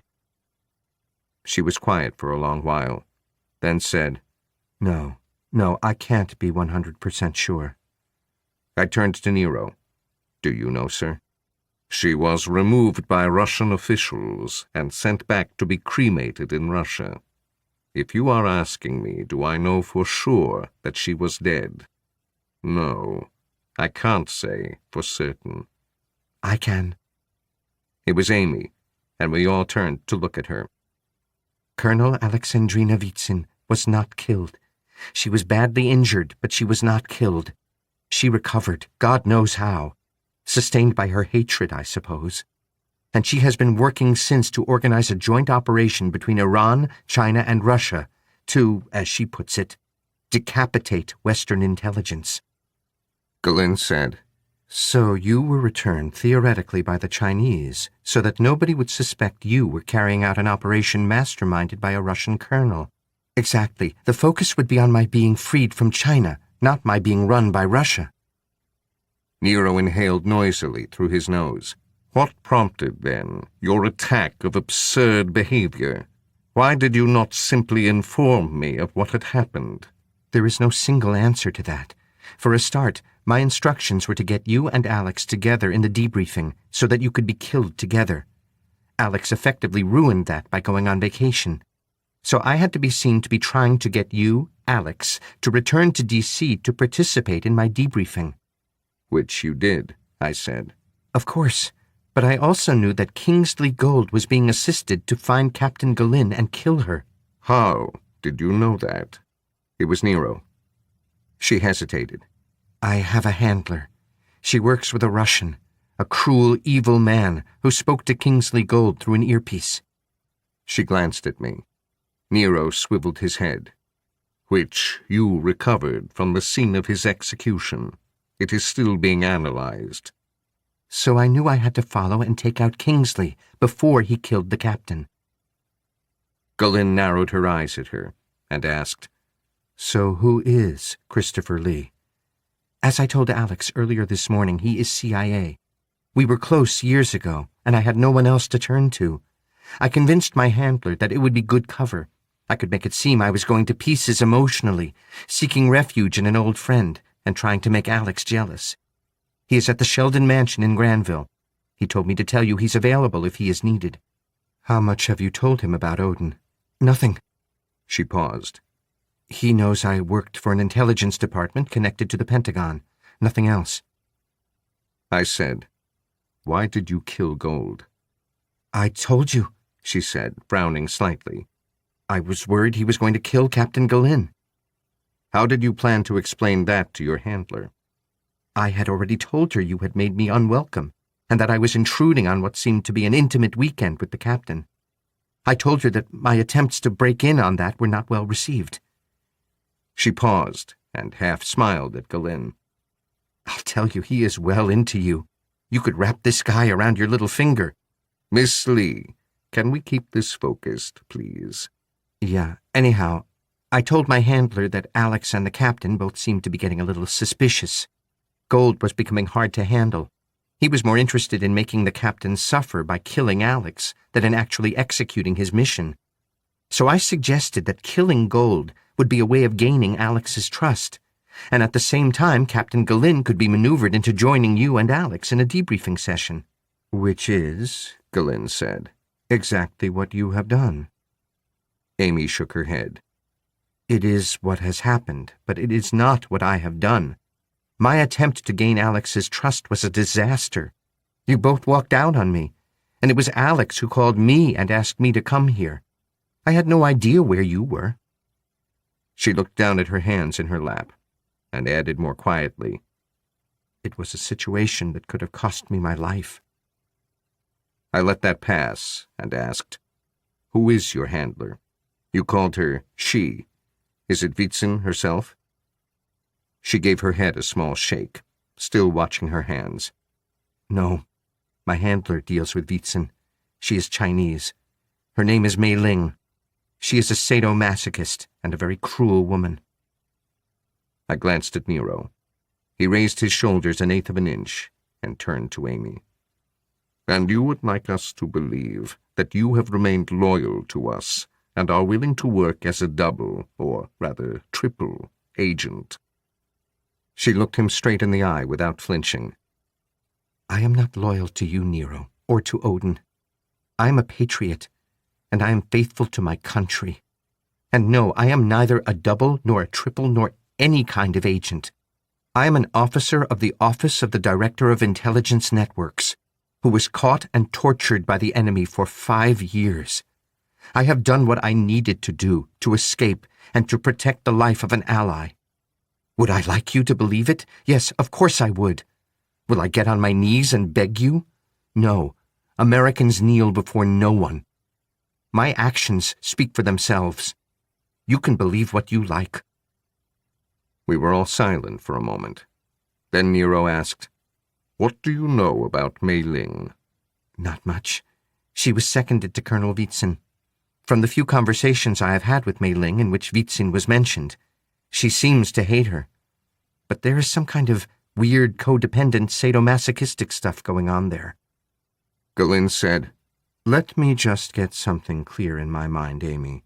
Your mission, as far as Moscow and Beijing are concerned, is to eliminate Nero, Mason, and me, in that order of preference. Yes. And how were you supposed to do that? Mason is injured right now, and even in that condition he is a dangerous son of a bitch. And I am no slouch. Plus, we have to assume that if Nero is there will be half a dozen highly trained Special Forces guys in the vicinity. I don't know. I was told details would be provided. In any case, I think we can assume now that the mission has been aborted. Nero drummed his pudgy fingers on the desk in front of him, with his shoulders hunched up around his ears. "I told you," he boomed suddenly, "that I am ruthless. You realize, you understand, that the simplest and most commonsensical thing for me to do right now is to have you executed." Her only reaction was that her cheeks went pale as the blood drained away from them. Yes. She said it quietly, resignedly. I understood that when Alex told me to come in. I won't plead for my life. There is nothing I can tell you or bring to your attention that you have not thought of already. I told you I am a patriot. I would rather die fighting the enemy than at the hands of my own people. But I'll take whatever is coming to me. Nero signaled someone at the back of the room, and 2 guys came forward. "You will go with Gunner and Henderson." To them he said, "Have Elizabeth type up everything Miss Lee has said from the recording and have her sign it." She stood, and he went on, "I must confer. I will let you know this evening what your fate is to be." She left with Gunner and Henderson without saying anything. We heard the door close, and we sat in silence for a long moment, while Nero examined his large hands on the desk in front of him. "In a moment," he said suddenly, "I shall ask you both for your opinion on Amy Lee and her statement. Has she been turned? Is she lying or telling the truth? But first, we need to decide what we are going to do. Our lives have never been more at risk than they are today.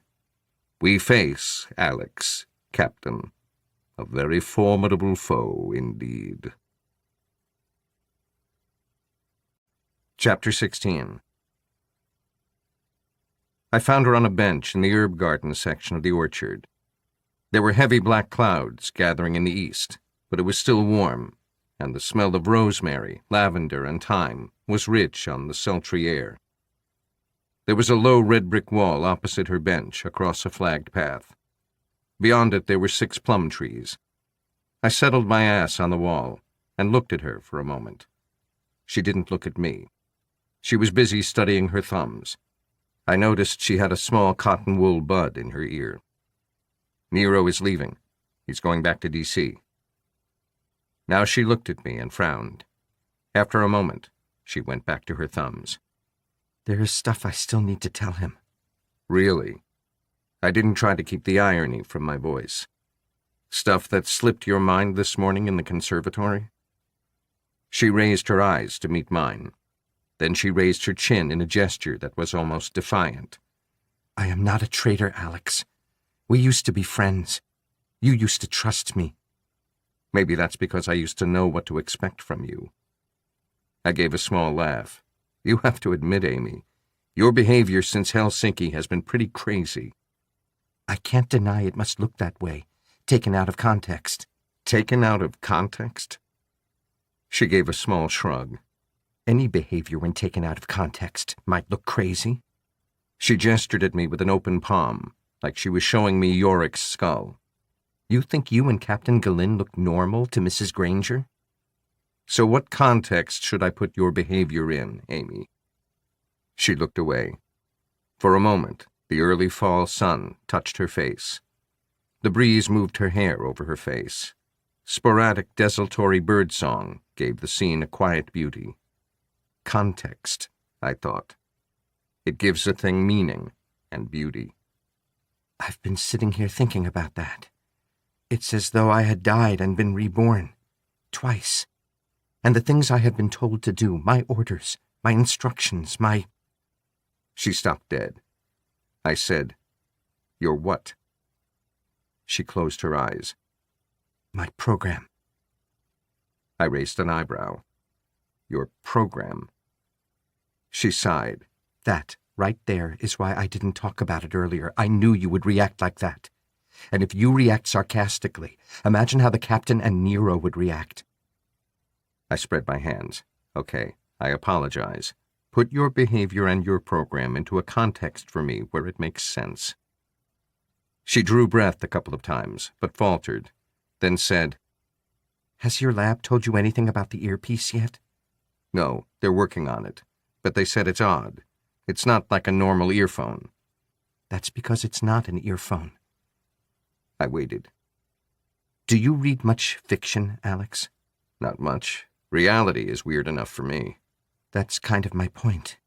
Any thriller writer today who wants to incorporate current technology into his story finds himself writing what just 10 or 20 years ago would have been science fiction. For the first time since Jules Verne dreamed up the Nautilus, fiction is struggling to keep up with science. Science fiction is being replaced with fantasy because science is becoming magic. What are you talking about, Amy? I am talking about a neural AI digital interface. What? I am talking about a direct connection between a human brain and a machine. The technology is already old, and it is advancing exponentially as it engages with AI. I am talking about mapping neurological activity in one brain and replaying it in another. I am talking about drones and missiles with biological brains on board interfacing with AI. This is not theoretical science, Alex. This technology exists today. In the West, we are constrained by the law. In the East, they are not. She closed her eyes and covered her face. The earpiece you took from Kingsley Gold was reprogramming his behavior. But you said... It's a technology that is in its infancy. It is experimental. Kingsley Gold was schizophrenic. The activity of his neurotransmitters was unpredictable. You need to tell Nero about this. She seemed not to hear me. Have you any idea of the implications this has? I frowned and drew breath, but she went on. Just imagine for a moment that you have grown accustomed to the kind of privilege that a Chinese or Russian dictator enjoys. You feel like the most powerful man in the world. In a sense, you are one of the two most powerful men in the world. But one day, you call for one of your women to come and please you, but your body lets you down, literally. You look in the mirror in the morning, and you see what that 20 or 30-year-old powerhouse has started to become. Your back aches, your memory starts to fail. What are you driving at, Amy? You are aware, I know you are, that black technology is 10 to 20 years ahead of the mainstream. Do you think that China or Russia have the capability to take a man's brain, sustain it biologically, and interface it with AI? Like the Skynet in the Terminator movies, only 1,000 times worse. Not a cold, unfeeling machine becoming conscious and terrifyingly logical. No, the full power of non-localized artificial intelligence, driven and guided by an evil lunatic, unleashed from the tyranny of his body, of age, of physical limitations. Come on, Amy, stop. This is absurd. All this from a damned earpiece? No, Alex.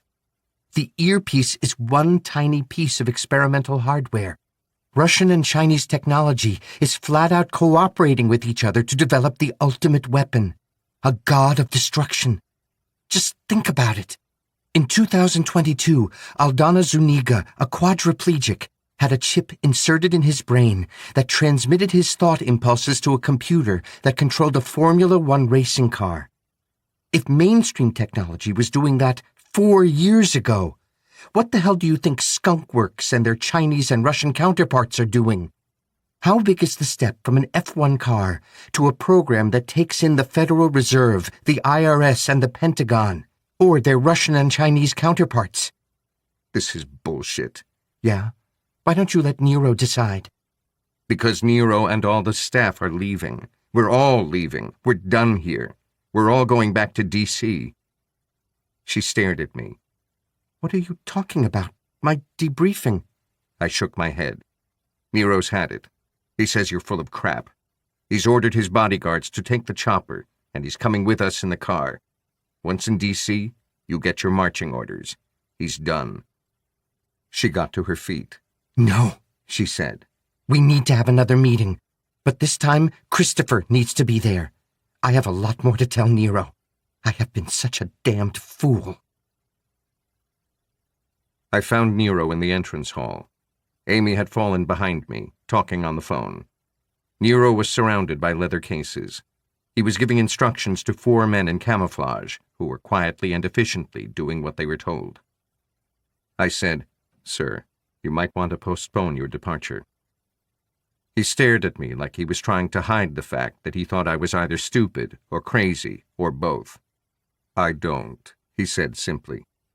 "Amy and I have been talking in the orchard garden. She has mentioned things she hadn't mentioned before. This is intolerable. Are there any adults left in this world? Where is Captain Galin?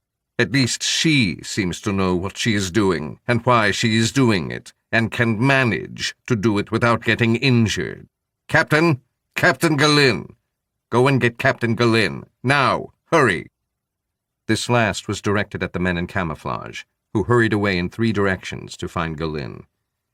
Nero stretched out his big left arm to indicate the door to the drawing room, and snapped, "Madam, if you please." She didn't move. She held his eye. I have called Christopher and asked him to come here. You need to hear what he has to say. I do not need your Christopher to find out what the CIA has to say. I know what the CIA has to say, often before they do. Please, Nero, you have to listen to me. This goes well beyond the CIA. Why? He bellowed the question. Why now, suddenly? You have been here in the United States almost a week. You have been at Lookout Point with Alex. We were all speaking this morning, and none of this urgency was present. Why now? Why now? She half screamed. Does it matter why? Yes, it matters, he bellowed back. Fine. Then because I have been confused, because I have been in turmoil, because I have been struggling to overcome my conditioning, and I have had nobody to help or guide me. That's why. She reached into her bag and pulled out her cell. She stood with it to her ear for a moment, then said, Please hurry. Nero doesn't believe me. He is intent on leaving. We are alone here at the house. She turned and marched into the drawing room. There she moved to the credenza, where the drinks tray was, reached in her purse again, and slammed her hand down beside the bottles and the ice bowl. And that is why. She turned and stared at Nero defiantly, where he stood just behind me in the doorway. As I stared at her, I heard Galin's boots on the stairs, and a moment later, I felt her presence beside me. Amy pointed a trembling hand at the tray of drinks and the silver bucket. She looked like she might start crying. That, she said, is why it has taken me so long. I cut it out of my ear after our meeting this morning. You can check the incision. Galin pushed past me and walked to the drinks tray. She bent over and frowned, then shrugged. It looks like an iron filing. Amy said, Unless you put it under an electron microscope.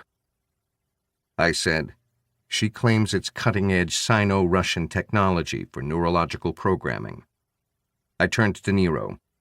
She says the earpiece we sent to the lab was the same thing, disguised as a hearing device. Galin glanced at me, then at Amy. Nanotechnology? Yes. To Nero, she said, Now, will you listen to me? Now, he said, and curled his lip. Will you stop this farce and stop lying? Then, perhaps, I shall listen. He pushed past me and moved across the room to lower himself into an outsized Chesterfield beside the fireplace. He was followed by one of his guys in a white jacket. Oscar, he said. "Bag the iron filing Captain Gillin is holding, and get it to the lab. Yesterday is too late. Use my transport. I shall be staying. You understand me?" Yes, sir. Amy stood motionless in the middle of the floor, watching as Oscar left the room. Nero said, "Sit." He didn't address it to anyone in particular. Amy sat opposite him. Gillin sat on the sofa, and I pulled up a smaller Chesterfield and positioned it next to Amy. I paused, watching him. He said, "Check her." I slipped my arms under her armpits and lifted her to her feet, then slipped my hands behind the back of her neck while Gillin swiftly and expertly unbuttoned her blouse. Amy shrieked. I let go of her and spun her, and Gillin slipped off her blouse and tossed it to Nero. The next bit was more fun. I hooked my foot behind her ankles, and Gillin put a finger under her nose and pulled. We lowered her, screaming, onto her back. Gillin undid her pants, and I pulled them off with her shoes. I tossed them to Nero, while Gillin flipped her on her belly and undid the clasp on her bra. That came off too, as Oscar re-entered with a bathrobe, which he handed to Amy, where she sat on the floor with crimson cheeks. I offered to help you, and this is what I get? Nero spoke to Oscar as he checked the clothes. "Go with the others. We won't need anyone for the rest of the day. Captain Gillin and Mr. Mason can take care of things." "Yes, sir." He saluted and left. Nero addressed Amy as he minutely checked her clothes. "Would you have done things differently had you been in my position? If you had, you would have been an incompetent fool. You lead us on a wild goose chase for almost a week, and then you start talking about cutting-edge technology surgically inserted into your body. You are lucky we stopped at your clothes. Fortunately, we were able to scan you while you were showering earlier this morning." You have absolutely no respect. "None. You would be wise to remember it. Get dressed." He tossed her her clothes and her shoes. "Now, are you prepared to tell me everything, or are we to have more foolish games?" She rose, pulled off the robe, pulled on her clothes, and returned to her chair. "And let us make no mistake, Miss Lee. You are not helping us. You are doing your duty as an American and as an officer of the Office of the Director of Intelligence Networks." Her face became expressionless. Understood. She closed her eyes and slowed her breathing. When she opened them again, she started talking. Colonel Alexandrina Vitsyn approached the Chinese Ministry of State Security. She wanted to insert an agent into the organization that coordinates the Five Eyes intelligence. She presented it to the MSS and to the Kremlin as an act of espionage. But her true purpose was to assassinate you and Alex and Captain Gillin. Her hatred of you is immeasurable, especially you, sir. She gazed at Nero for a long moment. What she wanted from the MSS was a small group of agents that she could turn with traditional conditioning techniques, but also using and testing cutting-edge neuro-AI interfacing technology. She wanted one agent who would not be associated with Russia. That was me. I am half Chinese, I look Chinese, and I was arrested by the Chinese. So you would never associate me with Russia or perceive me as a Russian threat. So I was put into the hands of Mei Ling. She became my handler, but under the ultimate control of Colonel Vitsyn. I underwent years of conditioning and training, and all the while I was the subject of constant, repeated experimentation at a facility outside Nerchensky Zavod, just 8 miles from the Amur River, the border with Inner Mongolia. What was the purpose of these experiments? It was Nero, sitting with his eyes half closed, focusing on her words. The purpose, She said, and her voice was like ice. was to read my neural activity, to map it, and to insert alternative neural patterns. Gillin said, That is science fiction. I don't believe that is possible. The brain makes trillions of connections. It has already been done, Captain. You don't need to map the whole brain. You don't need to insert a neural pattern into the whole brain. How much of your brain do you think is engaged in shying away from a rat? How much of your brain do you need to engage to get mad because someone says Jews are dirty thieves? You only need to fire up one small pathway to make a person do something, even when they don't want to do it. You can even make someone who is not a masochist enjoy being whipped. You only need to trigger a few tens of thousands of synapses in a particular pathway, and that person will kill their own mother. It's been done. I have seen it. A deathly silence fell on the room. Then Nero's voice, low and dangerous. Where is Wheatson? Chapter 17. Amy sat quietly, gazing down at her lap. After a moment, she drew breath to answer, but through the windows, the trees began to toss and bow, and we all watched as the dark shape of a helicopter rose into view. It turned and headed south at speed into a darkening, stormy sky. Amy sat staring after it. Nero repeated, "Where is Wheatson?" She shifted her gaze from the wet, sagging storm clouds and stared at Nero with absolutely no expression for what felt like a long time. Then she said, "The Imperial Terrace suite at the Four Seasons in D.C. "Is she there alone?" No, she shares it with Mei Ling. "Is there anybody else involved in this operation here in the States?" A man. He is Mei Ling's bodyguard. They call him Paul. He is big, a Slav, perhaps a Mongolian. I think he is very dangerous." "What stopped you from telling me all this when you arrived?" I thought I had explained that. "You gave, madam, what you might consider an explanation, but it in fact explains nothing. Do you think it is beyond our wit to send assistance from Washington, D.C. to Maine to help Captain Gillin so that you had to go personally? You would have been of more use to both Captain Gillin and Mr. Mason in my office than gallivanting around Casco Bay with your putative CIA friend. You might even have saved Mr. Mason from his injury." She held his eye. Still no expression touched her face. She said, "I don't know how to answer your question. What I did was foolish. In retrospect, it was irresponsible and stupid. But I was in a terrible state emotionally. I was desperate to see Alex, and I was not thinking straight. I can see that now. But I could not see it then. Especially." She trailed off. Nero watched her through hooded eyes. "Especially," he said quietly. "Because." Her hand rose to the cotton wool bud in her ear. "Because until just an hour or two ago, none of your actions and none of your thoughts was your own. In fact, everything you have done since you landed in Helsinki might well have been, indeed has almost certainly been, part of Colonel Wheatson's plot to assassinate us." "I'm sorry."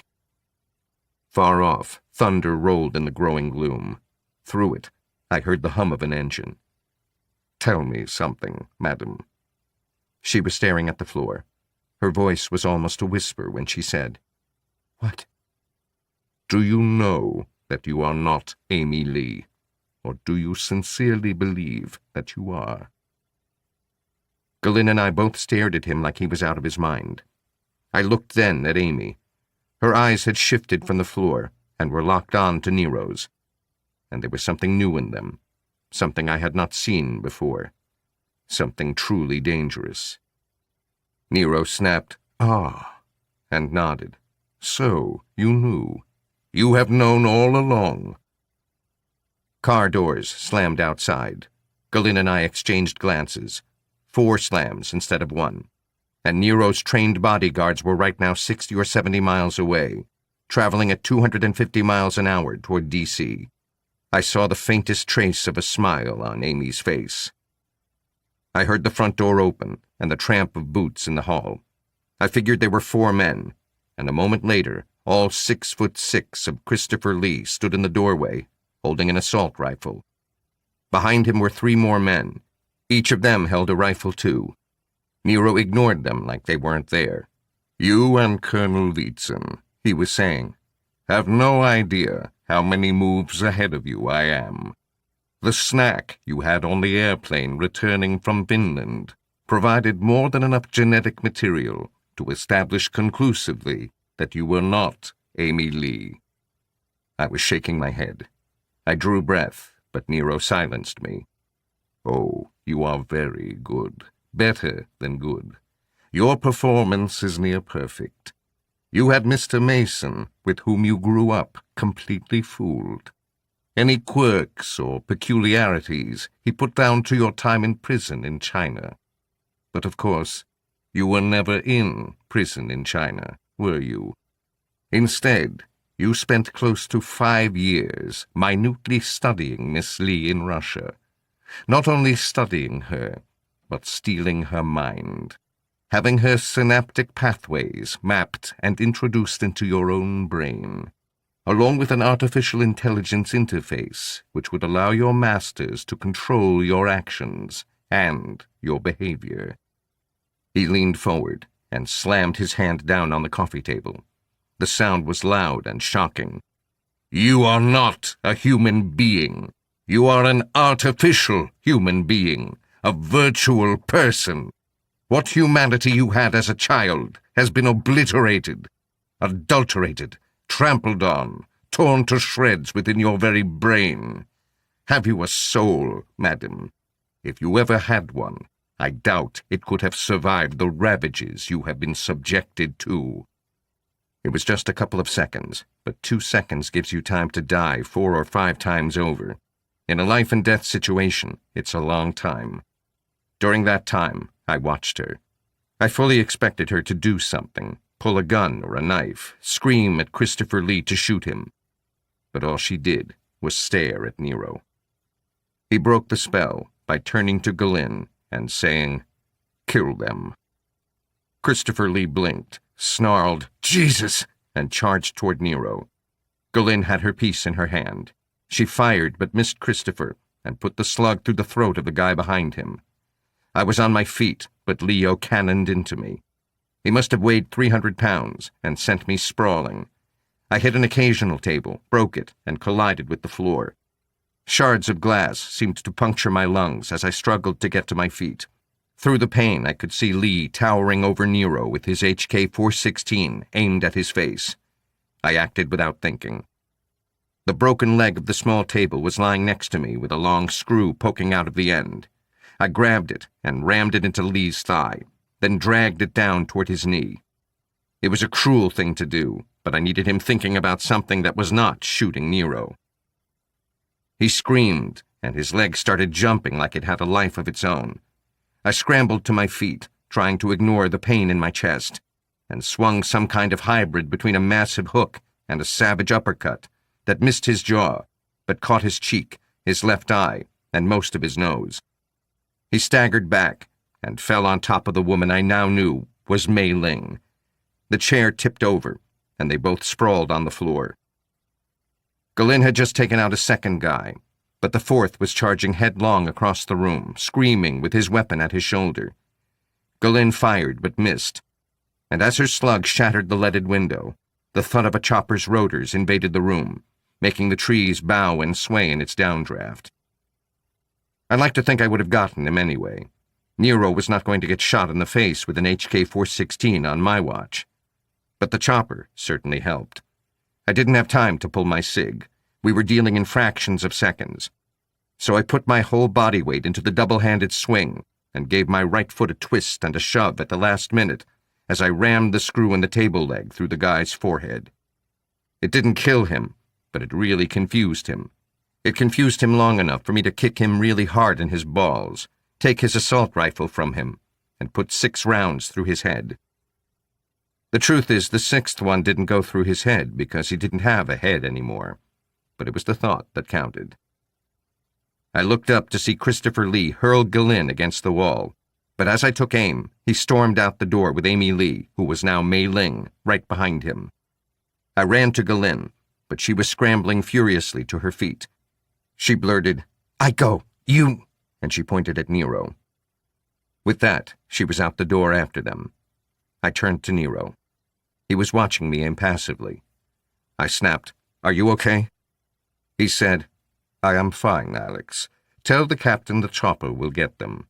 Bring her back here." I went after her. I found her in the drive with her legs straddled and half bent, her cig held out in front of her in both hands, shooting at the back end of an Audi as it sped away toward the gate. It fishtailed out onto the road and disappeared. Shit! She glared at me like it was my fault. I shrugged. Your stance, your breathing, too much pressure on the finger, small things that add up. You're good. With practice, you could be very good. You're funny. I know. Deep down funny. Where it's not like funny anymore. Nero said the chopper will get them. What the hell, Mason? Why the hell? She hunched her shoulders, spread her hands, sighed, and walked back toward the house. As she did so, the chopper took off again, headed east under the heavy skies, and the first spits of rain started to come down. We found him in the hall, headed for the dining room, while men in camouflage fixed the drawing room. He paused.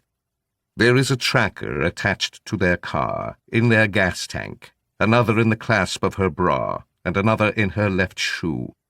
I placed them there while I inspected her clothes. You have the receptor in your car, Alex. I imagine they will go to the Four Seasons. From there, who knows? Moscow may do our job for us and eliminate them. But it is Colonel Wietzen I want. I want her eliminated for good. Don't let them know you're following.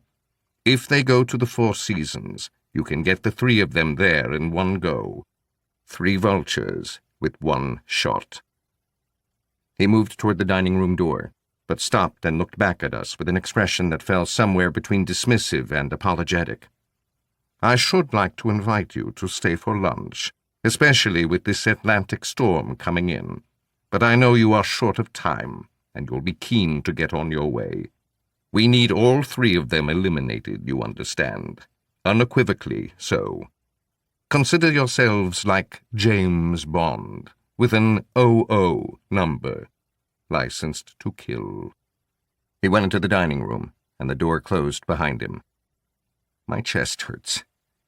She eyed me with half-lowered lids. Are you bleeding? No, but it hurts. I'll drive. You handle the tracker. I groaned and followed her to the car. We thundered up the drive and fishtailed out onto the road. With some difficulty, I placed the tracker on the dash and told her, they have 15 miles on us. Remember, we don't want them to know we're following. We want them to think they got away and lead us to Wietzen. I know. I thought the chopper was going to get them. I don't know. It was going to track them, I guess. Just try to keep it subsonic. I will. You want to tell me what the hell happened back there just now? Nero happened. That's not an answer, Mason. I tried to sound nonchalant, but we were doing 100 miles an hour along uneven blacktop with dense forest on either side. I don't know much more than you do, but I think I can deduce.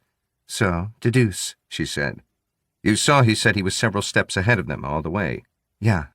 And you saw that he already suspected she might not be Amy because he had the staff on the company jet collect samples of her DNA for testing. Yes. The lake emerged suddenly on our right, and the tires complained as the road curved gently around it. Tell me when we're 5 miles behind them. Go on with what you were saying.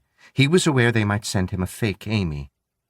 Overhead, the sky rumbled, and a few drops spattered on the windshield.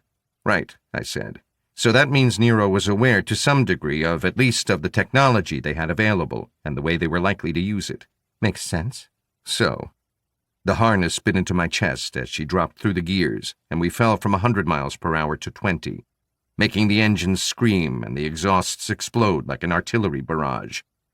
We had entered the tiny village of Kosayuna. She glanced at me and shrugged. Kids, pets, courting couples. You gotta be careful. Yeah, stitches, injured men. Sorry. She negotiated 2 intersections, joined Route 49, and surged from 10 to 100 in less than 3 seconds. I pretended not to notice and kept going.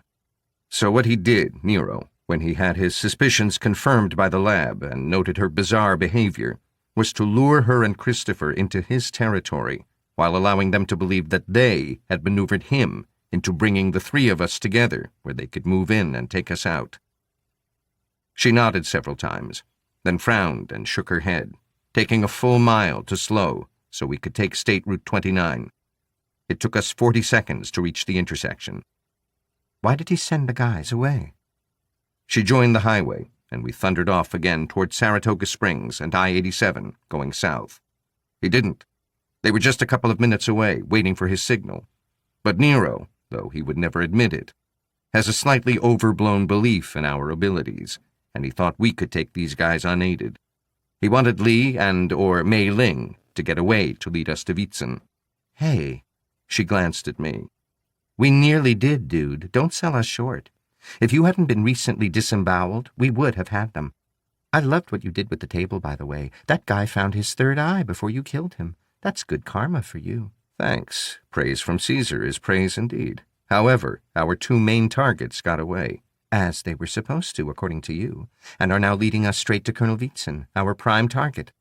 I'll say this for Nero. He doesn't mind taking risks. Boy. You got that right. So what was that with the table? That big bang? You noticed that too, huh? I don't know what that was, but it seemed to send Amy, Mei Ling, and Christopher into a kind of paralysis. It was weird. We drove on in silence for a while, as a steady gray drizzle set in, and overhead lightning reached across the sky, illuminating the heavy clouds from within. I said absently after a while, Nero is playing a very deep game. As always. I guess so. But there is something different this time. Overhead, the sky seemed to tear open with a deafening clap of thunder, and the rain came down in a deluge, raising a mist of rain 2 feet off the blacktop. How far ahead are they? 5 miles in closing. I saw the needle drop from 120 to 80. She looked at me and shrugged. Heavy rain. That timorous attitude of yours won't get you nowhere in life, girl. She laughed, and we thundered on. Chapter 18. It was approaching 5 p.m. by the time we crossed the Hudson on the George Washington Bridge, and a lot had changed by then. After about an hour on the road, things had started to happen. First, an unexpected voice had emerged from the tracking device, saying, "Primary target moving." Galen and I had stared at each other for half a second, when Nero's voice had come through the same device. "Stay locked on the secondary target, Alex." A couple of seconds after that, Mei Ling and Count Dracula, who had arrived at Suffern instead of continuing south to pick up the Garden State Parkway, turned east along I-287 to cross the Hudson on the Mario Cuomo Bridge. Galen said, They're rendezvousing in New York. "They're running. The chopper is tracking Wietzen, the primary target. I know where they're going." Where? "The anchorage channel of the South Brooklyn Marine Terminal." She glanced a frown at me that held a lot of jumbled questions in it. I said, $300 million super yacht Amadea. It was seized by American authorities in Fiji and recently bought by one Suleiman Khatyanatsof. Khatyanatsof? Yes. Persian mother related to the Persian royal family. Father was KGB when there was a KGB, but graduated to the Russian mafia when the Soviet Union collapsed. Became a billionaire overnight. His son has publicly condemned his father and the Russian oligarchy, but his international dealings are shady at best. The yacht was up for auction. He bought it in the last couple of weeks, and that is where it is anchored. She made a face like, "You're awful sure," and said, You're awful sure. I ignored her because I was calling Nero. "What? Don't call me. I think they are headed for the Amadea." "Of course they are. You think I don't know this? How do I get aboard?" "You're an occupational safety and health inspector from the Occupational Safety and Health Agency. You will be met by a member of the NYPD Harbor Unit. Hang up." "Right." We both hung up. "Head for the NYPD Harbor Unit, 2nd Avenue, Brooklyn. They're expecting us." That's nice. They were expecting us before we were expecting us. That doesn't often happen. Outside the window, fields were turning to leafy suburbs. I said, "I know we have a plan." She showed me a "we do" eyebrow. It would just be nice if somebody told us what that plan was. Our plan right now is arrive at the NYPD Harbor Unit. After that, I interrupted her. After that, we will be taken to the Amadea, where we will pretend to be inspectors from the Occupational Safety and Health Agency. Our plan then is, find Mei Ling, Christopher Lee, and Colonel Wietzen, and kill them. I took a deep breath. Okay, we did know what the plan was. I was just being glass half empty about it. Don't beat yourself up, Mason. You're injured. Somehow she managed to make the statement sound cruel, unsympathetic, and vaguely patronizing. I would remind you, Captain Galen, that you haven't got this wound, which incidentally would be a lot worse on you, because I have, so you can quiet the snide comments as soon as you like." She gave me a strange look that was unsettling, but not unpleasant. "I know," she said. "I'm just yanking your chain." Suddenly we were in the city and moving fast down FDR toward Brooklyn Bridge. Galen had a skill in weaving in and out of traffic that was the sort of thing myths were made of. Her right hand was a blur, moving from second to third, back to second and up to third again, then fourth and fifth, as we swerved, braked, accelerated, braked, swerved, and thundered. All done with a look of concentration on her face that could have burned a hole through concrete. The tires complained as we fishtailed onto the bridge, and I had a Moses moment as the traffic ahead of us seemed to part to let us through. The roar of the engine was something Odin's muscle car might have made if he'd had one. It was a terrifying experience I would pay good money to have again. We came off at Cadman Plaza Park, joined I-278, and ripped down the fast lane, covering 3.5 miles in 1.5 minutes. As we approached the Costco food court, she dropped from 5th gear down through 4th, swerving into the slow lane and making the tires squeal as we moved onto the ramp and growled our way down to 2nd Avenue, and I tried to extract the harness from where it had become encrusted into my wound. The mile from Costco to 63rd, where the NYPD Harbor unit is, we managed in little over 30 seconds. We could have done it in less, only some wise-ass tried to use the crosswalk while the light was green for pedestrians. I bet he didn't know he could run backward that fast. Galen muttered, "Asshole," as she flashed his life in front of his eyes. 30 seconds after that, we pulled through the gate that said, "NYPD Harbor Unit, no trespassing," and screeched to a halt. 4 guys in blue uniforms came out to look at us, and as we climbed out of the TVR, one of them said, "Nice wheels." Another, sporting a mariner's beard and humorous eyes, said, "I guess you must be Captain Galen and Mr. Mason." "We are," I said, as I slipped a tracking device in my pocket and felt my chest for gooey, sticky stuff. I seemed to be okay. "He said you'd probably make an entrance. I'm Lieutenant Hodges." He handed me a manila envelope.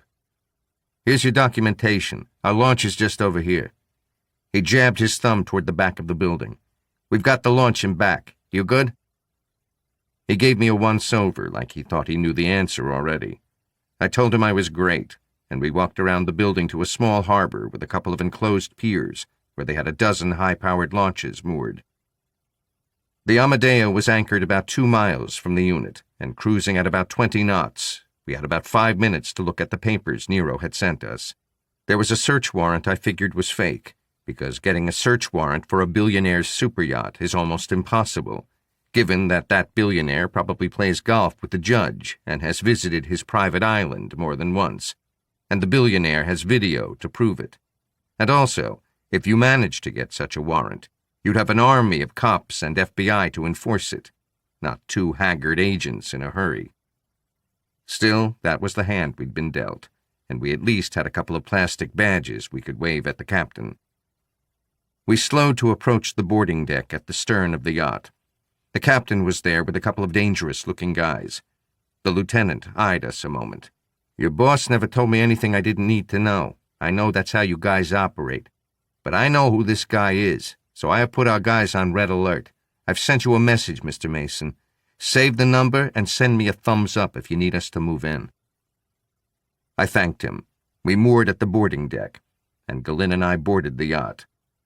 The captain had a face like a slab of frozen steps, with a lack of expression that would have had Rasputin howling like a wolf in a blizzard. He looked like Putin on steroids with a Botox injection.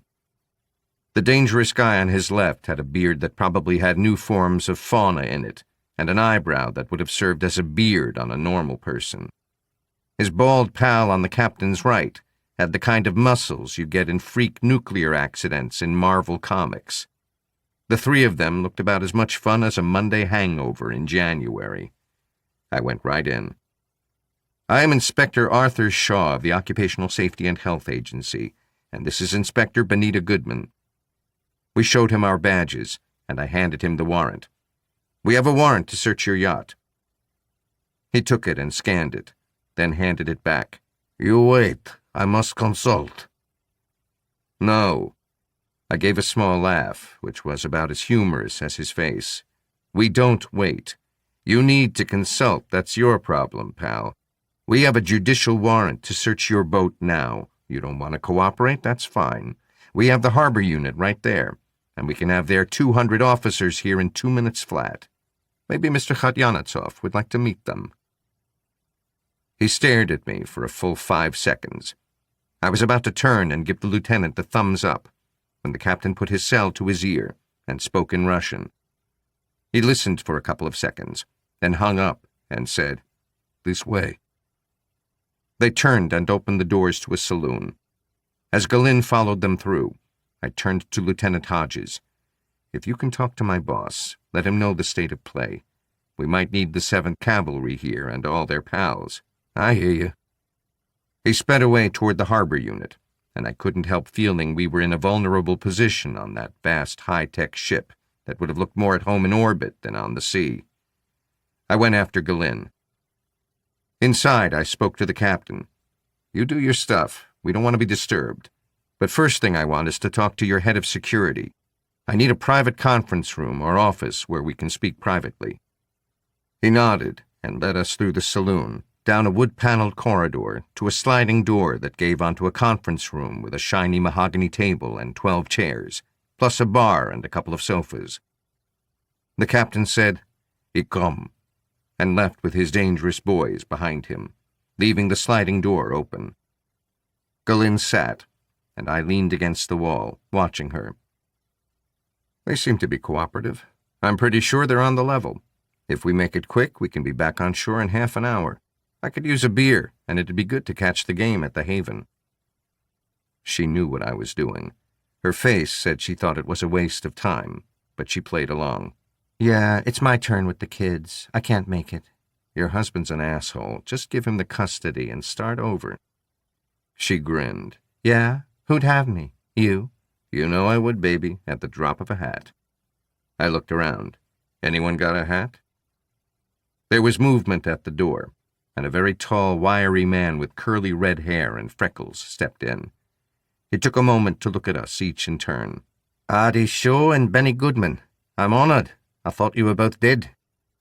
I smiled. Reports were greatly exaggerated. "I take it you are the head of security." "Captain Stephen Taylor, late of the Australian Special Air Service Regiment and head of security on this vessel. What do you want?" It was Galin who answered him. "It's a delicate matter, and we would rather discuss it with the door closed." He sighed and slid the door closed behind him. I handed him the warrant, and as he took it in both hands and looked at it, Galin shot him in the head with her suppressed SIG. A suppressed subsonic hollow point has less penetration, and when punching through the skull will tend not to exit. Instead, it ricochets inside and scrambles the brain. It makes less of a mess, too. His head jackknifed, his eyes bulged, and I caught him and lowered him to the floor. Galin slid open the door, and we stepped out into the empty corridor. I took the tracking device from my pocket, and she looked at it over my shoulder. "Top deck," she said. "Below the bridge. That's probably where Khatyanatov has his suite." "Let's go." We found an elevator in a small lobby-like area at the end of the corridor. It had a lot of brass, dark wood, and mirrors, and lamps with small green shades. Galin was saying, "We have a small window. At the moment, the assumption is that Taylor is taking care of things, and we're a couple of nobodies from an overly officious agency. As soon as his absence is noticed or his body is found, we are in deep dodos." "Deep dodos?" "It's an English thing." We boarded the elevator, and she pressed the button below bridge. "I think it's self-explanatory." I ignored her. I was feeling slightly lightheaded, and was aware I was rambling. "I think we should extort $1 million or two out of Khatyanatov or Vitsin and use it to go on a seriously luxurious vacation." She frowned at me. "Are you okay?" "Sure. I was just really looking forward to this vacation." "Were you?" She gave me what looked like a genuine smile. "So was I." She leaned over and gave me a kiss on the cheek as the elevator stopped and the doors slid open. She held out her hand. "Give me the search warrant." I handed it over, and we stepped out into a broad area with walls paneled in dark oak, a royal blue Wilton carpet on the floor, and opposite the elevator, tall double walnut doors. In front of the door was a guy in jeans and a brown leather bomber jacket. He was tall and lean, and had very short platinum hair and blue eyes. There was something about him. You just knew he was Russian Special Forces. Galin held up the search warrant in her left hand, letting it unfold as she strode forward. FBI, we have a warrant to search the boat. Okay from Suleiman Khatyanatov.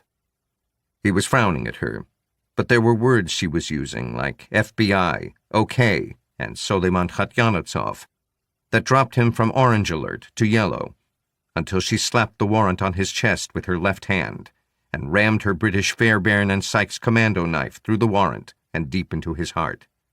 By then, it was too late. As we laid him on the floor, I observed, poor guy died thinking, never trust a woman. I was still feeling a bit weird and lightheaded. She glanced at me, and we stood. You ready? Yep. You're sure?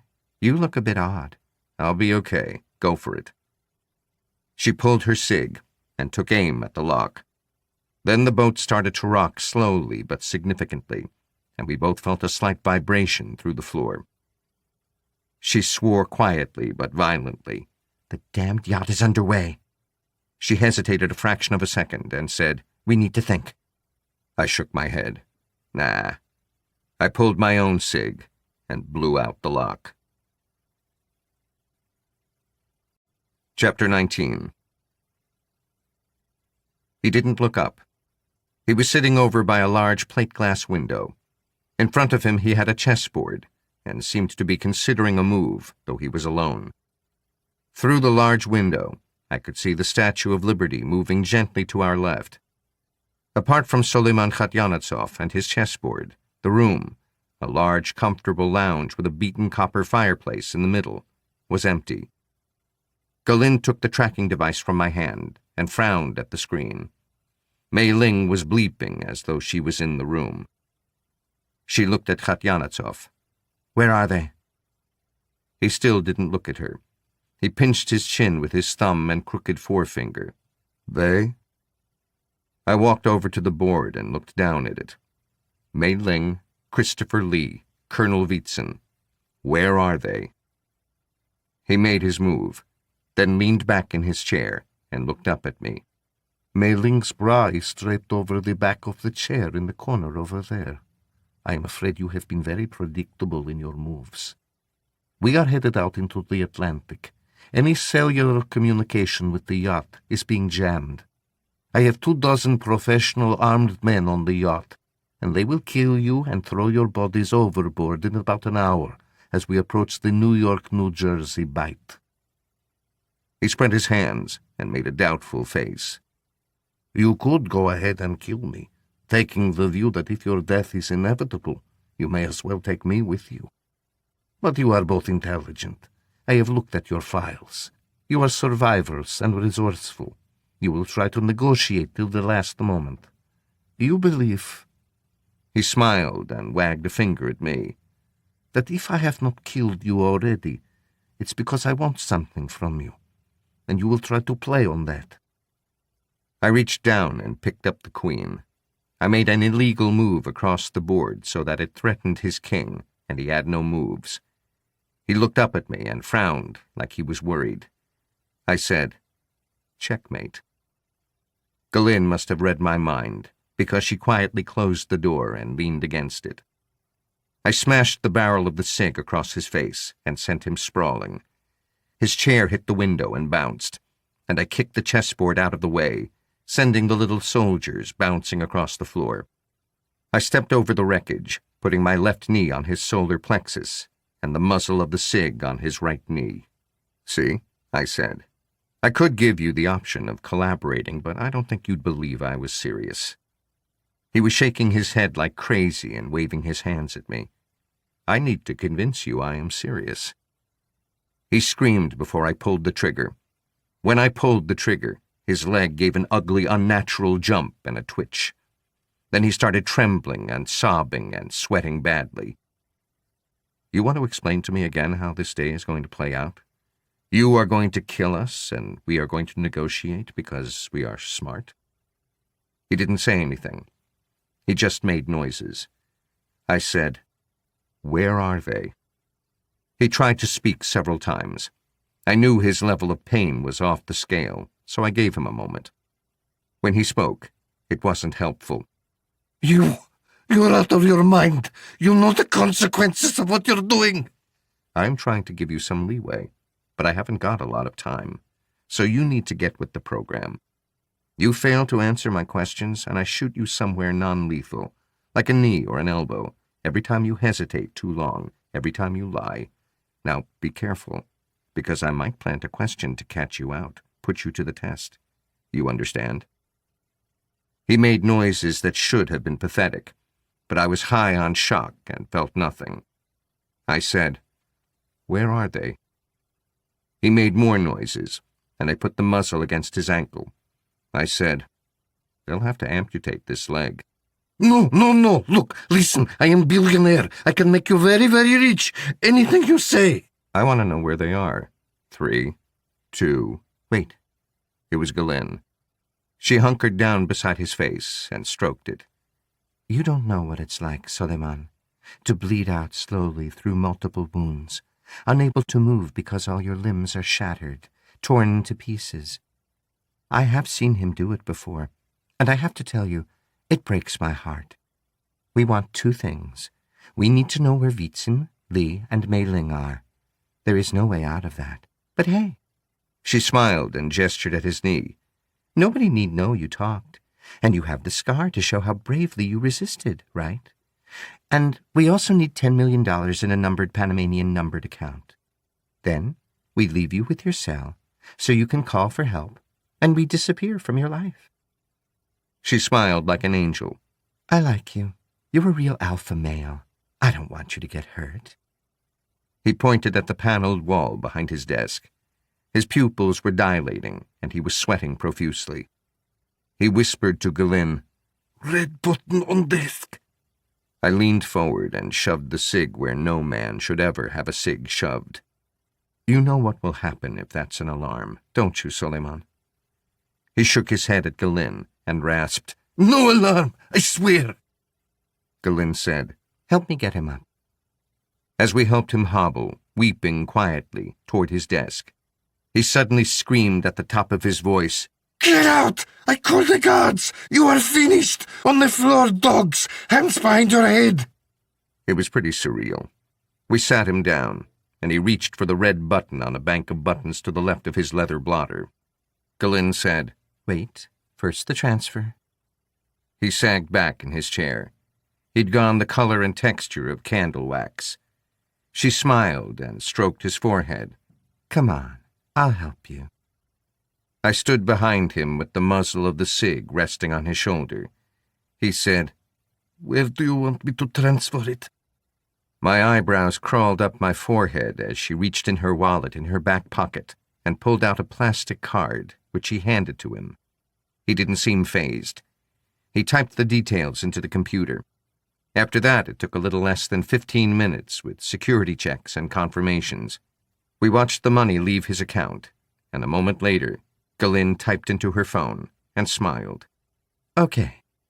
"Now I have given you what you want. Please, I need a doctor urgently. I have doctor on the yacht. Please call him." I said, "First, we open the door. Then we call the doc. Who's in there with them? Are they alone?" "They are alone, waiting for me to call them." He began to sob. It was the helpless, hopeless sound of a man who did not understand. "How can you escape? How can you get away? What you are doing is crazy. You should talk, negotiate." "Get killed by your men, yeah," I said. "Okay, Soleiman, open the door." He reached across the desk with a sweating, trembling hand and pressed the button. It was silent, but after a couple of seconds, a section of the paneled wall swung inward, and Mei Ling stepped out. She eyed Galen up and down, then looked at Soleiman Khatyanatsoff and up at me. "You're like a bionic rat," She said, "It's nice to see you, too." I can see why Nero likes you so much. You're indestructible, aren't you? Like an engineered virus. I smiled. Flattery will get you nowhere, Mei Ling. The game's up. Where are the Colonel and Christopher Lee? I'm here. He appeared behind her, massive and with that huge, slaving head strangely at odds with his perfect English. A masculine echo of Mei Ling, I told myself. And I have had just about enough of you two. Nero will have to wait, but you two die today. Now. Galin Sig spat as she muttered something about talking us to death, but the guy was fast. The slug hit the wooden paneling, and he was rolling across the floor. He came up in front of Galin and savagely grabbed a hold of her right hand with the Sig in it, and his massive right fist was on course to connect with her head, only now it was holding a cruel-looking knife. I had already started running when I saw him drop. My plan had been to hurl Galin out of the way, but it was too late. All I could do was cannon into him while trying to grab his knife hand with my left and hammer at his head with the butt of the Sig. Maybe I should have shot him, but with Galin so close and so much chaos, I couldn't risk it. As it was, cannoning into him was like cannoning into an especially large megalith. He didn't move an inch, but he let go of Galin so he could smack me in the face with his left fist. I was already staggering back, so the punch only grazed me. I took another 2 steps back, raising my Sig to shoot the bastard, when Mei Ling collided with me and hurled herself at Galin. They both fell to the floor. I crashed into the desk, and Lee positioned himself between me and Mei Ling and Galin, where they were struggling. He leered at me. Go ahead, he said. Shoot. Maybe you'll get lucky and not kill your baby. With his body mass, the chances of a 9mm going through and hitting Galin were minimal, but I couldn't risk it. So I hurled myself at him, lashed out a front kick at his knee, feinted with the butt of the Sig at his jaw, and drove a massive left hook into his liver. It should have killed him. Instead, it made him laugh, and he gave me a left backhander that almost knocked me unconscious. I reeled back maybe 10 feet, stumbled across Soleiman Khatyanetsov's chess table, and fell on my back, groaning, with the yacht swaying and spinning around me. Then Christopher Lee blocked out the light. All I could see above me was his massive form and his leering face. Then he showed me the ugly hunting knife he had. I could see that it was serrated on one side of the blade, and I knew that was not a good thing. It was a very bad thing. He straddled me and leaned down so his face was just inches from mine, and I could see the big blade. This won't be quick, he said, but it will hurt a lot. A voice in my head was screaming at me to react, but there was a certainty settling on me at the same time that this was how it ended for me. But what I could see in my mind was Galin struggling with Mei Ling. I could hear them screaming at each other and furniture crashing. I knew that if he killed me now, Galin's chances of survival would be almost nil. I tried to move, but the room moved and swayed. I knew I had a concussion, and I knew there was damn all I could do about it. All my movements seemed agonizingly slow. I looked up into his face. He was grinning as he slipped the blade under my shirt and cut it open to expose my wound and my stitches. I tried to kick him in the back or in his balls, but I could barely raise my legs. And then I saw it. Khatyanetsov had been drinking wine when we came in. Now I could see the shards of broken glass lying next to me.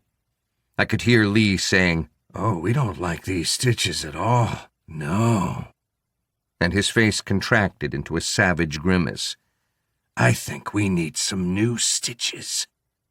And as he prepared to slash across my chest, in a strange echo of the guy I'd killed in Nero's drawing room, I grabbed a long shard of glass and rammed it into his leg. Blood sprayed, and he roared in pain. For just a second, he didn't know whether to finish me or pull the glass from his leg. It was all I needed. With blood pouring from my hand, I grabbed the stem of the broken glass with the savage teeth of the broken flute sticking up from it, and I grabbed his knife hand with my left and dragged the jagged edge of the glass across his tendons and his veins on the inside of his wrist. Suddenly, there was blood spraying everywhere, He was roaring, gripping his wound with his left hand, trying to stop the red fountain of blood that was spraying across the walls and ceiling. I struggled to get to my feet, unsure if the yacht was swaying or I was. Behind him, I saw Mei Ling get to her feet. Galin was motionless on the floor. A movement on my left made me look. There was Colonel Wietzen, smoking in the doorway and smiling.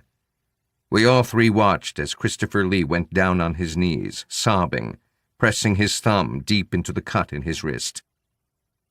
What happened next was like something out of a nightmare.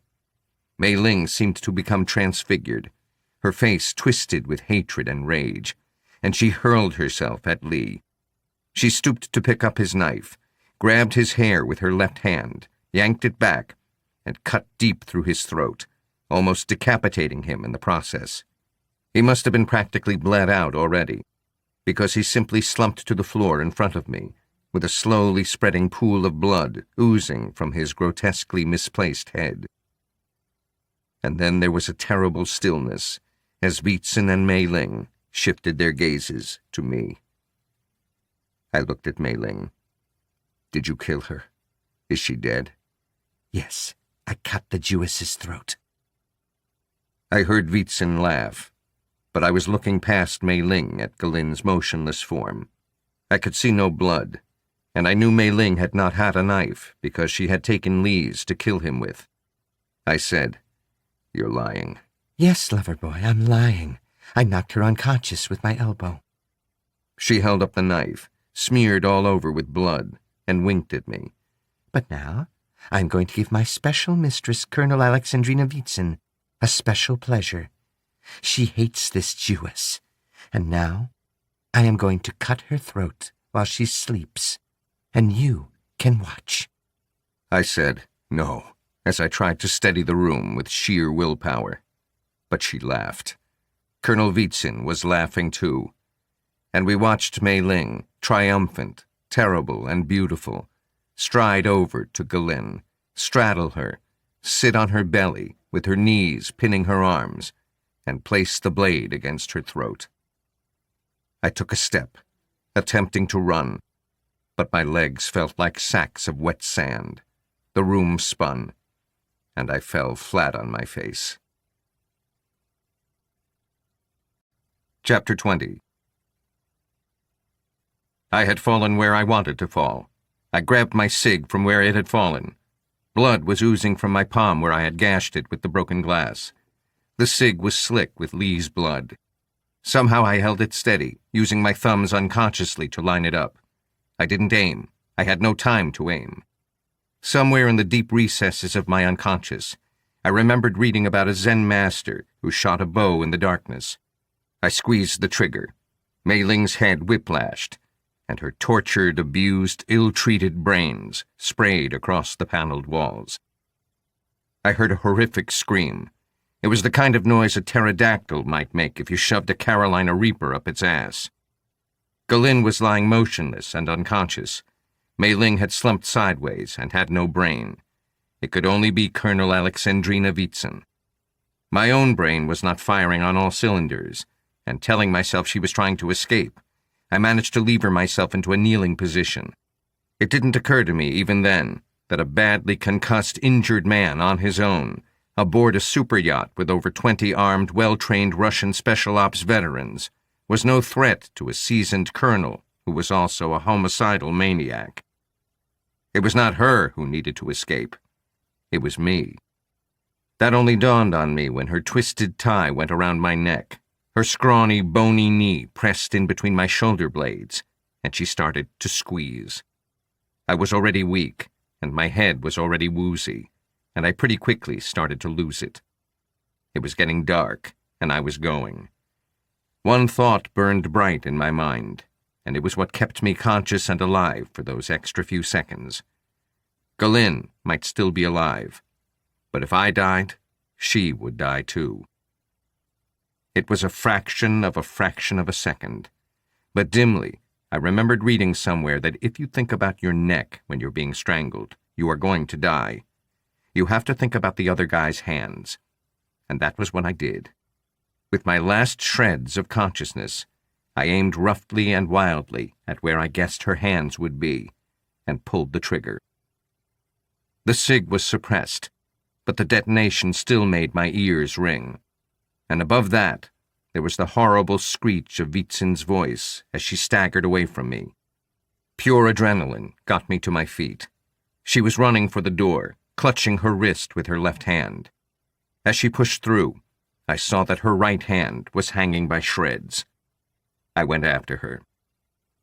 She trailed blood across the royal blue carpet and clattered down the stairwell, leaving red smears on the white walls.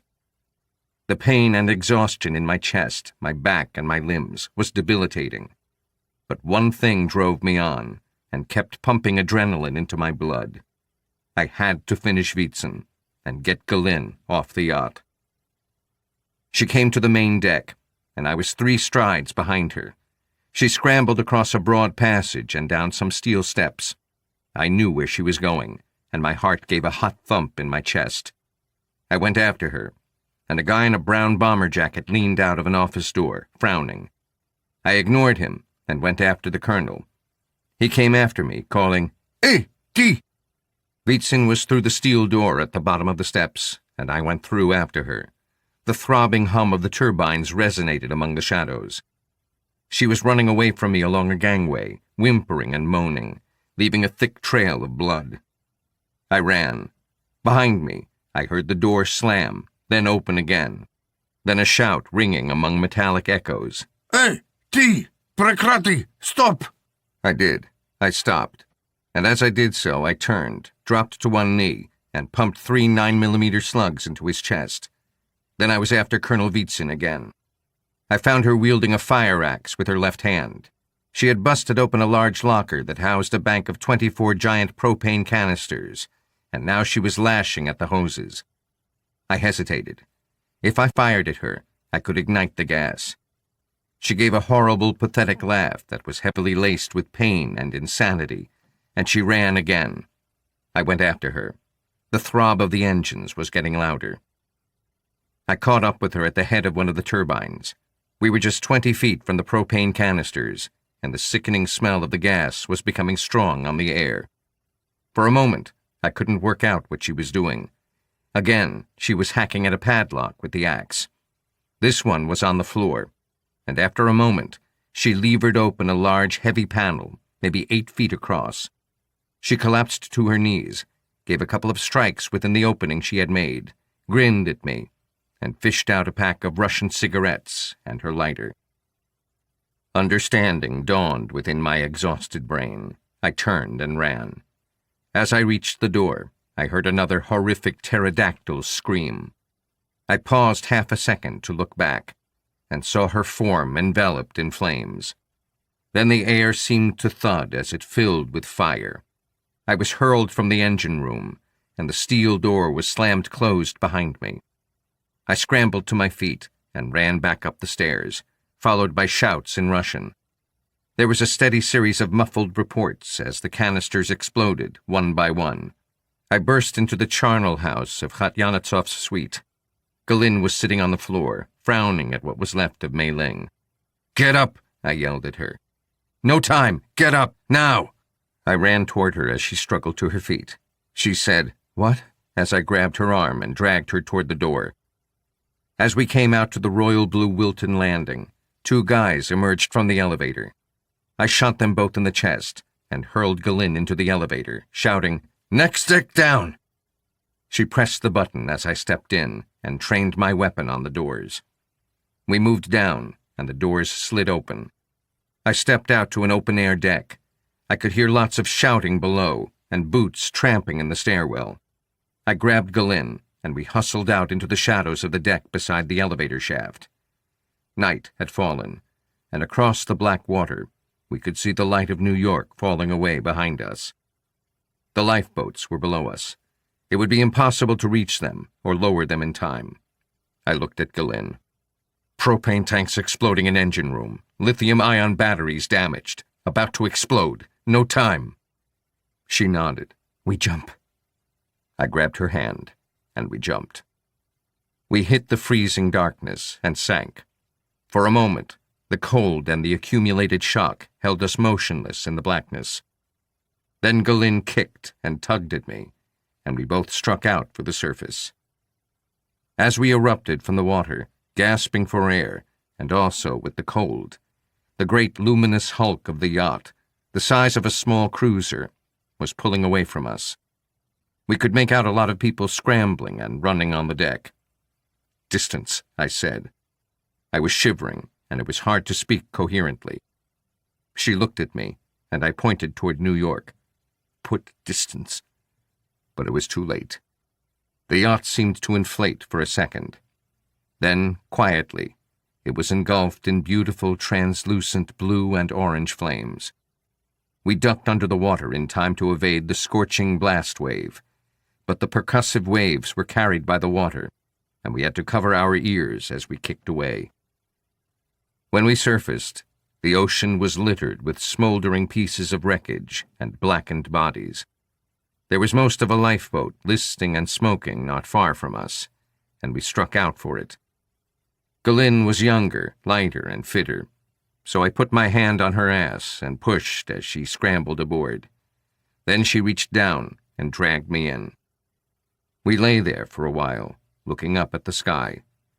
After a moment, I sighed and said, "You're alive." Then I frowned at her. "You are alive, aren't you?" I'm alive. So are you. We can congratulate ourselves. Only you lay there immobile for a long time. That Mei Ling got the better of you, Galin. I lost an idol this night. Screw you. That ape Christopher Lee hit me with an ashtray while I was beating her brains out. Right, whatever. I said it as I pulled my cell from my pocket and looked for Lieutenant Hodges. "The yacht appears to have exploded," I wrote. "Can you come and get us?" "Lieutenant Hodges is coming to get us," I said, and closed my eyes. Epilogue. It was dark. The water was no longer cold. I vaguely remembered that when you gave in to hyperthermia, you stopped feeling the cold. I could see the moon rising over the dark ocean, and here and there, the smoldering flames reflected, dancing on the small waves. I closed my eyes and felt at peace. It seemed like a different lifetime when I had stood on the deck and leapt into the sea, holding Galin's hand. The pain in my cut hand, the pain from my stitches, the general ache in my whole being had all faded away as the gentle waves lapped at my body. "Here's your whiskey. I told him no ice, but he put 2 rocks in it." I opened my eyes and saw the 2 rocks of ice sail through the air and plop into the transparent Caribbean waters under the translucent sky. I levered myself into a sitting position on the wet sand of the shore of Rendezvous Bay on Anguilla. Galin had been on a mission to Banky Bank's Dune Reserve, a bar just behind us, and had returned with a very large whiskey and a very complicated violet-colored thing with parasols in it. She sat next to me, and I took the whiskey. "What's that?" "I don't know, but I want it." "Heard from your dad?" She nodded as she sucked on her straw. Dr. Mehdi Karimi had a bad traffic accident the other day. Hit and run by some crazy guy who came over on one of those small boats from France. They've really got to stop those boats. He was the psychiatrist who worked with Kingsley Gold. "Right. Freak accident, huh?" "Right." I looked out at the exquisite water and tried not to think about the sharks out there. "So I guess when Dr. Karimi reported back to his mosque about Gold's obsession with you, it must have synced with some kind of plan that was already being discussed." She nodded and released the straw. Wietzin had obviously been spreading the word and developing a plan since the ICJ. "Right. What's that like? It looks disgusting." I sipped my Bushmills. "Delicious." I looked away. So she decided to include him as an unwitting member of the team of 3, being run by Christopher Lee, a.k.a. Paul Borjigin, of Mongolian descent. According to Nero, he was a brilliant sociopath, recruited by Wietzin some years ago. He was there to keep the equally brilliant but volatile, unpredictable Mei Ling in check. They had been preparing and coaching her for the last 5 years, since they had arrested Amy. They used plastic surgery and neural mapping to make them virtually identical. She was quiet for a while, until I heard the slurp from her straw as her drink came to an end. Then she looked at the glass and said, "So, were you pretty sweet on Amy?" I shook my head and studied the moon. It had an orange smirk on its face. No, I haven't been sweet on anyone for a while. I guess it's the job. "You're growing old." Must be. She threw the straw at me. "So what was with Nero? His behavior was weird. Disappearing like that, showing up at Butterbean Farm, Butternut. whatever, then leading us to the yacht, almost getting us killed." She trailed off, and I shrugged. I asked him. "You did? That was brave. What did he say?" He asked me if I didn't have a plane to catch. He likes to be several moves ahead of just about everyone, and that was what he told Mei Ling, if you remember. And usually he is way ahead. But this time I think Wietzen caught him on the hop. Nero doesn't panic, but he was pretty much making it up as he went along this time. He suspected they'd make some kind of play with Amy, but I don't think he expected it would be quite that subtle or directed straight at him either. Their mission was clear. Kill Nero. And us. I'm pretty sure we were secondary targets. So he made himself scarce, disappeared, and had us bring them to him. Traced her with the chopper, and had us trace Mei Ling and Paul, a.k.a. Christopher Lee. Right. But what happened on the yacht was beyond his control. He was probably going crazy trying to get men and authority to storm the yacht, but it was all last minute. So he sent us to our death. I shrugged again. It was what we signed up for, and I guess it was a do-or-die situation. They would have been back for us, especially Wietzen. I guess. After a moment, I frowned at her. "Galin, you know you invited me on this trip, everything paid for." Uh-huh. "You said it was to thank me for going back for you, otherwise you would have died. And I risked my own life to—" Yeah, no, I am not having your babies. Forget it. "No, that wasn't my point. Though while we are on the subject, don't forget the wound on my chest, which I got protecting you." No babies.